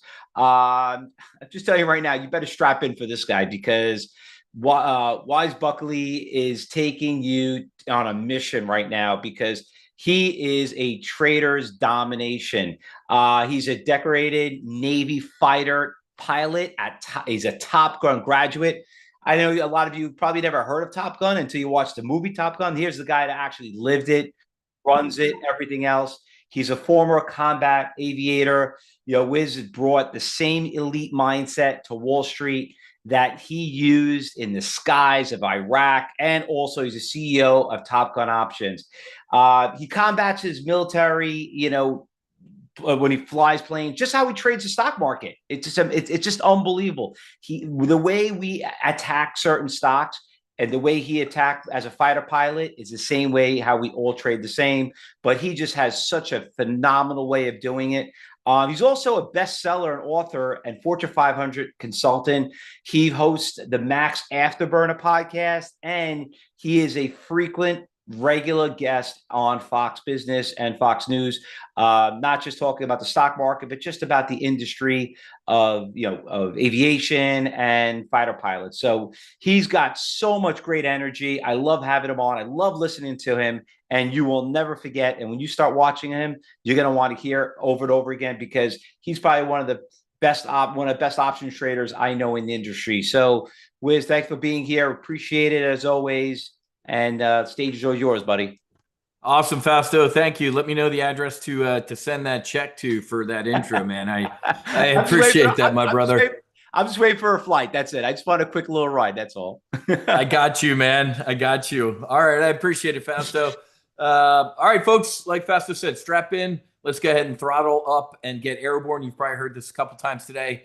Hey, man, any sort of trading or investing involves risk. To trade with your head not over it type of thing, okay? I'm not a registered investment advisor, broker, dealer. I don't play one on TV. Make sure you check with one of those folks before you put any capital at risk. Now, make sure you silence your electronic nicotine, no distractions, because I guarantee you've never heard what I'm about to tell you. As a matter of fact, when it comes to investing, you've heard the exact opposite, and it's been an absolute lie. I'm going to tell you, there is only one stock. You heard me, one stock you need to own for the rest of your life. I call this stock the Death Star. Now, Fausto and I grew up, 80s-ish. We're Star Wars nerds. I'm old enough to have a bunch of Star Wars nerds as kids. We all know the Death Star, right? Moon-sized space station that was taking over the universe. It got attacked and blown up a couple times, but every time it got attacked, it got stronger and bigger. That's the stock we're going to talk about today. Now, Fausto said, hey, former Navy fighter pilot. So we're going to start with a little bit of a quiz. I'm going to give you two choices. First of all, folks, trading's a form of combat when you think about it. Somebody's going to win. Somebody's going to get their ass handed to them. Which side do you want to be on? So trading's a form of combat, and you don't have to know anything about fighter aviation to take my little quiz right now. But which fighter aircraft would you rather fly going into combat? Here's your first choice. Look at that cockpit. That's the cockpit of an F-4 Phantom, right? Over 300 switches and dials. Very labor intensive for the pilot. He would spend a lot of heads down time looking at all this stuff instead of eyeballs out of the cockpit, looking for MiGs, enemy aircraft, or AAA, anti-aircraft artillery, or SAMs, surface-to-air missiles. This jet was so labor intensive, they threw another dude in the back seat just to run the radar and the radio. Very labor-intensive aircraft. Or, here's your second choice. Look at that. 2 big iPads, 2 flat panel displays. Does anybody see any steam gauges in that cockpit? Not a single one. This is the cockpit of the F-35, the Lightning, the Joint Strike Fighter. These were just ripping around the skies of Iran recently, undetected, putting bombs on target. Speaking of the Death Star and Darth Vader, take a look at the helmet. The helmet is a projector. The pilot, when he or she looks down, they don't see the airplane or the cockpit. They see through it. There's sensors all over the airplane. Everything is displayed in their helmet. So obviously, trading's a form of combat. You would want to fly the F-35. And this is going to make sense in a couple minutes. Real quick, sit up straight. Why should you listen to me? Let's take a look. You ever go to a cocktail party and somebody's like, oh, I'm a hedge fund. And you're like, oh, geez, I wish I was a hedge fund.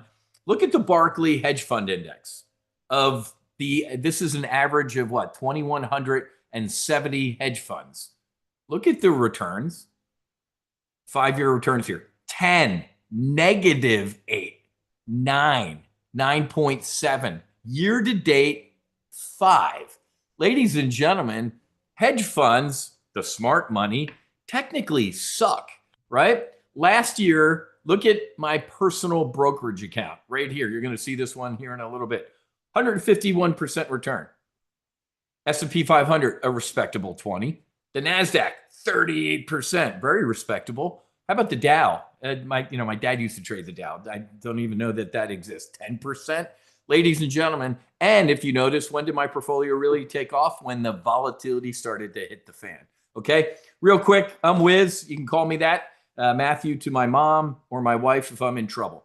But yeah, graduated from Top Gun as a bad guy, deployed for Operation Southern Watch on Abraham Lincoln and Kitty Hawk, and got mobilized for Operation Noble Eagle and Enduring Freedom. What's this have to do with trading? Everything. You don't join the Navy to get rich, folks. You join the Navy to see the world and deliver justice to bad guys. But I was always interested in finance, right? I knew I was going to graduate or retire rich from the military, so taught myself how to trade. And this was before Al Gore invented the internet, folks. I had to go to the base library and get a book on stocks and options, but I taught myself how to trade, and I started applying everything I was learning as a fighter pilot, having a strategy, implementing tactics that support the strategy, contingency planning, knowing what I was going to do before I got airborne, before it even happened, managing risk. Now you're probably staring at that picture going, all right, that's Whiz upside down over the skies of Nevada at Top Gun, and he's going to lecture me on risk management? Yeah, I am. Options traders, fighter pilots, want to minimize all known risks so we can succeed, right? So always interested in finance, taught myself how to trade. I eventually popped up on the radar of one of the largest volatility options trading firms, headquartered right there in the Chicago Board of Trade. Everybody watch Batman or ever been to Chicago? That's the CBOT, Chicago Board of Trade. When I was there, I helped build a hedge fund. I helped build the retail brokerage options house that some of you all might have traded for. I had an absolute blast. I was the managing director of strategy for this multi-billion-dollar options trading firm, and I was the founder and CEO of the Options News Network. I jokingly tell people I felt like Valentine, right? Eddie Murphy in Trading Places. Little old retail trader off the street going into the big leagues. I figured out, ladies and gentlemen, very quickly, the smart money ain't that smart. As a matter of fact, I wrote a book about it, COVID Crash, From Panic to Profit. Does everybody remember the smart money crying on CNBC when the market started to implode? Bill Ackman, right? Or who was it? Kyle Bass? One of those guys was literally crying on CNBC. We need to shut markets down. No, we don't. We made $2.5 million in about 2.5 weeks, folks. It was free money. So trust me when I tell you the smart money ain't that smart. Also have a podcast, Max Afterburner podcast, as Fausto said, topped 2.5% of the world. And my current super big project that I work on right now is called the No Fallen Heroes Foundation. We provide healing grants to veterans, first responders, and family members to heal their trauma with psychedelic assisted therapy. If you've been watching the news, psychedelic assisted therapy is really, really coming on strong. Separate conversation. We can talk about that later. All right. That's me. How do you know when a date with a fighter pilot is half over? It's that part of the date where he or she looks lovingly at you and says, you know what? I'm tired of talking about me. Why don't you talk about me? Okay. So here we go. Let's go ahead and throttle up and get airborne. Because like I said, you've never heard this before. This is going to shock some of you, and then it's going to make some of you laugh. You ready? Wall Street, ladies and gentlemen, is lying to you. Now, of course, half the room just rolled their eyes like, duh. Well, what about exactly, Whiz? Because I know they're clearly lying to me. How many of you have heard since day one of investing, started investing, and the day one of investing school, they told me what? You cannot put all your eggs in one basket.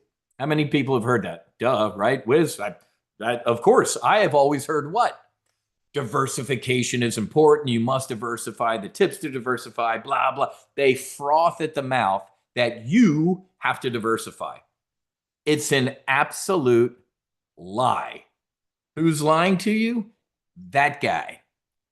Ladies and gentlemen, when you hear the word broker, whether it's stock, real estate, yacht, any sort of broker, ladies and gentlemen, how do they make their money? Say it with me. Commission.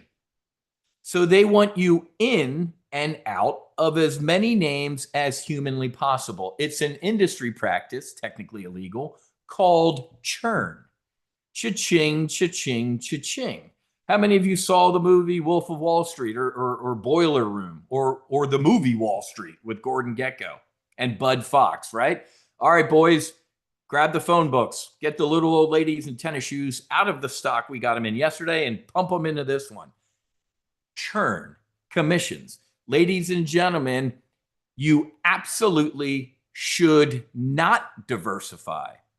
I'm a fighter pilot. I don't have time for niceties, man. I am very direct. Here's my direct point of the day. Diversification is for stupid people. Now, if that offends you a little bit, let me go grab an old man who's nicer than me to clean that up. Diversification is a protection against ignorance. It makes very little sense for those who know what they're doing, right? Recent hedge fund chief investment officer said real wealth is not generated by diversification. It is built through what? Concentration. Absolutely.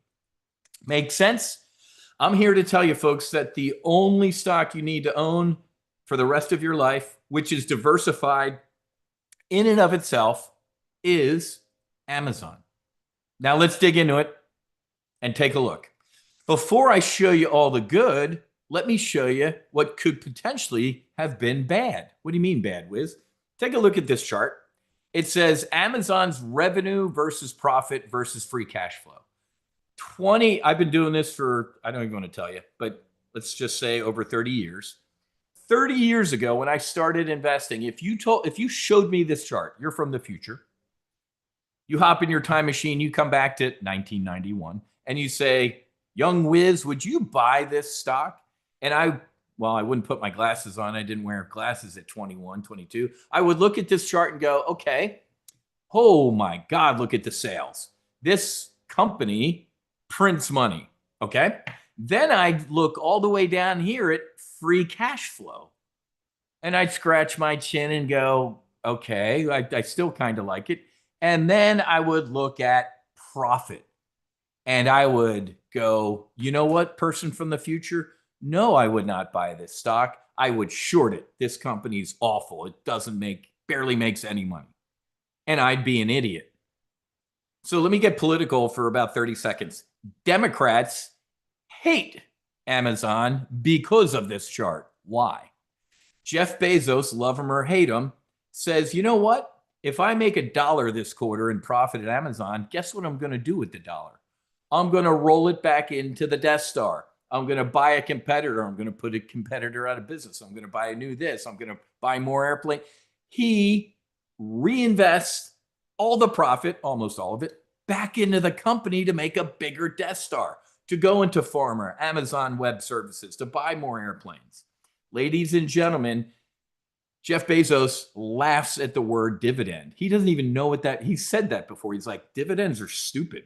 If I make, as the commanding officer of Amazon, if I make a ton of money, I'm putting it back into the company to make the shareholders more money. Why do they want a little paltry dividend? So ladies and gentlemen, if you looked at this chart, not knowing the name, you'd laugh and go, this company doesn't make any money. And you'd be wrong. Now let's look at the good charts. You ready? This is what we call in the industry a hockey stick. Look at Amazon's annual net revenue. And I just picked 20 years. It goes straight up. There isn't another company on the face of this planet that looks like this type of hockey stick, okay? Look at the annual revenue by segment. Now, Fausto and I are old enough to remember about 2010-ish. Andy Jassy, the current CEO of Amazon, and Jeff Bezos were in a condo to hear them tell the story. They came up with AWS on a whiteboard in a condo. Ladies and gentlemen, AWS right now is Microsoft. Amazon Web Services is essentially Microsoft. Okay. Now look at their international growth and then obviously look at North America. All of these segments are also what we call a hockey stick, going straight up. Next chart. Now, let me go back. When you think of the word cloud, if somebody bumped into you today from Mars and said, tell me about this cloud, who owns the cloud? You'd probably say, oh, it's got to be Microsoft. Or maybe Google. Oh, yeah, Google. Google and Microsoft probably. Oh, and don't forget Apple. Apple's your iPhone. You got cloud stuff. So probably those names. Amazon, you can order a toothbrush in an hour. And you'd be wrong. The largest holder of the cloud, and the gap is growing, is Amazon. Amazon's the gold medalist. Microsoft's the silver. Google is the bronze. Cloud. And how about AI? How many of you are chasing that shiny red ball called NVIDIA right now? I love people who trade it and stuff like that. Don't get me wrong. But Jeff Bezos, about 2 years ago, was looking at his monthly P&L statement. We're spending we're building AI like you read about, but I don't like this line item. This is how much we're paying NVIDIA for their chips. Okay, I'm done. We are going, look at this headline. Amazon announces supercomputer, new server powered by what? Homegrown AI chips. The company's mega cluster of chips for AI startup Anthropic will be among the world's largest, it said. And its new giant server will lower the cost of AI as it seeks to build an alternative to NVIDIA. Write down the date and time that I predicted this, and Amazon is going to destroy NVIDIA. I guarantee it. I'm going to show you some other examples of how it's already destroyed other NVIDIA-like names. JG with a small account trading Whiz's Amazon trades, $8,900 in a week. Kristen, you guys are amazing. I trade a smaller account and have done 22 Amazon trades this year for $31,412. Christine, month-to-date profits on Amazon, $107,000 with more to go. Thanks, Whiz, for all your expertise and guidance doing day trades with short calls to protect my Amazon profits, learning from the best. And Anne in November made me look like I was new. In 3 days, I made $90,000 on short calls against her 30 contracts, utilizing Whiz's guidance. Now, I'm not going to sit here and blow sunshine, unicorn, and lollipops that everything's perfect. I have to brief you on the risks. I'm a fighter pilot. I'm an options trader. We're going to talk about the benefits in a second. But first, what are the risks of just trading one stock like Amazon? Anybody ever hear of a small mom and pop company called Lehman Brothers? How about Bear Stearns? Jim Cramer, do you remember? Jim Cramer knows Bear Stearns pretty well, don't he? The height of the financial crisis, he looked like Khrushchev at the UN, slamming his shoe on the table. Bald guy frothing at the mouth. Bear Stearns is safe. It's a great name. I put my money here, $70. It was at zero a couple days later. Good call, Jim. How about pets.com? How about Enron? I could spend the next 40 minutes together going through the graveyard of stocks that have gone to zero. Enron, lady, but what's the common theme between these just 4 examples? They didn't own a thing. Enron didn't even own the building they were in. Watch the documentary, folks. They were a middleman of electricity. They didn't even know what they did. Pets.com, a stinky sock puppet in a URL.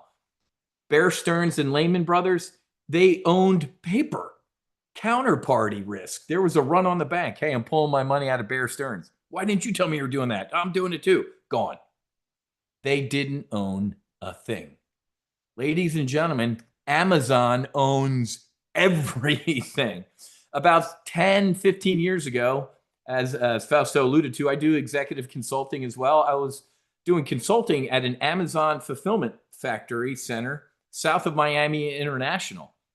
I've been on a couple aircraft carriers. Folks, this thing was the size of an aircraft carrier, and it was as chaotic. Back then, they didn't have that many robots. It was mostly human.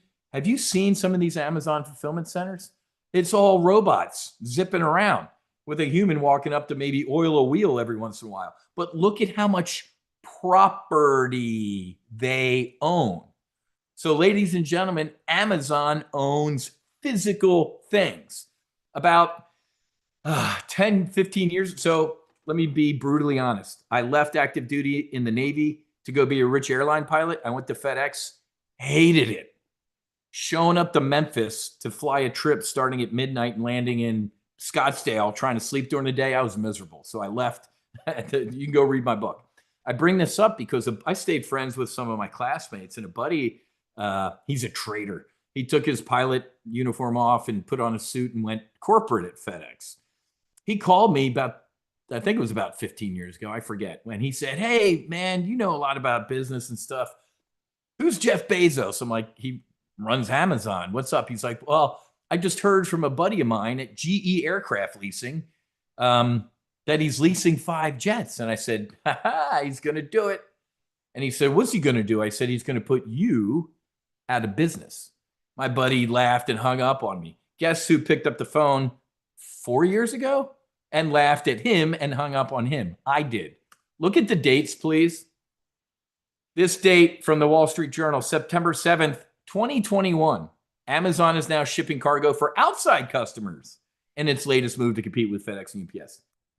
2 months later, November 29th, same year, Amazon poised to pass UPS and FedEx, become the largest delivery service. And this headline, a year and a half ago, the biggest delivery business in the US is no longer UPS or FedEx. Amazon is eclipsing both carriers, and the gap is growing.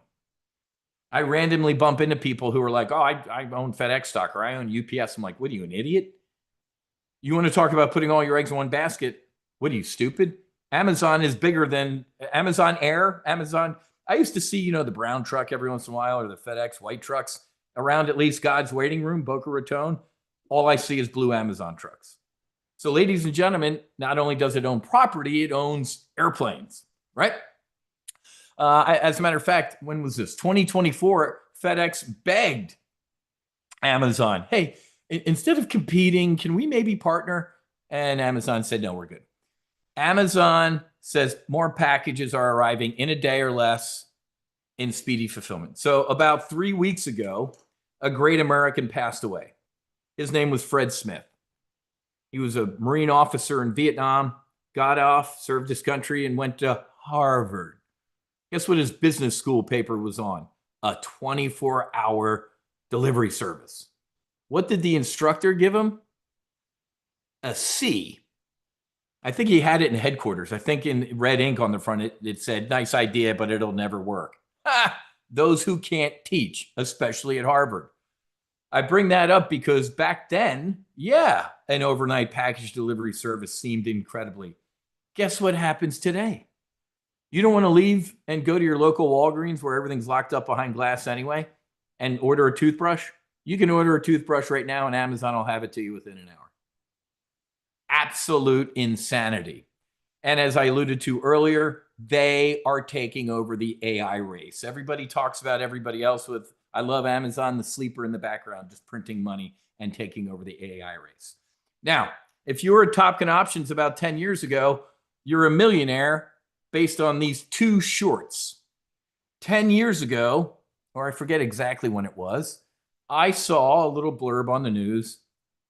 Amazon just registered the trademark Amazon Pharma. I'm like, done. Got on a live trade brief with my members and I said, pound Walgreens and CVS into the dirt. Amazon will put them out of business. What happened? New Amazon clinics are in 50 states. CVS lays off 5,000 employees. Walgreens plans major U.S. store closures. Walgreens stock tests lowest levels in decades. Walgreens break up nears. I told you, folks, pounded these into the dirt. The Death Star destroyed both of them. Whoa, what's this guy doing on the screen? I'm still talking about threats. First term, Trump was president. First year of his presidency, he grabbed his cell phone one morning. Jeff Bezos, Amazon, huge monopoly. Somebody needs to break them up. Break up Amazon, monopoly. Awful. What happened? I remember it. The stock went down that day like, oh my God, the president of the United States just tweeted that they should break up Amazon. What happened?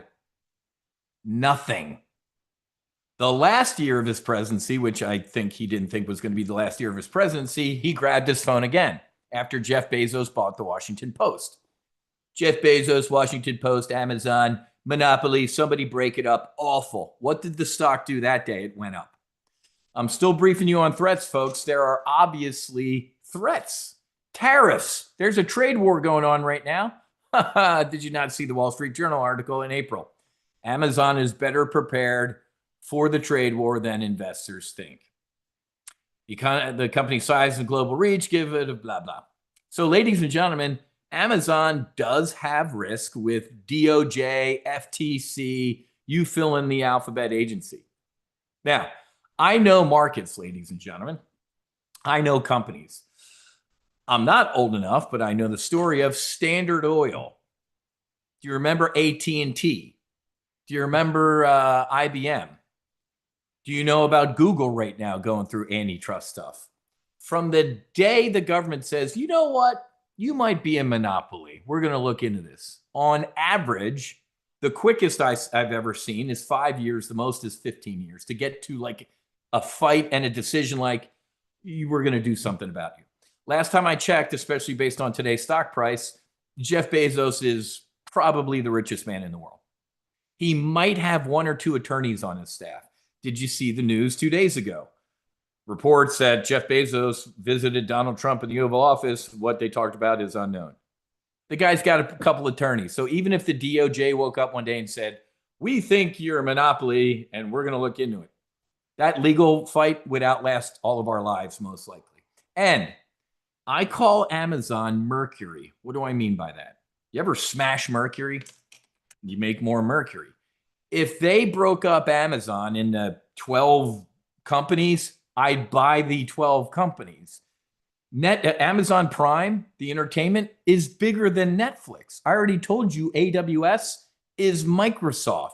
Amazon Air is FedEx and UPS. Shall I go on? Everything they own is a monopoly in that sector. So, ladies and gentlemen, is there government risk? Yeah, but I just mitigated it, okay? A couple of years ago, do you remember, I think it was Atlanta or wherever it was, people were reported like walking into Lululemon, grabbing clothes and just walking out. And a couple of the employees like followed the people and filmed them as they went to their car to tell the police. Lululemon fired the employees. I want to read this. James Woods. Just so everybody understands the game here, Lululemon and these other national brand stores don't care about theft because A, this crap is in fact virtually worthless, and B, they would rather sell it online. No fuss, no muss, no employees. When you see the stores locking up everything behind glass and forcing customers to select from a kiosk, it's a way to avoid excessive minimum wages to human workers and lawsuits from all the, well, whatever. Look at the next sentence. Invest in Amazon, folks. Pretty soon, it'll be your only marketplace left. Does everybody understand this? Now, I'm going to be honest with you. I'm going to be bipolar for a second. Let me tell you how I feel as Whiz. God-fearing, red, white, and blue American. I can't stand Jeff Bezos. I can't stand Amazon. They treat their employees horribly. They pay them crap. They're replacing them with humanoids or robots. They're destroying. It's awful. And then I'm going to turn into Gordon Gekko and tell myself, just like he told Bud Fox, hey, Whiz, you want a friend? Get a dog. I'm here to teach you how to print money, and Amazon prints money. Okay? I briefed you on the risks. Now, what are the benefits of just trading one name? In this case, Amazon. Well, you trade the same name and potentially profit no matter what direction Amazon goes, up, down, or sideways. Now, some of you probably just sat there and said, whoa, what are you talking about? How do you profit if something is going down or if it's moving sideways? Well, that means you only trade stocks. You can make money 3 ways too if you just trade stocks. I call it the buy, hope, and pray method. You buy the stock, you hope it goes up. If it doesn't, you pray. Wrong. If you don't know how to trade options, I'm going to teach you. I can make money with the stock going up. I can make money with the stock going down. And I can definitely make money with the stock going sideways. Okay? So if I'm just trading Amazon, I'm going to stay focused on news and events that just impact what? Amazon instead of a bunch of other stocks and ETFs. You become an expert in that name, reducing time spent on other positions. Let me tell you a funny story. 2010, I left Chicago in that trading firm and came home back down to Boca Raton and started my own TOPGUN Options. A orthopedic surgeon down here in Boca said, "Hey man, I heard you're a good trader. I need help. I'm trying to look at my phone in between office hours and visits and surgeries, and I trade and I'm just not doing too good." I'm like, all right. So we met at a Starbucks over here in Meisner Park. He booted up his laptop, and as he swung it around, thank God he's a doctor, because I passed out and had a heart attack. Why? He had 33 positions in his account. I want that to sink in. And after I regained consciousness, he tried to brief me on it. I'm like, what is this? And he's like, well, okay, well, let me start here. I think this is a pot stock. And I'm like, did you just say, I think this is a pot stock? He's like, all right, let's look at this one. This one's a surgical stock.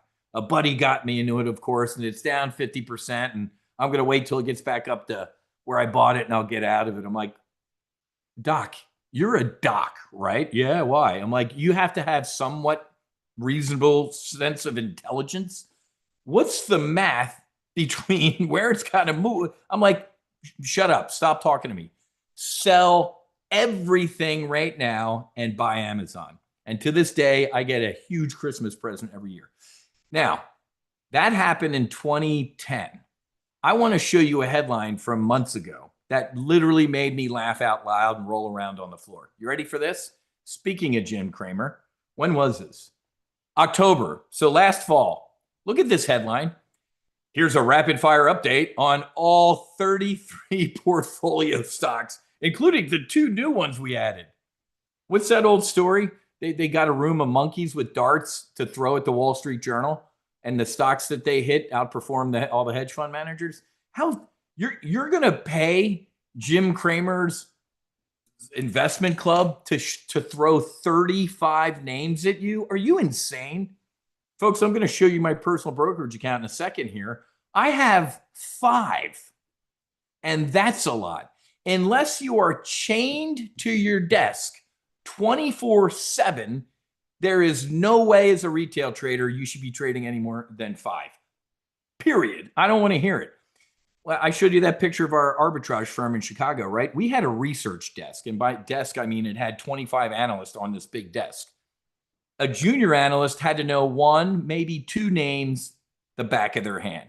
A senior analyst, 3 to 5 names. Do you know how many times I walked across that trading floor to talk to an analyst like, hey, Steve, yeah, you cover Microsoft, don't you? Yeah, know it like the back of my hand. Did you see the stock and what it's doing right now? Hey. So how can you, as a retail trader who's got a real life, trade more than 5, 10, 15 names? Simplify your trading cockpit, ladies and gentlemen. I guarantee you, if you're trading a bunch of names, you're doing it wrong. Okay.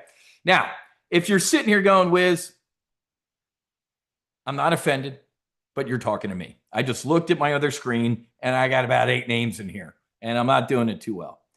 But Whiz, they bit me in the neck. The brokers bit me in the neck. The diversification vampire bit me. I have to I have to be in a bunch of different names. No, you don't. Let me show you what we also trade in our solo Amazon service. This XLY. It's the consumer discretionary ETF. If you need to, quote, diversify, take a look at my screen. We trade the XLY. If you want a nice, healthy dose of some Amazon, you trade the XLY. I have a buddy who told me shrimp are a vehicle for eating cocktail sauce. The XLY is a vehicle for eating some Amazon. But look at what else you get with the XLY. Tesla, Home Depot, McDonald's, Lowe's, TJX, Booking, Starbucks, Nike, Chipotle. Chipotle getting hammered today. Screaming buy down here at 50, whatever it is. But anyway, folks, don't worry about it. So you could technically trade Amazon and the XLY for the rest of your life and be completely diversified. Okay? So here's what we're going to do. How do we target max Amazon and XLY for max profit? I'm going to show you right now. I'm going to swear you in as a bunch of Marines. We're going to establish a beachhead position. We're going to fly in our time machine in about 1 minute, years into the future, and we're going to get long-term bullish on Amazon. And I'm going to save you about 20 grand. You ready? It's called a synthetic stock with protective put. You see on the top right of my slide, that F-18? I never went flying in my F-18 Hornet without an ejection seat. I always trade with protection. We're going to cover that. After we establish a beachhead, we're going to come back to the present and we're going to trade what I call the front months. What's the front month? You're sitting in the front month, July, August, September. I'm going to show you my current trades. If Amazon's going up like it is today, up another 2%, we'll trade some bullish spreads or buy some calls. What if it's going down? Who cares? I can make money with Amazon going down. What if it doesn't do anything? It's just moving sideways. It's getting ready for earnings in a week and a half, Whiz. It's just channeling sideways. As an options trader, I make money on channeling sideways. Okay? So here we go. Now, if you've been mentally clubbing in the Bahama for the past 38 minutes, sit up straight and let's go trade. All right. Let's go bring up my brokerage platform. How's Amazon doing right now? Still up there.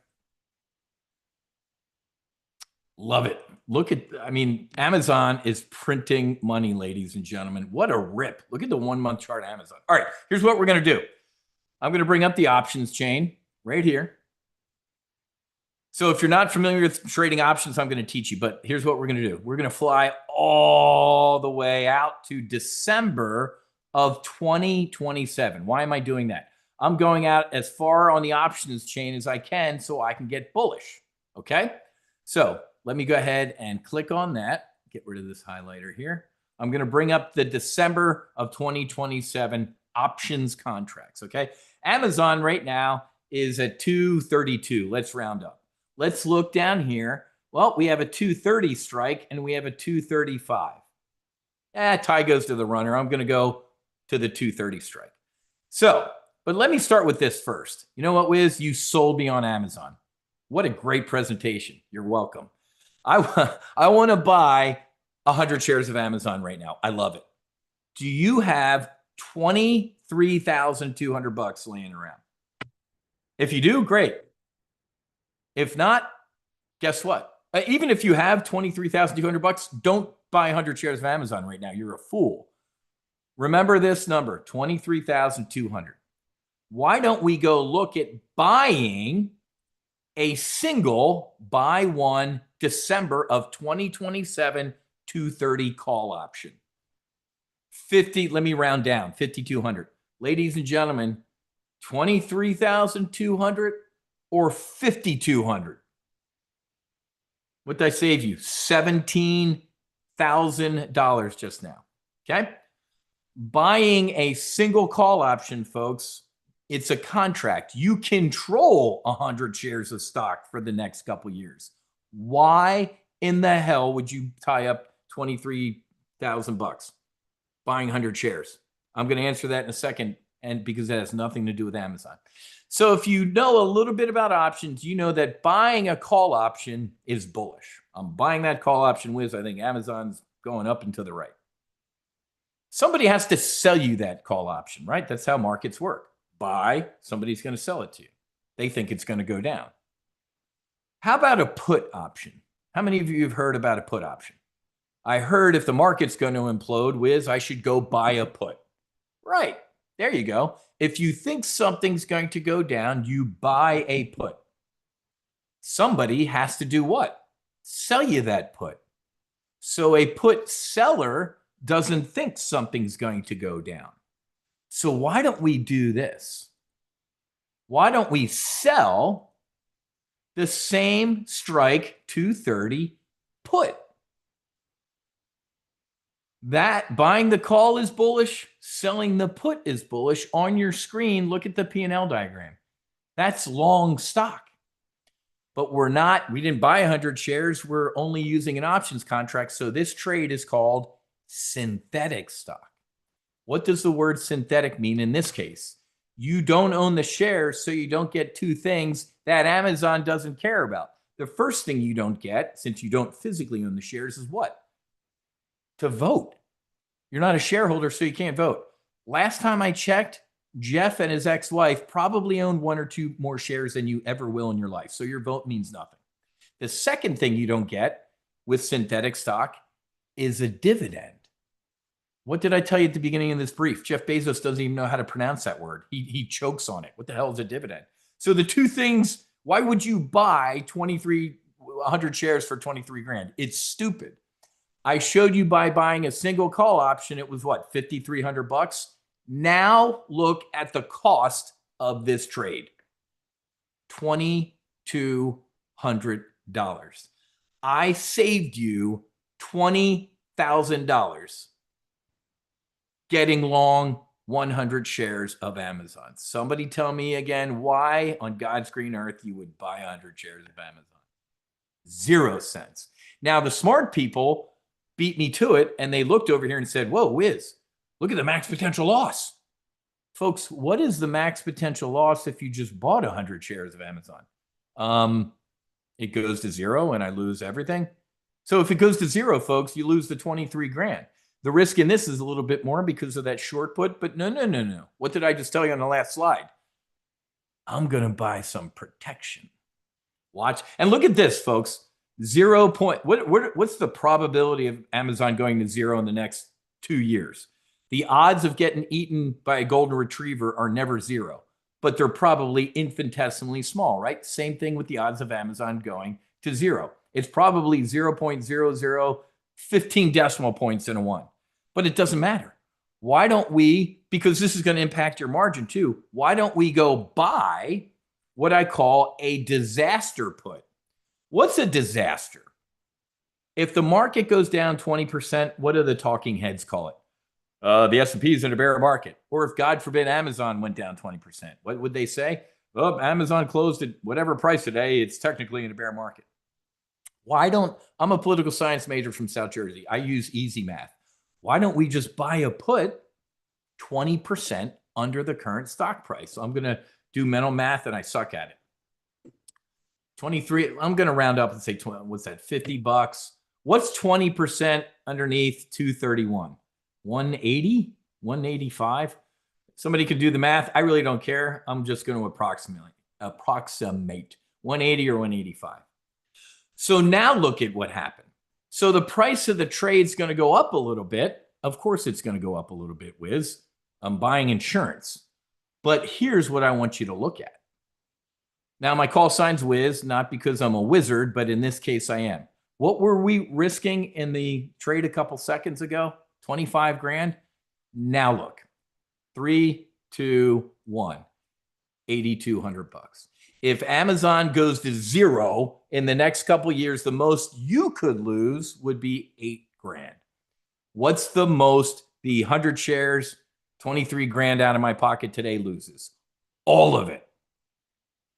Tell me again, stock traders, why on God's green earth you would buy 100 shares of Amazon? You would not. So ladies and gentlemen, on your screen right now is a tactic called synthetic stock with the protective put, okay? I'm not done. We could start trading what I call the front month. Amazon right now is at 232.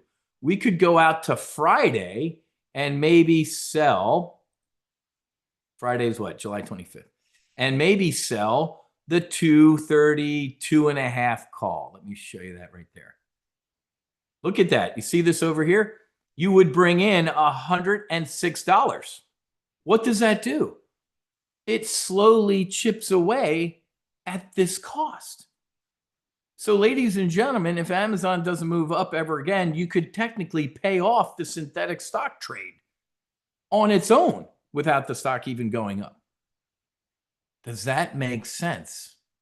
We could sell a call against this position out to Friday. Ladies and gentlemen, synthetic stock with a protective put. and then you're selling an upside call against it to bring in $111 right now. Isn't this absolutely incredible? I love this tactic. Let me go show you some. This is my personal account. Look at some of my existing synthetic stock positions. I have synthetic stock on SIBO. Take a look at SIBO, Chicago Board Options Exchange, up 139%. And it's out to January of 2027. Look at my JP Morgan trade, January of 2027, up 124%. I'm sorry, 104%. Bank of America out to December of 2026, an 83% returner.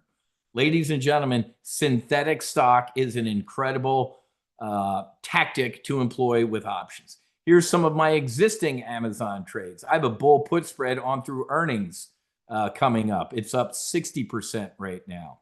And then I have a burner trade out to this January that is up over 40%. I have seen earnings recommendations for Amazon that are insane. Now, don't forget, it's a Wall Streetism. Even though Amazon could blow the doors off of earnings, what do you think I think it's going to do? That. It's a Wall Street saying, folks. You ready? Buy the rumor, sell the news. Let me give you, and you should get into it after that earnings pullback. Let me show you Raytheon, for example, from the other day, RTX.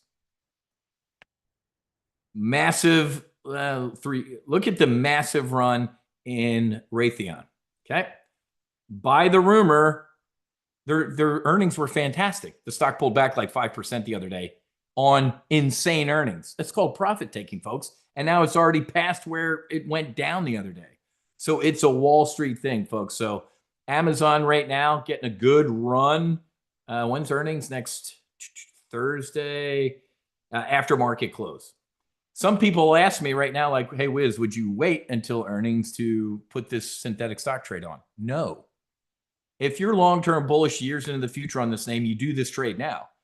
I might get this wrong. Whiz, it didn't buy the rumor, sell the news. They reported disgusting earnings, better guidance, stocks up, and didn't look back. You're not going to care in 2 years from now, folks, when this trade is up 300, 400, 500%, that you could have gotten Amazon a little cheaper if it goes down a little bit after earnings. Okay. So before you even ask that question, the answer is I would do it. I do the trade that I just showed you on my screen. Okay. All right. I want to keep Fausto and these guys on time. So let me tell you about real quick our solo Amazon service. It's one of our newest live trading services here at Top Gun Options. It's only $9.70 a year, or I'm going to give you a CTU discount here for $97 a month. I don't drink anymore. Thank you, psychedelic assisted therapy. I used to say that's a crappy bottle of wine. I guess I could still say that, but if you do the annual, it's going to be 2 months free. Okay. I think my buddy Rich or whoever has that link, or I can go give it to you right now as well. They'll throw that in the chat box. $97 a month, or obviously it's a better deal to do the annual. And of course, they beat me to it because they are awesome. So there's the link to join. Let me just tell you what we got year to date. Over about 136 grand between Amazon, a little bit of XL. I don't trade XLY too much.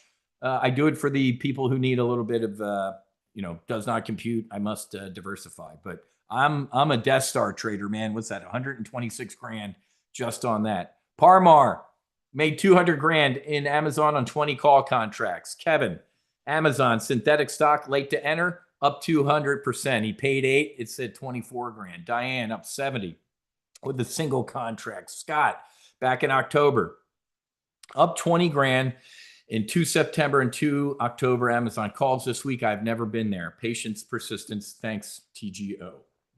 Dennis had to send me an update. It's no longer up. Whoops. It's no longer up 100 grand on one contract. It's now up 127 on one contract. My.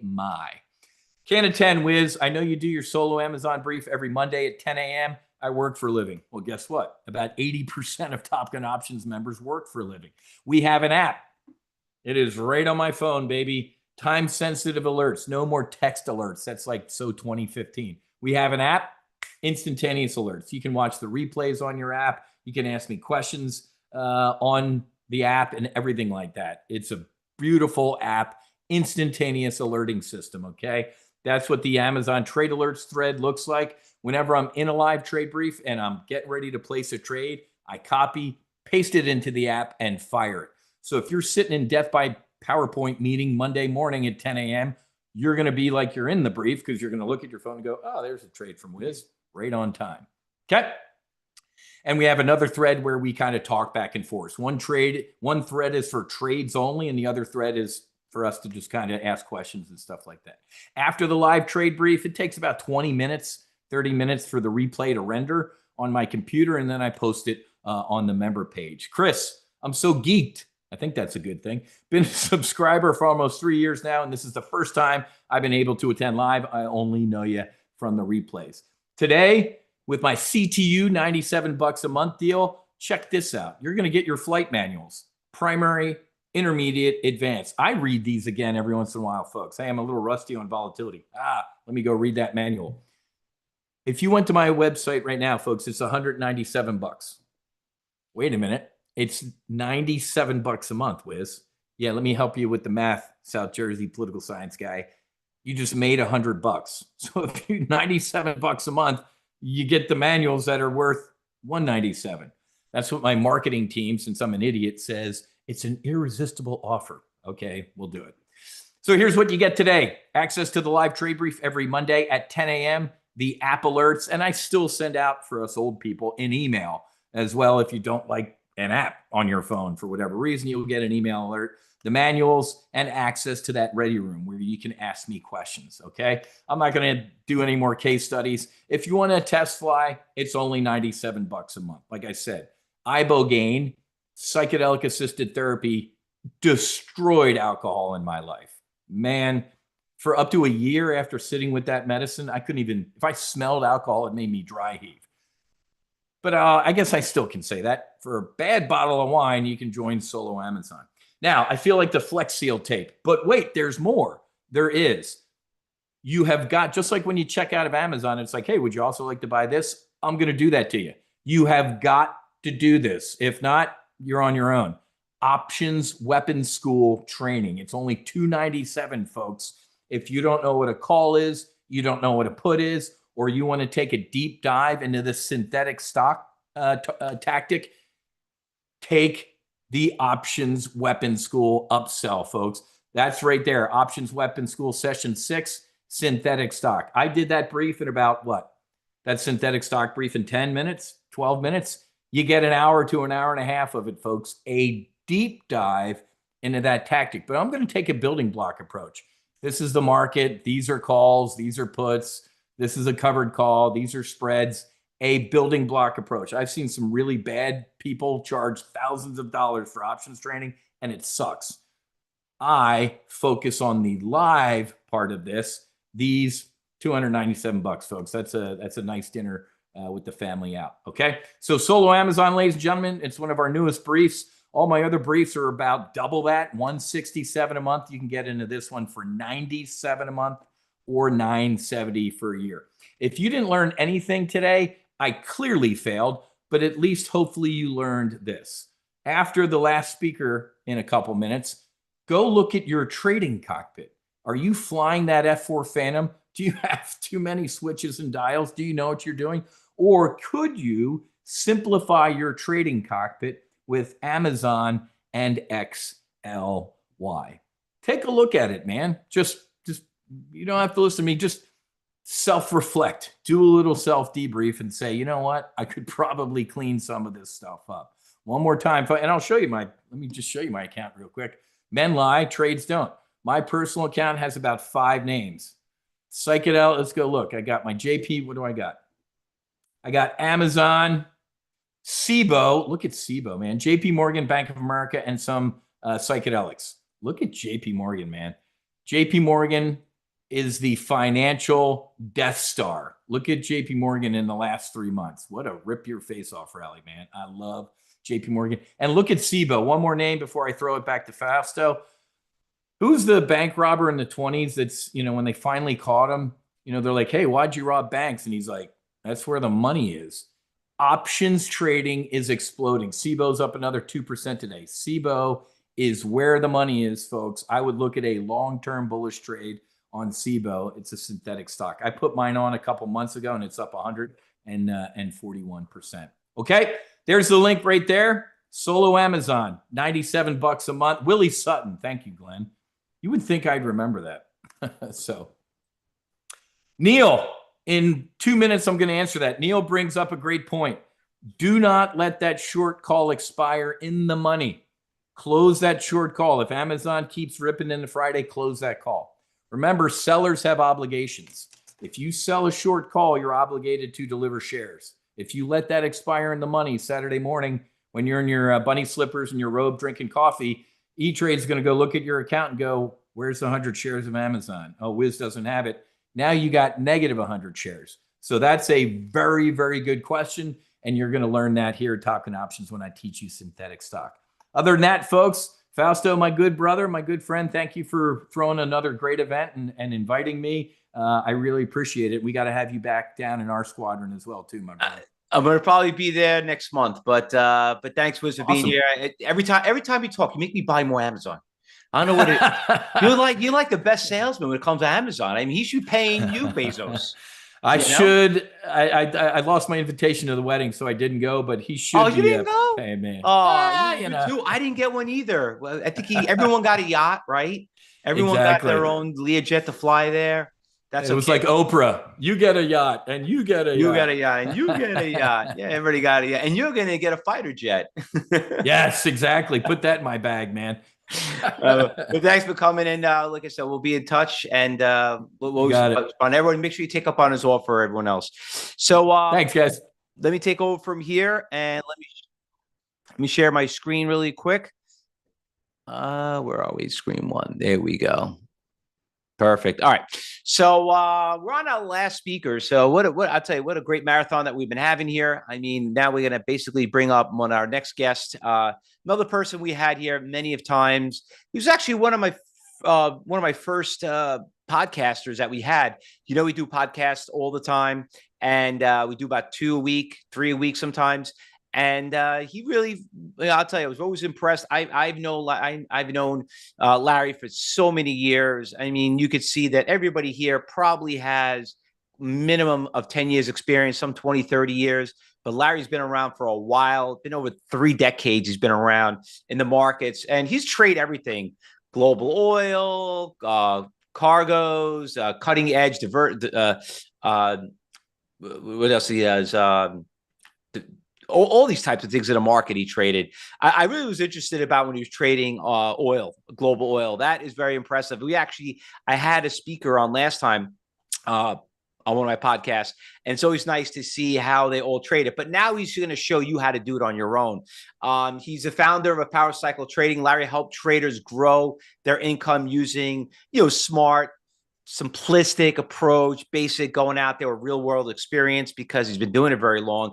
His price cycle model works across options, stocks, options, futures, Forex. So it's not just more about how he got started, but he learned how to apply it to other types of markets, which we all have a little taste in it.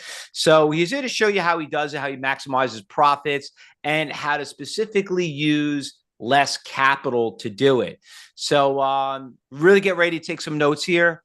And he's going to go over all those great details with you. So, Larry, thanks for coming back again. It's always an honor and a privilege to everyone to hear you, what you have to say, and always learn something when you're speaking, Larry. So thanks for being here. Hey, thank you so much for having me here, Fausto. Hold on one second. Yeah, appreciate it. So should I share my screen and get rolling? Go ahead. Okay. It's all yours. All right. Thanks for having me. Let me get the right one up here.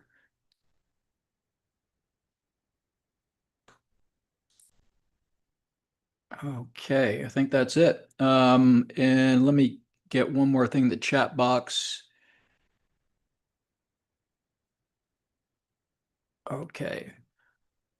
All right, thanks again. I think I'm ready to roll. So again, thank you so much for having me here. So I really appreciate it. And yeah, so what I'm going to follow up with is another thing on options. And this is what I'm going to show everybody here today is how you can trade some really low risk, high reward type option tactics using the butterfly and long condor. So these are, two of my, really kind of go-to strategies, and you're going to see why they're, so fantastic to kind of add to your trading portfolio.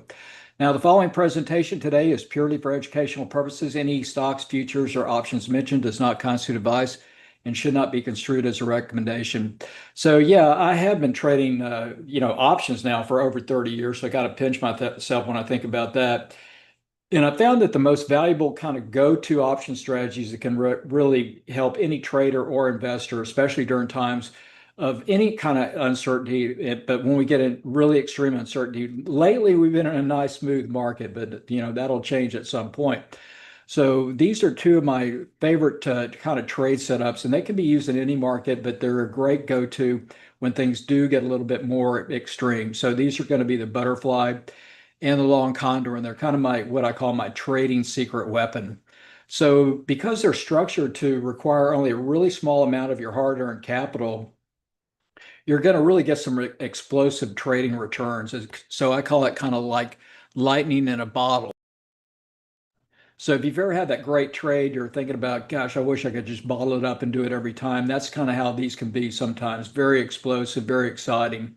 Now, the huge advantage that these strategies have is their unique option framework. It's designed to take advantage of both the time decay and the volatility, which are the two main option pricing components. And they can be used in any type of market environment, which really makes them a favorite trading strategy for me once we do get in that extreme uncertainty and volatility type markets. It just then comes down to if you know when to use it and how to use them. Now, these two strategies can work no matter what the markets are doing. They can be up, down, or sideways market. Really helps to take that unsettling guesswork out of your trading, eliminates the stress of having to be perfect on that stock direction or overall market, eliminates your time decay expense that you're going to encounter from decaying long options. If you're constantly buying, you're going to see that happening.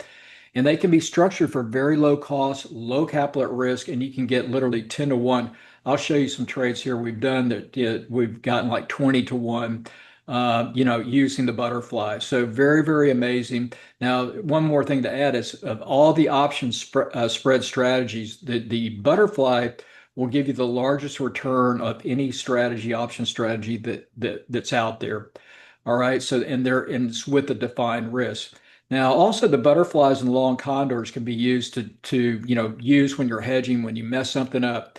So they become like a fast, low cost, to cover your, way to protect yourself and very fast. So I've literally found no other hedging strategy that comes close to, putting a butterfly or condor on your core trade.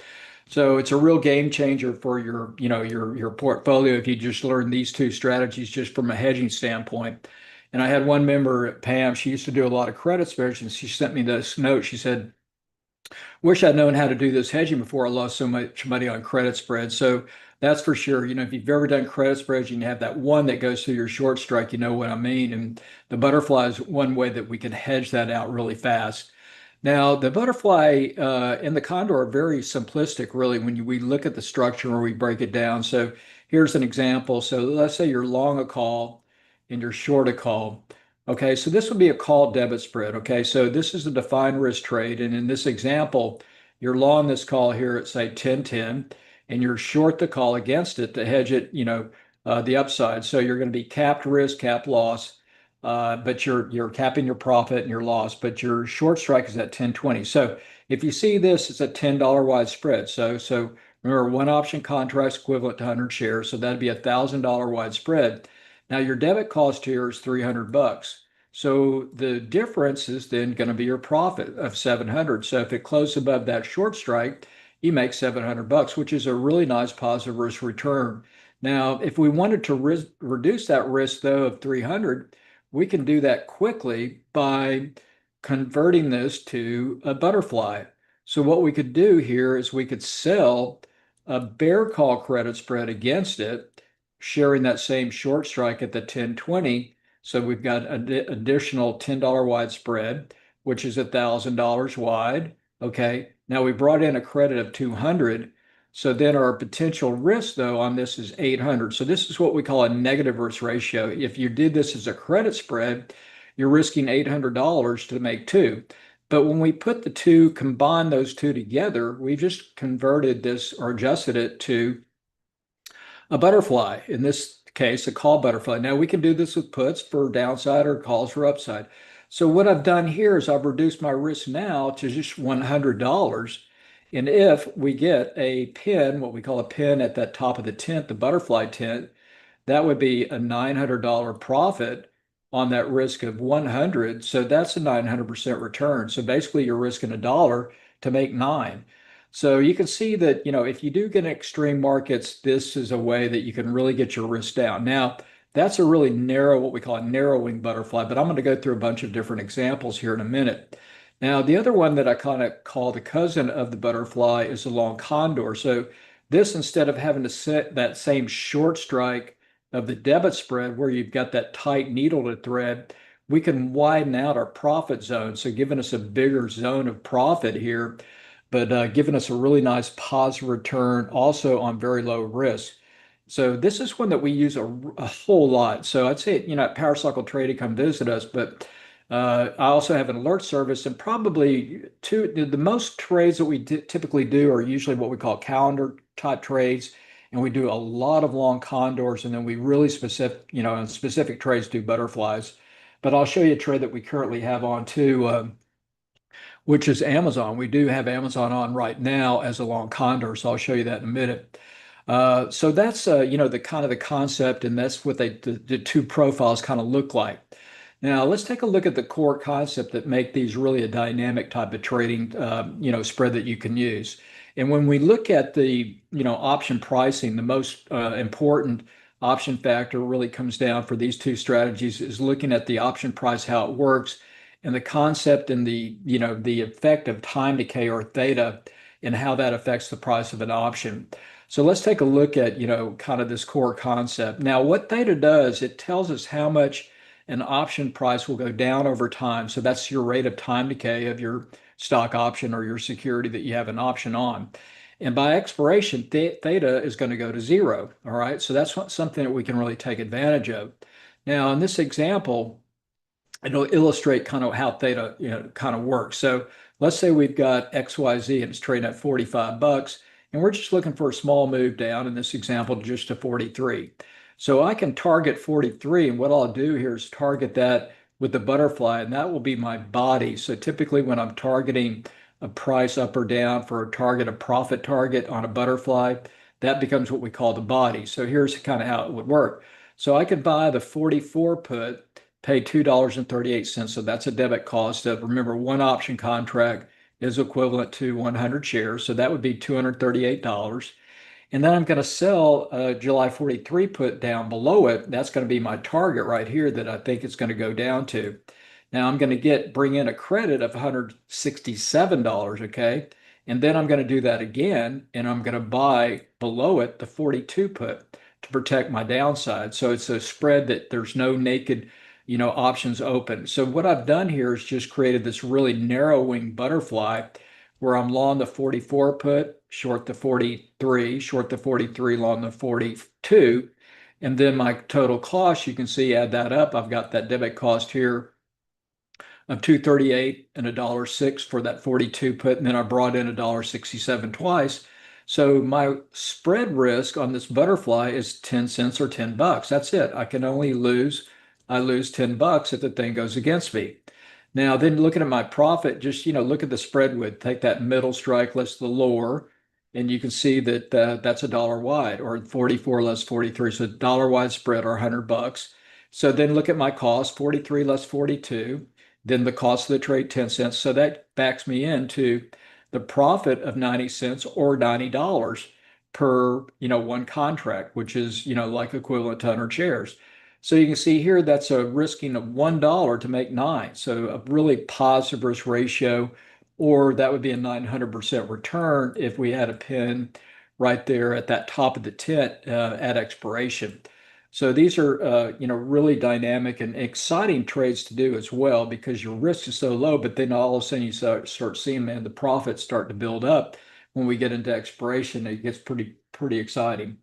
Now, let's take a look at how do you choose the best butterfly or long condor strategy for your trading goals. And it all depends on your trading goals. And in my opinion, one major goal for every trader out there should be to really look to select your trades based on what's going to give you the most consistent positive return over time, with low defined risk, and not always looking for that home run. So we're always excited, and especially with options, you can get great leverage. So, a lot of people are throwing a lot of money out there trying to find the home run hit.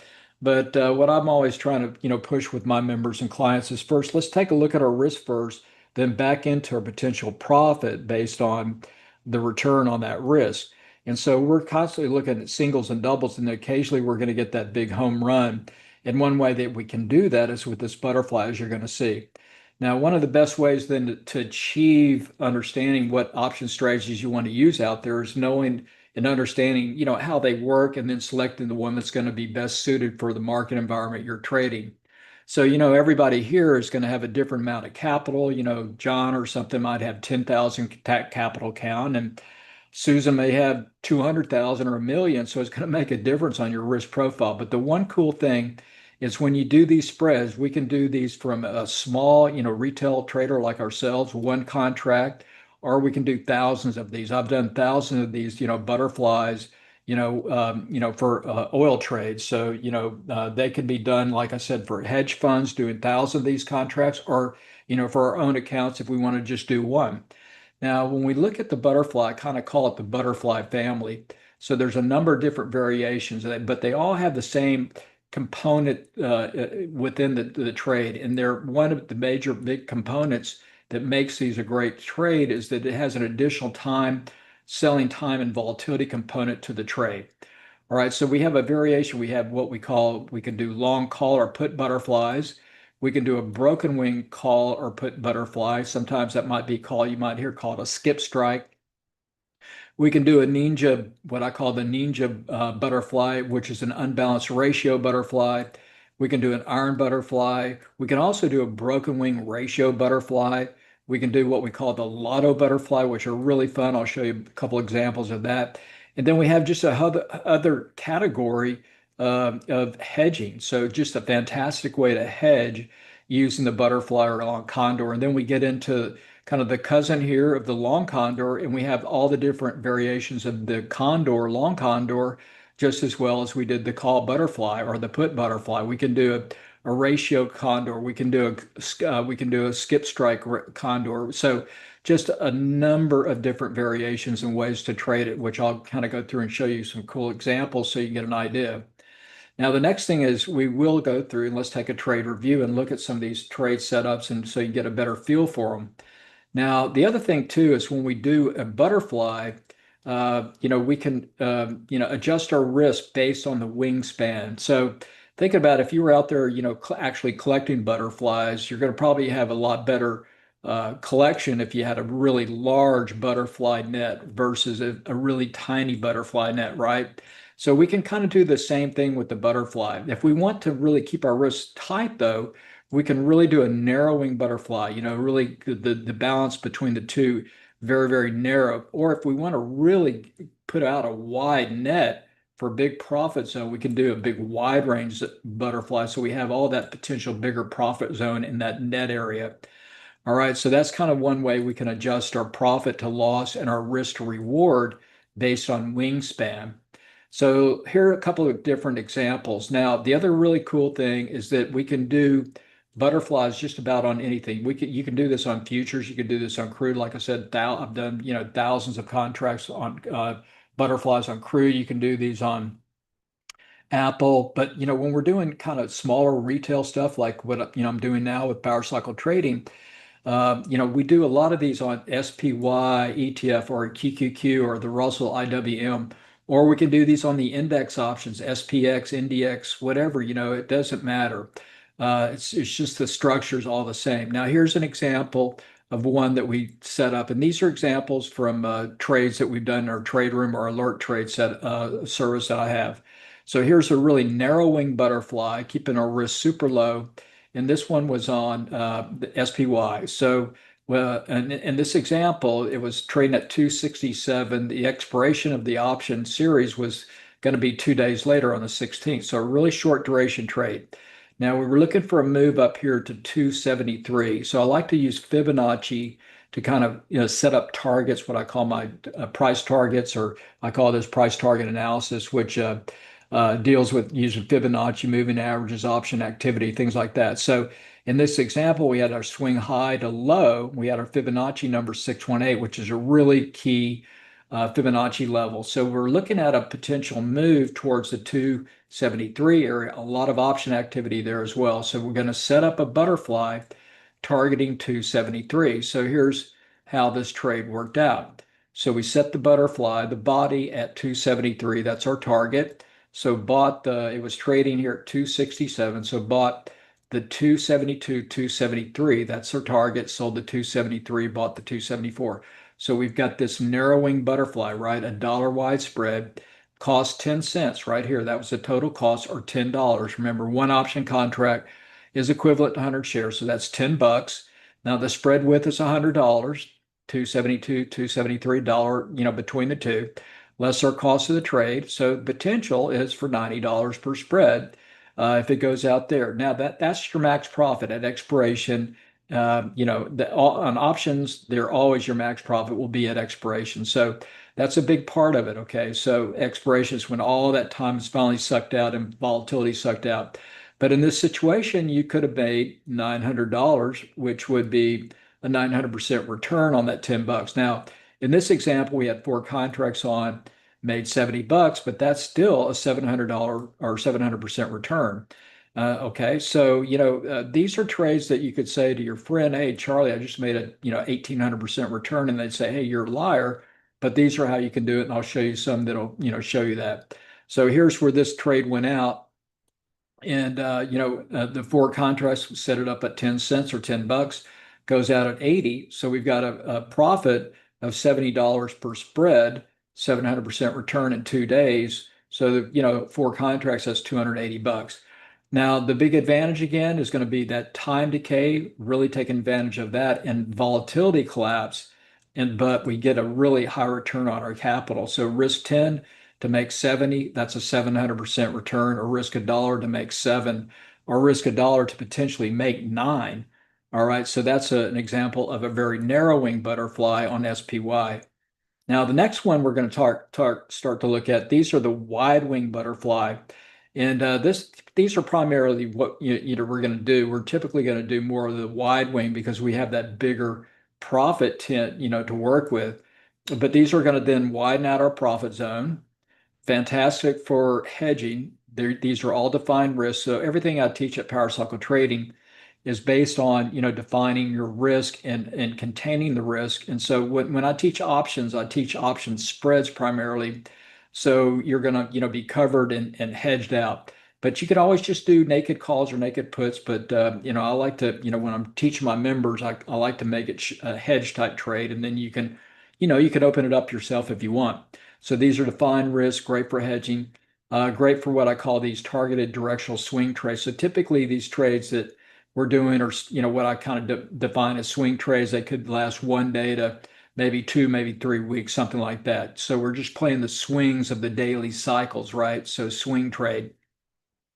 Fantastic for what we call pinning trades. Now, pinning trade is when you go into an option expiration, and let's say you've got, say Amazon is trading, you're looking for a pin at, let's say at $200 or something. So what that would mean then at expiration, the price of Amazon goes out at $200. So that's what we would call a pin.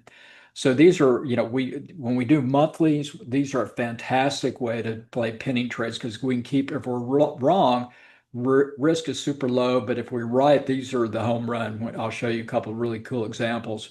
Now, these are great, again, for high volatility markets. When implied volatility really jacks up, the markets are crazy, extreme. These are go-to because the risk is really super controlled.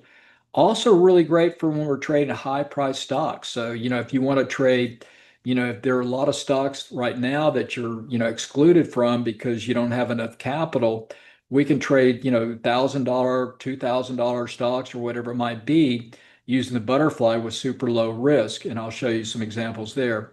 Trade duration, again, 1 day to 2 weeks out is kind of the sweet spot. Positive theta, no time decay. returns of 2 to 1 up to 20 to 1. Okay, so these are trades that can really provide some excitement and some great returns to add to your trade portfolio. Now, here's an example of a wide wing put butterfly on QQQ. So this is one for a downside move, and this was $1 or $10 wide or $1,000 wide spread. So here's the trade setup. Just kind of walk through this. So QQQ was trading at $304 right here, and we were looking for this potential breakdown. It was trading at it was trading at 314.60 when we set the trade up. So right here, and there was a trade, there was right this area here. This was the breaking point that we were looking at. See this area here? So if that broke, we were looking for a pretty quick move down to this 382 retracement that we had into it in a 100 period moving average. So that was going to come in at around 304, actually down in this area, the 50 simple moving average. So we were looking for this range down here. So this is how we set this up as a wider range or wider, area butterfly. So wide wing butterfly, excuse me. So this one here, let me get my drawing tool. So it was trading at 314.60, and our target was going to be down at 304, which was a lot of option activity. It was a fib level, moving average level, etc. So that was going to be our target. Now, if you'd done the shares, just shorted QQQ, and you made that move to 304, you would have made, $10.60 per share. You'd be up. So that would be at 3.36% return on your capital, risking that amount of money. But here's what we did here. We did that put was going to be your target. So we bought the 314 put, sold the 304, sold the 304, bought the 294. So $10 wide between each strike, right? And so that's our body, that's our target. So the spread width here is $10 or $1,000 wide. The cost of the trade was $2.10 or $210. So the potential here is for a $790 per spread return up here, or anything in here is still really good. So that's a 376% potential return, or risk $1 to make $1 or $3.76.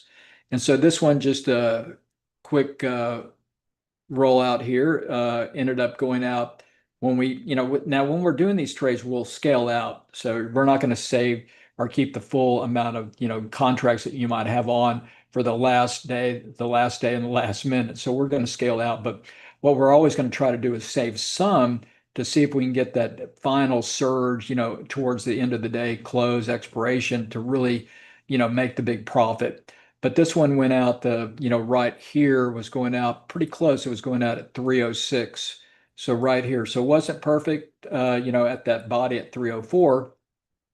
But you can see here, even at 306, this spread went from $2.10 or $210 to $782. So that spread widened out to there. And so that was up then $572 per one spread. If you did one spread, you're up $572. If you did 10, you're up over 5,000. So that's a 272% return versus if you just did the shares where you made 3.6. So a lot less capital at risk versus the shares. You're taking advantage of that time decay, the applied volatility crush, low defined risk, just a super way to trade. Now, this is a really great example to show you how you can trade a very high price stock with a really low risk spread using a butterfly. But also what this is going to point out is the time decay and implied volatility crush component, how this thing will make. In this example, you'll see how it was in the morning, it was up about 183%. And then in the afternoon, the same day, it was up 4 times more, up over 700%. And that's because of the time component and volatility component. So this really highlights that. All right, so this is back when, I just love this example. So this is back when Amazon, was trading, $1,782 per share, right? Remember that? And then it split, so that made a big difference as far as the trade opening up. But for a long time, it never had a split. And so if you had traded this back then, you would have had to put out capital of over 178,000 just to buy or sell 100 shares, right? Now, with the options and the butterfly, though, I'm going to show you how you could control this for 80 bucks. All right. So in this trade, it was just bouncing along this 200-day moving average, just kind of churning down here. And we were looking then for a target based on option activity, some other things into 1830.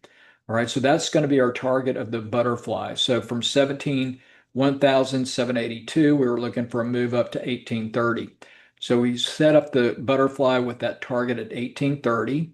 And so then here's the profile, what this looked like going in. We had trading here, it was trading at 1,782. So if you've done the shares, you're up, 178,000 if you bought 100 shares, right? Compared to an option contract. So we targeted the 1830, we bought the 1820. Sold the 1830, sold the 1830, bought the 1840. So $10 between the spreads, between the strikes. So this is a wide body butterfly, $10 wide or $1,000 wide. The cost of this trade was 80 cents. That's an $80 debit. All right. So the potential then would be if it went out perfect right there at the top of the 10 at expiration, that would be a $920 per spread. If you did one spread, 920 bucks.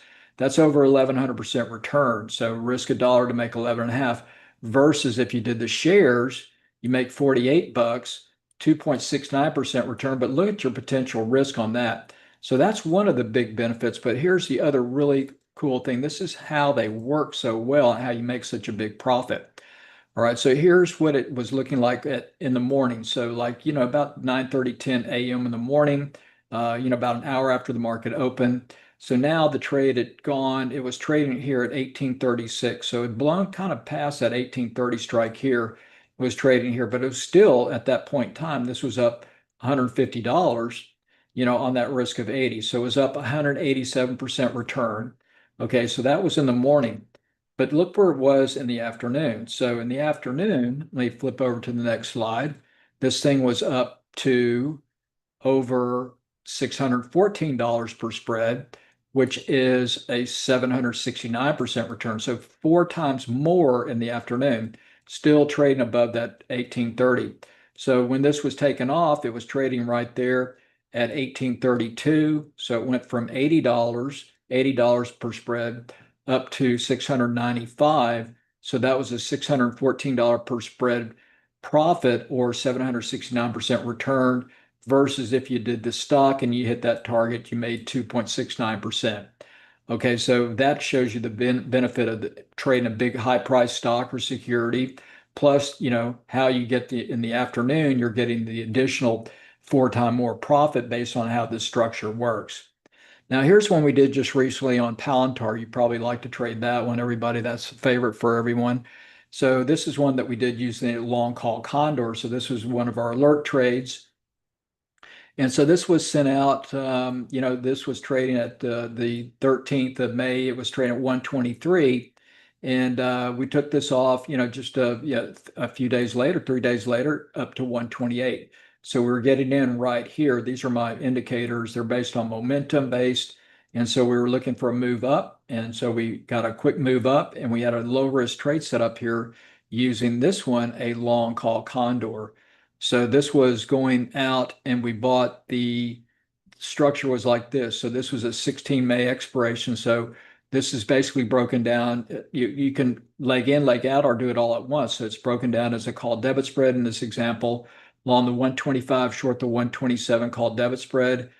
Okay, something like that profile. And then to reduce our risk, reduce the capital exposure, plus bring in more positive data to make the positive data trade, we sold against it the 136, 138. So this is a condor, a long call condor. So we're long a call debit spread, short a call credit spread. And the total cost then was $2 wide spread. So 200 less our cost of 72 bucks. So potential to make $128 if it goes out between the two spreads, 177% return. So you can see why these are kind of a go-to. If you really want to control your risk, but have a good positive return, this is a great way to do it.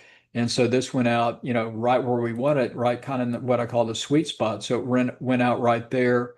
And so this went from $72 Now the spread blew to 200 or $2.200. So it was up that $128 on the risk of 72, 177% return.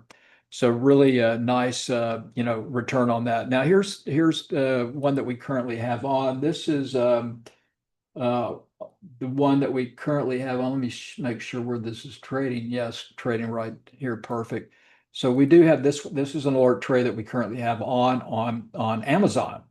All right. So let me show you this trade we set. We set this trade up on Monday, and right here, let me find it. Let's see. We set this trade up Monday morning. Right here. Let's see. Yeah, right here, Monday morning, right towards the open. It was trading right about in here. So we set this up, wanted a low risk trade. And so the trade that we set up, we adjusted today because it was starting to go towards our short strike. So here's what we have on currently. We did adjustment this morning on this, but we currently have on the this long condor here. So what we've done here, we're long the 127 call right here. Okay, 127.5 right there. And then we're short against that, the 230 call. And then we wind out our short strike credit spread side. So now we're short the 235 call and then long against it, the 237.5 call here.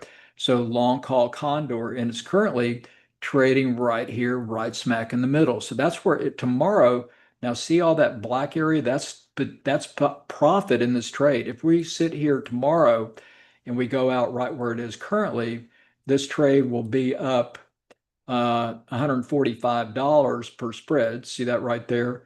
Our risk, we've adjusted it down to 105. So this will be up 138%.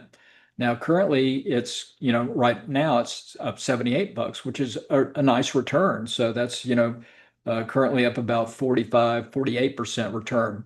And so what this is doing, you can see a big benefit is, see this area, it says data. Look at that. It's got 66, almost $67 of data. So if it just sits here, that's going right to our profit and to our P&L. So that's the beauty of it. And our risk is $105. Now we would get out of that before, that was taken up, but that's where it was. Now we started this spread out though earlier. What we had that we adjusted was we were long this condor here for just $69 of risk. But see what we did, we adjusted it because it was getting to our short strike. So this was originally we had it set up just for $69 of risk right there with the potential to make, 181. So really great structure, just, really easy way to trade and a really low stress way to trade for, whatever you want to trade. Now, the next thing is these are really fun. So this is your lotto ticket, what we call the butterfly. And this was from one of my members. He summed it up so well, Bill. He said the butterfly strategy is one of my favorites. It's the big winners that eventually make the difference in any trading account. All right. So we're hitting singles, doubles, but you want that big winner, every now and then, right? So with all the so-called low risk option strategies being sold to the public, an account without a potential to hit that big one, which once in a while not betting the farm, is a slow ride up a long hill. So this strategy is easy as ABC. So it is ABC. They're so simple once you understand the concept and how they work. So here's some examples of some that we've done. Now these are what I call my alert trades. These were sent out to our alert members. And I have alert service if you want to check us out. So this was doing a SPY put to the downside. All right. And this was a super defined low risk. So it was trading right here, 573.80. Now we were looking, our target was going to be down to 560 area down in this area. So there was a lot of a number of different things I'll look at, which I'll talk to you about later. If you want to learn more about this, how to identify these specific areas, but we were targeting down to 560 was going to be our target. So that's where we set up the butterfly. All right. So our butterfly body is going to be set to the 560 strike. So here's the kind of the risk parameters going in. You can see this was set for the 10 March series. So we were long the 565 put, when we started the trade, it was trading 573. We were going to target down to 560. So long the 565, 560, short the 560, low on the 555. So it's $5 wide spread, $500 less the cost of the trade, 39 cents or $39. That was it. So we call these kind of our lotto ticket. So, if it's a kind of a binary, you either, win or lose. So if you lose 39, but if you win on this trade, you would make $461, which on that risk of 39 is over 1,000% return. So that's why, we call these kind of the lotto ticket, because your risk is super low, but your return can be super high. So here's where this one went out. It went out almost to the penny, 560 right there, top of the 10. So it went from $39 to $456. So this was up $417 per spread, 1,069% return in that 4-day period. So, we're scaling out, but like I said, we always try to keep some ammo to get it right there towards the end of the day. So depending on your account size, that could be one contract or it could be 10 or 100, something like that. It varies. So that was one. Now this one is just, I like to show this because this amazes me every time I look at it. This is one that we actually did on Tesla, another alert trade. And so this one was a butterfly to target an upside move. So Tesla was trading at 189.35. And in this one, we were trading and looking for a target up to 200. And so set this up about a week and a half out right there. Okay. And then we were targeting this area here, the 200, which was a big Fibonacci level. You can see a 50% retracement, some other things we were looking at there. So that was our target. And so then what we did was we set that body up based on that. So 197 to 200, okay? And then the 200 to 202. So we had this $2.50 wide spread, $250. Now look at the cost of this trade, 12 cents. That's it, $12 debit cost. That was the risk.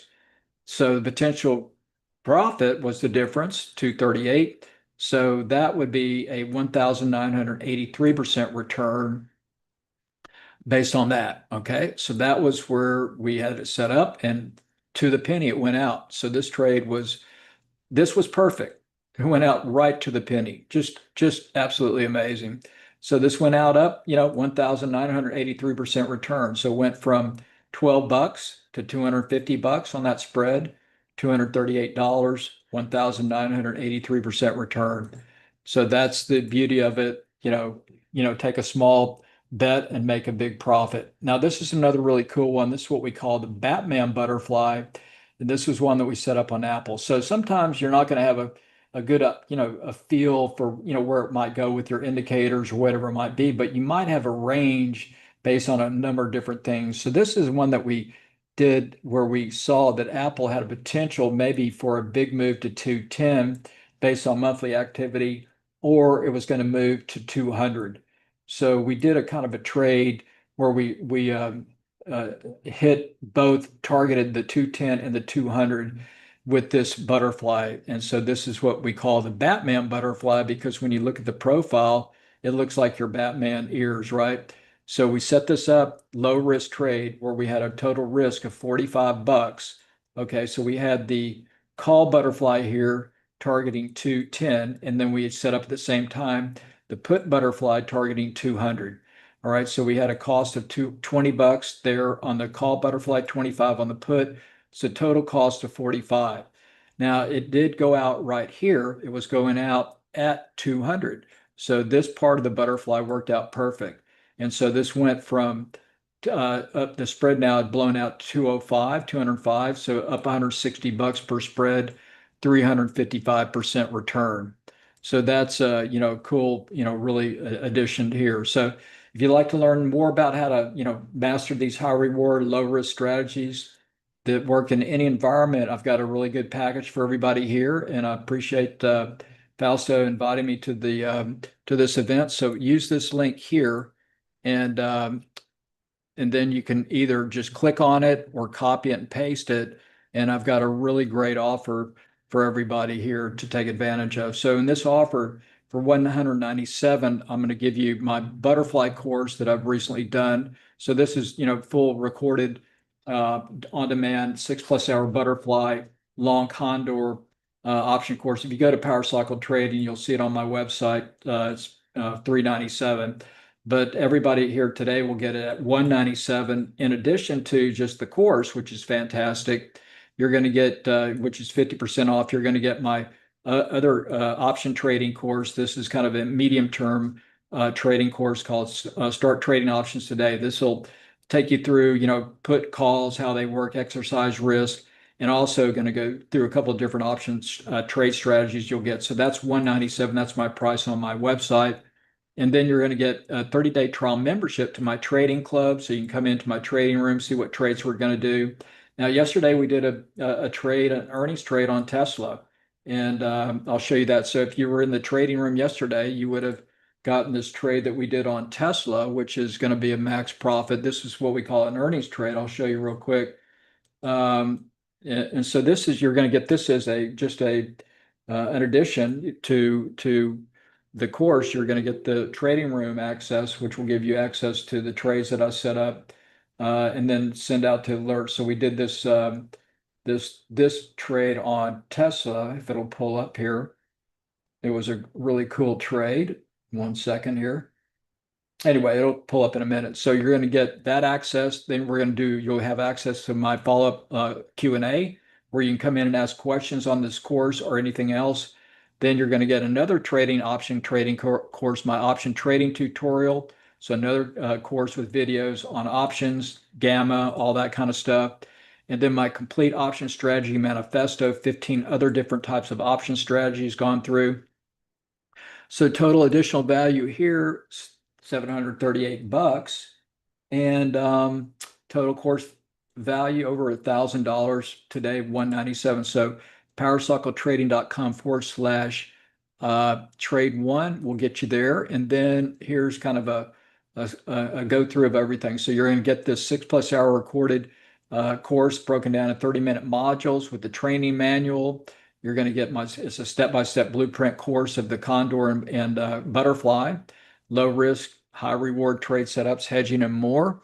Then you're going to get also, here was Pam talking about the hedging again. So she said, excellent class, Larry. As usual, you under promise, over deliver. Wish I'd known how to do this hedging before I lost so much money. So here's kind of an outline of the course that you're going to get here right now if you sign up. Part 1, I always like to start out with the option Greeks. Okay, so this is how option pricing works and the effects that it would have, the option pricing has on the butterfly and condors, what we call the option Greeks. How time decay or theta works to impact the butterfly long condor. Volatility, how that works, and what we call volatility crush, how that's designed in these trades to help those trade two structures work out. Pricing the option, how that works, time and volatility. And this is what is really a pretty cool part. It's what I call Fibonacci price target mapping based on moving averages, Fibonacci, and standard deviation to target profit targets. And this is how we target profit targets up or down for these butterflies and condors and for pinning.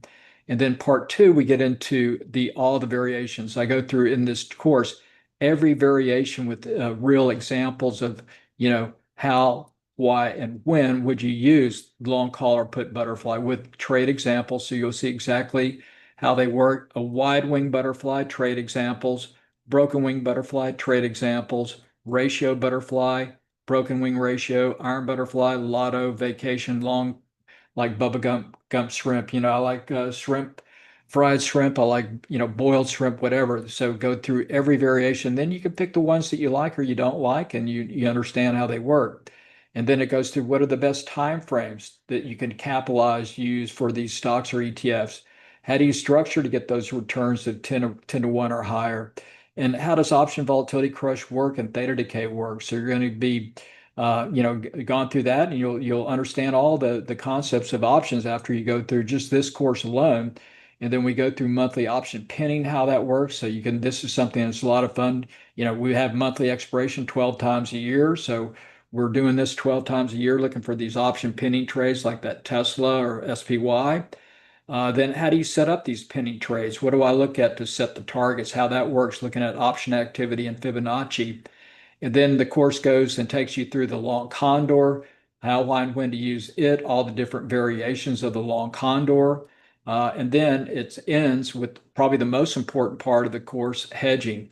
So it goes through what I call the progression of hedging, starting out with long shares, hedge that into debit spreads, hedge that into butterflies, condors, and then how to hedge a credit spread. So if you've ever done vertical credit spreads or debit spreads and need hedging, this is a great way to understand and learn how to use the butterfly hedge on a credit spread. So it takes you through that.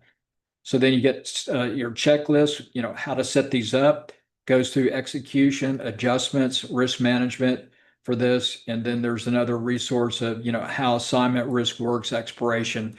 So it covers all the basis there, and you're going to master these trades. Okay, so here's some additional stuff. Now, if you're just starting out, here's your option library. Okay, so this course is just a bonus course for you. So it goes through the benefits of options, how they work, option basics, puts and calls, how they work, how does option expiration work, and then this teaches you 3 different option strategies: the covered call with a collar, and then also the vertical debit spread. So this is just another bonus course for you right there. That's $197 on my site. This is thrown into you as an additional bonus. And then here's your membership to my trading club, where you get access to my virtual trading room every day during the week, 9:30 to 10:30 Eastern, Monday through Friday. And then I do daily video newsletters after the market close. You get that access every day during the week. Members trading videos are archived. We do a weekly Q&A live and recorded, educational stuff in the educational vault. And then for members, you get a discount. Anything on my website, you use your members code, and you'll get a 60% discount on any course or my trading software. So another great advantage that you get there. And just you're going to learn so much in the trading room, because everything pretty much hinges around options. Bonus 3, we'll do a follow-up Q&A, so you'll have access to that. We'll send you out a link on that one. We'll do a Q&A just dedicated to whatever your questions are.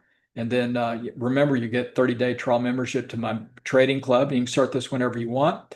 And then here's just another thing to add to your library. So this is a option tutorial. So 60-page option guide on the Greek with the videos telling you, going through how delta, gamma, theta, vega implied volatility work, market maker secrets, standard deviation, option delta, probability. So again, everything's geared for options and for you to learn.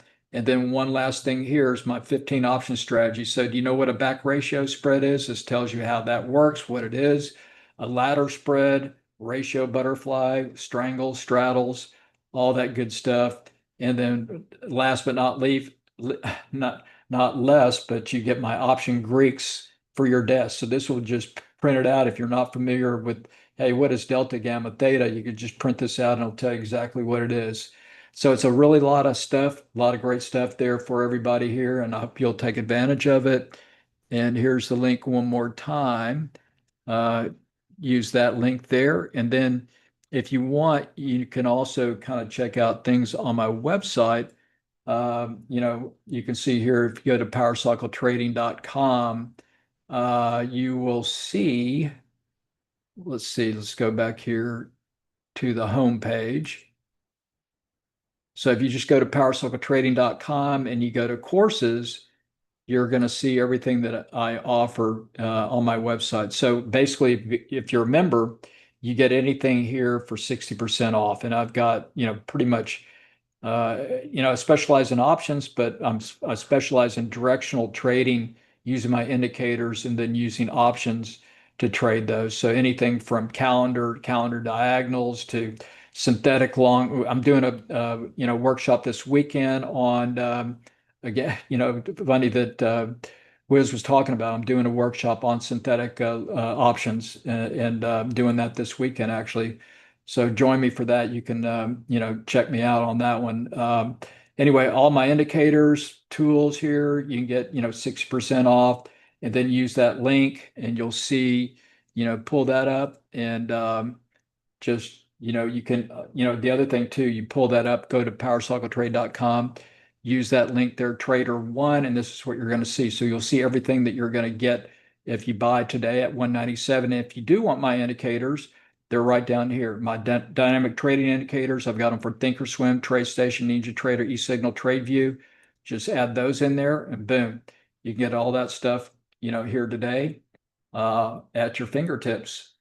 So any questions or anything, I'd be happy to go through. Is there this permanent access? Yes, this is yours. Okay. So once you buy this, all this is yours, permanent. So even if you don't continue on as a member, you'll have a login so you can access your material. And if you do, lose that access or whatever, you just email us and we'll give you a new login for that. So it's yours forever. So all this stuff today, the bonuses, everything, start trading options, the butterfly course, all this stuff is yours forever. So one time gives it to you, and then hopefully though you'll stay with me and be a part of my Power Cycle trading group. And we do a lot of cool trade setups today. Let's see. Oh yeah, I was going to show you the. So we did a Tesla. This is what we call an earnings trade, non-directional trade that we did. That we set this up yesterday before the close.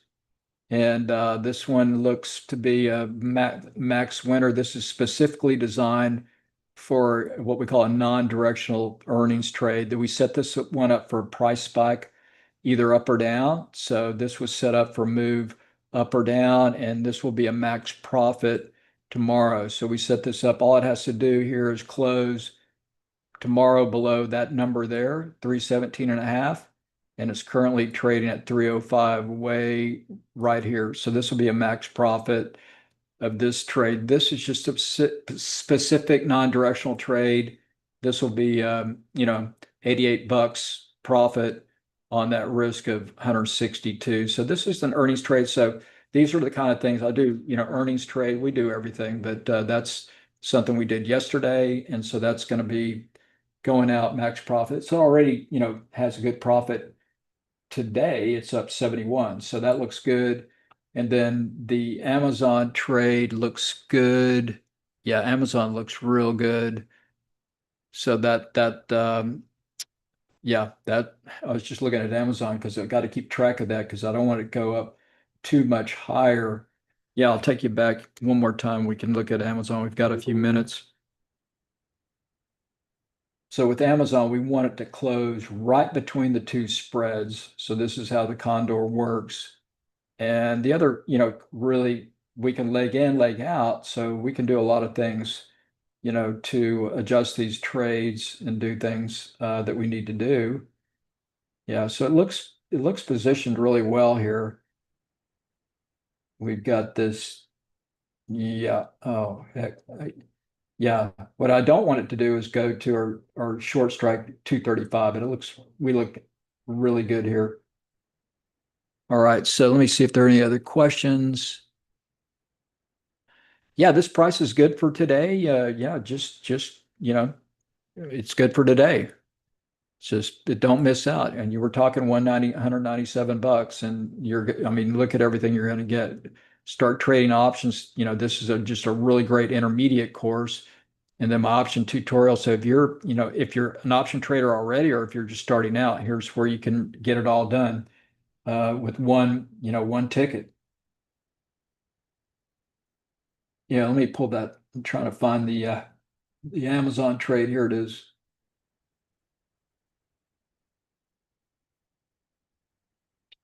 Okay, if he'll pull back up here.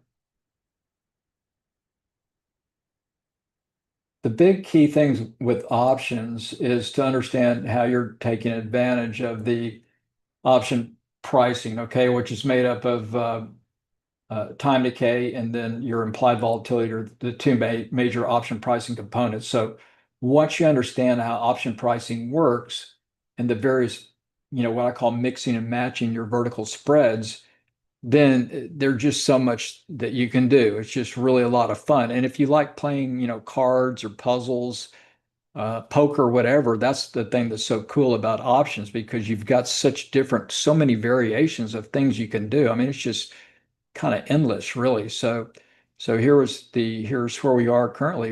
I just wanted to go out right about in here and sell again all that black. That's profit. So once we get into tomorrow, that's going to be sucked out. That's what we call the time component that's in this trade and volatility, which are two major option components. So tomorrow, towards the end of the day, time goes to zero, volatility go to zero, and all that black will go to profit. And this has potential to be up, $145 on that spread risk of 105. Now we had this better spread earlier, but we did make an adjustment to adjust our short strike up, and that's what you get here too. When I do these adjustments, I send it out to my alert members, or we'll talk about it in the trading room so you can see how it's done. And I'll walk you through how it works, why it works, things like that. And any questions you might have, I'm there to answer and help you out. So I've been doing this a long time, so pretty much have an answer to it. Might not be always the right answer, but it's I always pretty much know. So anyway, that's what you get. And then here it is again, one more time. My link, if I can copy that, is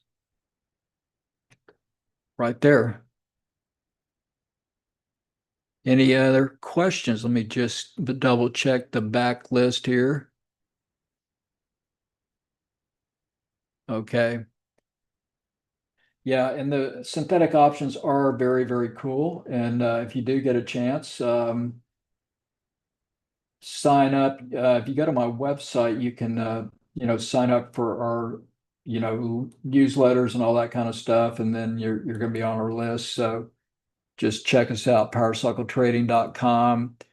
And I've got a ton of ebooks too. If you want to, learn about Fibonacci, you want to learn about AI stocks, you want to learn about gold, so all these are free, free ebooks right there. Just, NVIDIA comprehensive guide, delta neutral hedging, option trading made simple, complete option butterfly trading ebook, comprehensive guide to commodity futures, Fibonacci timing tools.